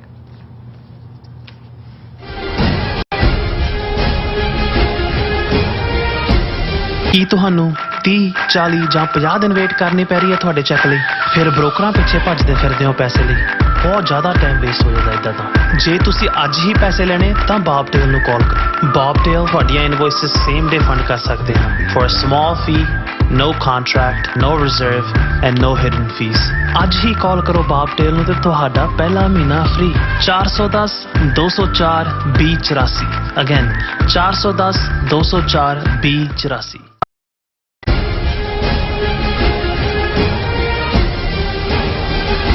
Viewers welcome back on program. So viewers end ਵਾਲੇ ਸੈਕਸ਼ਨ ਵਿੱਚ ਗੱਲਬਾਤ ਕਰਾਂਗੇ ਕਿ ਸਿੱਖ ਲੀਡਰ ਸ਼੍ਰੋਮਣੀ ਅਕਾਲੀ ਦਲ ਅੰਮ੍ਰਿਤਸਰ ਦੇ ਪ੍ਰਧਾਨ ਸਰਦਾਰ ਸਿਮਰਨਜੀਤ ਸਿੰਘ ਮਾਨ ਨੇ ਨਬੀ ਮੁਹੰਮਦ ਸਾਹਿਬ ਦੀ ਸ਼ਾਨ ਦੇ ਖਿਲਾਫ ਬੀਜੇਪੀ ਲੀਡਰਾਂ ਵੱਲੋਂ ਕੀਤੀ ਗਈ ਬਿਆਨਬਾਜ਼ੀ ਦਾ ਸਖਤ ਨੋਟਿਸ ਜਿਹੜਾ ਉਹ ਲਿਆ। ਸੋ ਇਸ ਬਾਰੇ ਆਪਾਂ ਗੱਲਬਾਤ ਕਰਨ ਜਾ ਰਹੇ ਹਾਂ ਔਰ ਨਾਲ ਹੀ ਗੁਰਬਾਣੀ ਵਿਚਾਰਨ ਦੀ ਸਾਂਝ ਤੋੜਨਾ ਪਾਈ ਜਾਏਗੀ। ਸੋ ਅਸੀਂ ਚਾਹਾਂਗੇ ਕਿ ਤੁਸੀਂ ਸਾਨੂੰ ਇਸੇ ਤਰ੍ਹਾਂ ਬੜੇ ਰਹਿਣਾ, ਦੇਖਣ ਸੁਣ ਲਈ ਐਂਡ ਲਿਖਣ ਲਈ ਤੁਹਾਡਾ ਸਭ ਦਾ ਬਹੁਤ ਬਹੁਤ ਸ਼ੁਕਰੀਆ।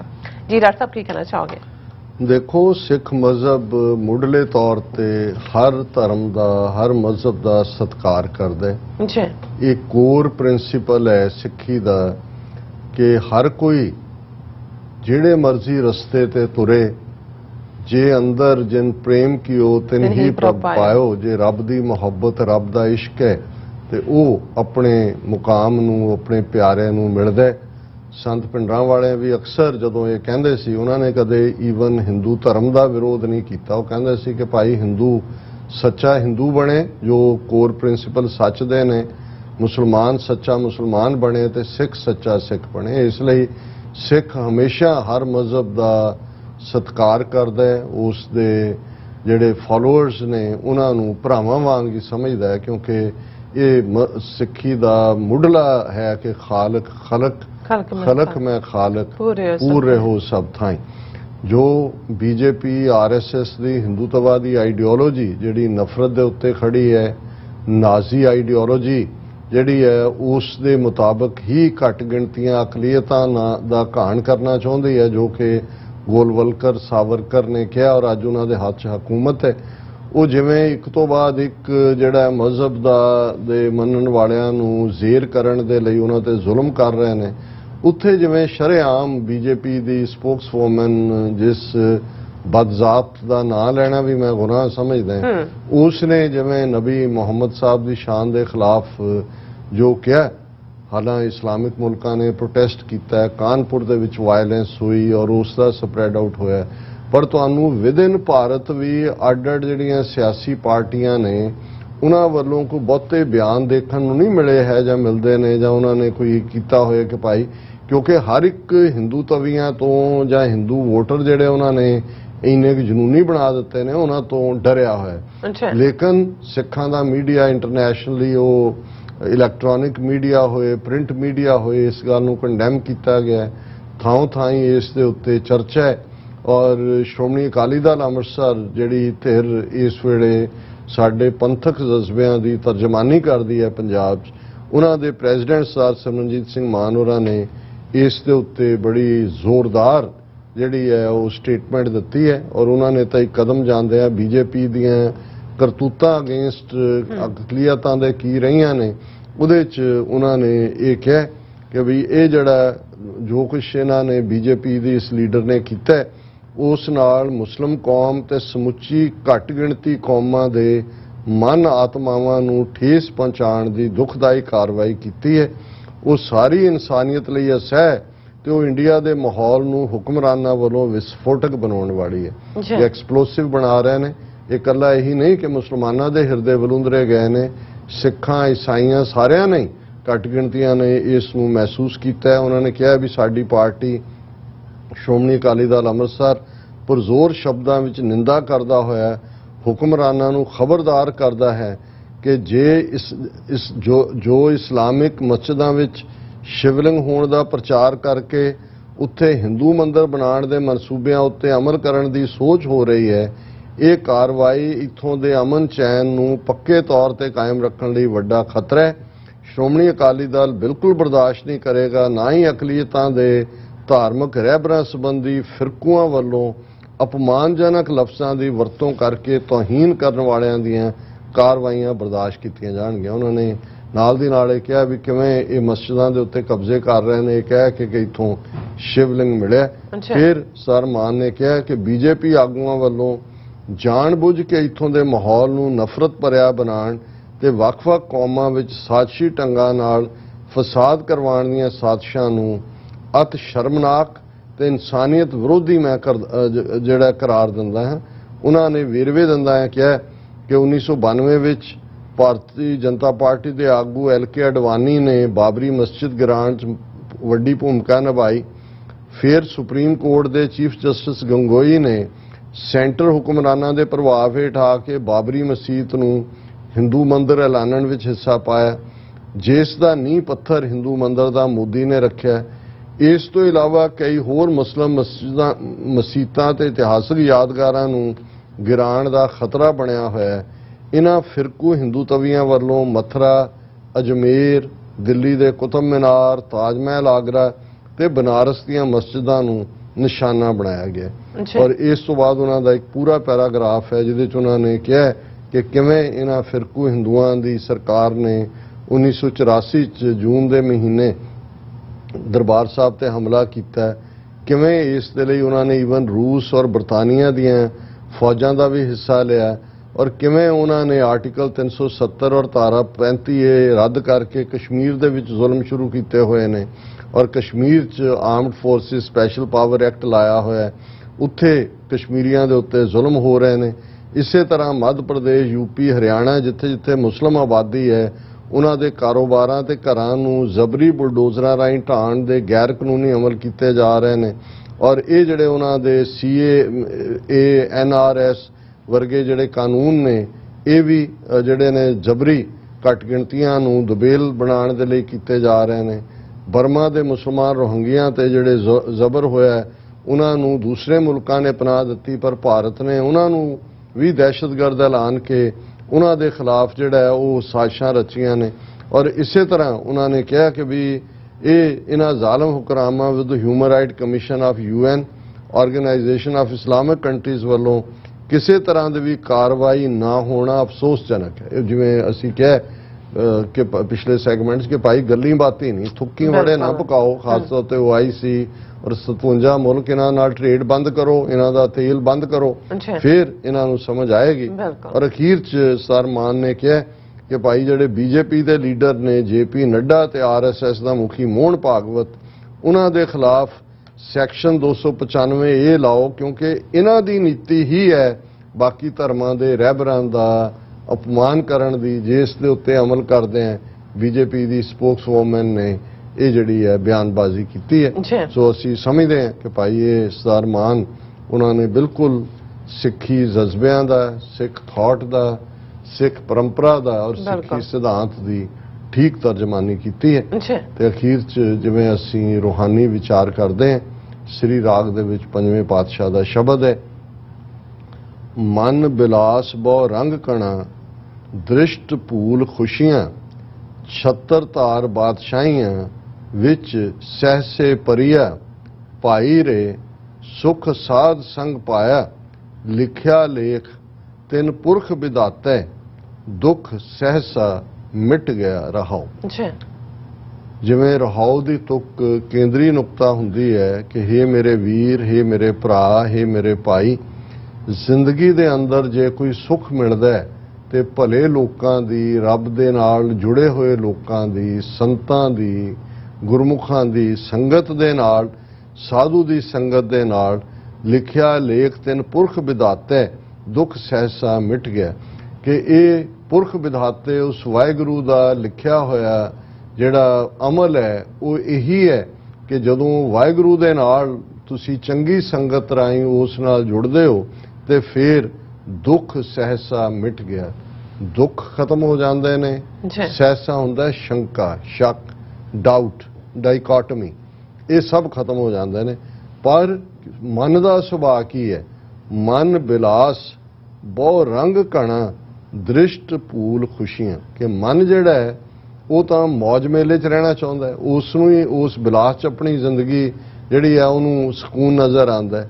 ਬਹੁ ਰੰਗ ਘਣਾ ਦ੍ਰਿਸ਼ਟ, ਅੱਖਾਂ ਜਿਹੜੀਆਂ ਨੇ ਉਹ ਦੁਨਿਆਵੀ ਰੰਗ ਦੇਖਦੀਆਂ ਨੇ। ਜਿਵੇਂ ਉਹਨੇ ਚਾਤਰਕ ਨੇ ਕਿਹਾ ਜੀ, ਅੱਖੀਓ ਤੱਕਣਾ ਕੰਮ ਤੁਹਾਡਾ, ਕੌਣ ਕਹੇ ਤੁਸੀਂ ਤੱਕੋ ਨਾ। ਪਰ ਕੀ ਦੇਖਣਾ ਹੈ? ਇੱਕ ਪਾਸੇ ਇਹ ਹੈ ਕਿ ਇਹ ਨੇਤਰੋ ਮੇਰਿਓ ਇਹ ਵਿਸ ਸੰਸਾਰ ਤੁਮ ਦੇਖਦੇ, ਇਹ ਉਹ ਹਰ ਕਾ ਰੂਪ ਹੈ, ਹਰ ਰੂਪ ਨਦਰੀ ਆਇਆ। ਇਹ ਹੈ ਰੂਹਾਨੀ ਦਿੱਖ ਕਿ ਜਿਹਦੇ 'ਚ ਤੁਹਾਡੀਆਂ ਮਾਦੀ ਅੱਖਾਂ ਉਹਨਾਂ ਰੂਹਾਨੀ ਅੱਖਾਂ ਦੇ ਨਾਲ ਜੁੜਦੀਆਂ ਨੇ ਔਰ ਦੇਖਦੀਆਂ ਨੇ ਕਿ ਭਾਈ ਸਾਰੀ ਕਾਇਨਾਤ ਬਲਿਹਾਰੀ ਕੁਦਰਤ ਵਸਿਆ ਤੇਰਾ ਅੰਤ ਨਾ। ਤੁਸੀਂ ਉਸ ਦਾ ਆਨੰਦ ਮਾਣ ਰਹੇ ਹੋ। ਤੇ ਦੁਨਿਆਵੀ ਅੱਖਾਂ ਜਿਹਨੂੰ ਇਹ ਹੈ ਕਿ ਅੱਖੀਆਂ ਵੇਖ ਨਾ ਰੱਜੀਆਂ ਬਹੁ ਰੰਗ ਤਮਾਸ਼ੇ। ਇੱਕ ਉਹ ਅੱਖਾਂ ਨੇ ਜਿਹੜੀਆਂ ਰੂਪ ਤੱਕਦੀਆਂ ਨੇ, ਜਿਹਨੂੰ ਗੁਰੂ ਸਾਹਿਬ ਨੇ ਵਰਜਿਤ ਕੀਤਾ, ਪਰਤਰਿਆ ਰੂਪ ਨਾ ਪੇਖੈ ਨੇਤਰ। ਹੇ ਮੇਰੀਆਂ ਅੱਖੋਂ ਬਗਾਨੀ ਇਸਤਰੀਆਂ ਦੇ ਰੂਪ ਦੇ ਉੱਤੇ ਲੁਭਾਇਮਾਨ ਨਾ ਹੋ, ਕਿਉਂਕਿ ਇਹੀ ਮਨ ਦਾ ਸੁਭਾਅ। ਮਨ ਬਿਲਾਸ ਬਹੁ ਰੰਗ ਘਣਾ ਦ੍ਰਿਸ਼ਟ ਭੂਲ ਖੁਸ਼ੀਆਂ। ਇਹ ਅੱਖਾਂ ਦੁਨੀਆ ਦੀ ਇਹ ਦ੍ਰਿਸ਼ਟ ਦੇਖ ਕੇ ਨਜ਼ਾਰੇ ਨੂੰ, ਅਸਲੀਅਤ ਨੂੰ ਭੁੱਲ ਜਾਂਦੀਆਂ ਨੇ, ਰੱਬ ਨੂੰ ਭੁੱਲ ਜਾਂਦੀਆਂ ਨੇ। ਛਤਰ ਧਾਰ ਬਾਦਸ਼ਾਹੀਆਂ ਵਿੱਚ ਸਹਿਸੇ ਪਰੀਆਂ, ਜਿਨ੍ਹਾਂ ਨੂੰ ਬਾਦਸ਼ਾਹਤ ਮਿਲਦੀ ਹੈ, ਜਿਨ੍ਹਾਂ ਦੇ ਛਤਰ ਝੂਲਦੇ ਨੇ, ਉਹ ਉਹਦੇ ਵਿੱਚ ਗਲਤਾਨ ਸ਼ੰਕਿਆਂ ਦੇ ਵਿੱਚ ਗਵਾਚ ਜਾਂਦੇ ਨੇ। ਫਿਰ ਜੇਤੇ ਥਾਨ ਥਨੰਤਰਾ ਤੇਤੇ ਭਵ ਆਇਆ, ਧਨ ਪਾਤੀ ਵੱਡ ਭੂਮੀਆਂ ਮੇਰੀ ਮੇਰੀ ਕਰ ਭਰਿਆ। ਕਿ ਇਹ ਗੁਰੂ ਸਾਹਿਬ ਨੇ ਕਿਹਾ ਵੀ ਪਵਿੱਤਰ ਭਵ ਲੈ ਜਾਇਆ, ਜਿੱਥੇ ਮਰਜ਼ੀ ਦੁਨੀਆ ਦੇ ਵਿੱਚ ਲੋਫਰਿੰਗ ਕਰ ਲੈ। ਜੇਤੇ ਥਾਨ ਥਨੰਤਰਾ ਤੇਤੇ ਭਵ ਆਇਆ, ਉੱਥੇ ਤੂੰ ਭਵ ਕੇ ਆ ਜਾ, ਉੱਥੇ ਜਿਹੜਾ ਉਹ ਫਿਰ ਤੁਰ ਕੇ ਆ ਜਾ। ਧਨ ਪਾਤੀ ਵੱਡ ਭੂਮੀਆਂ ਮੇਰੀ ਮੇਰੀ ਕਰ। ਧਨ ਪਾਤੀ ਹੈ ਧਨਵਾਨ, ਧਨਾੜ। ਵੱਡ ਭੂਮੀਆਂ ਵੱਡੇ ਜ਼ਿਮੀਦਾਰ। ਹੁਣ ਦੋ ਹੀ ਚੀਜ਼ਾਂ ਦਾ ਮਾਣ ਹੈ, ਜ਼ਮੀਨ ਦਾ, ਜਾਇਦਾਦ ਦਾ। ਉਹਨਾਂ ਨੇ ਕਿਹਾ ਕਿ ਭਾਈ ਮੇਰੀ ਮੇਰੀ ਕਰ ਭਰਿਆ, ਮੇਰਾ ਧਨ, ਮੇਰੀ ਜਾਇਦਾਦ, ਇਹਦੇ 'ਚ ਤੂੰ ਫਸਿਆ ਹੋਇਆ।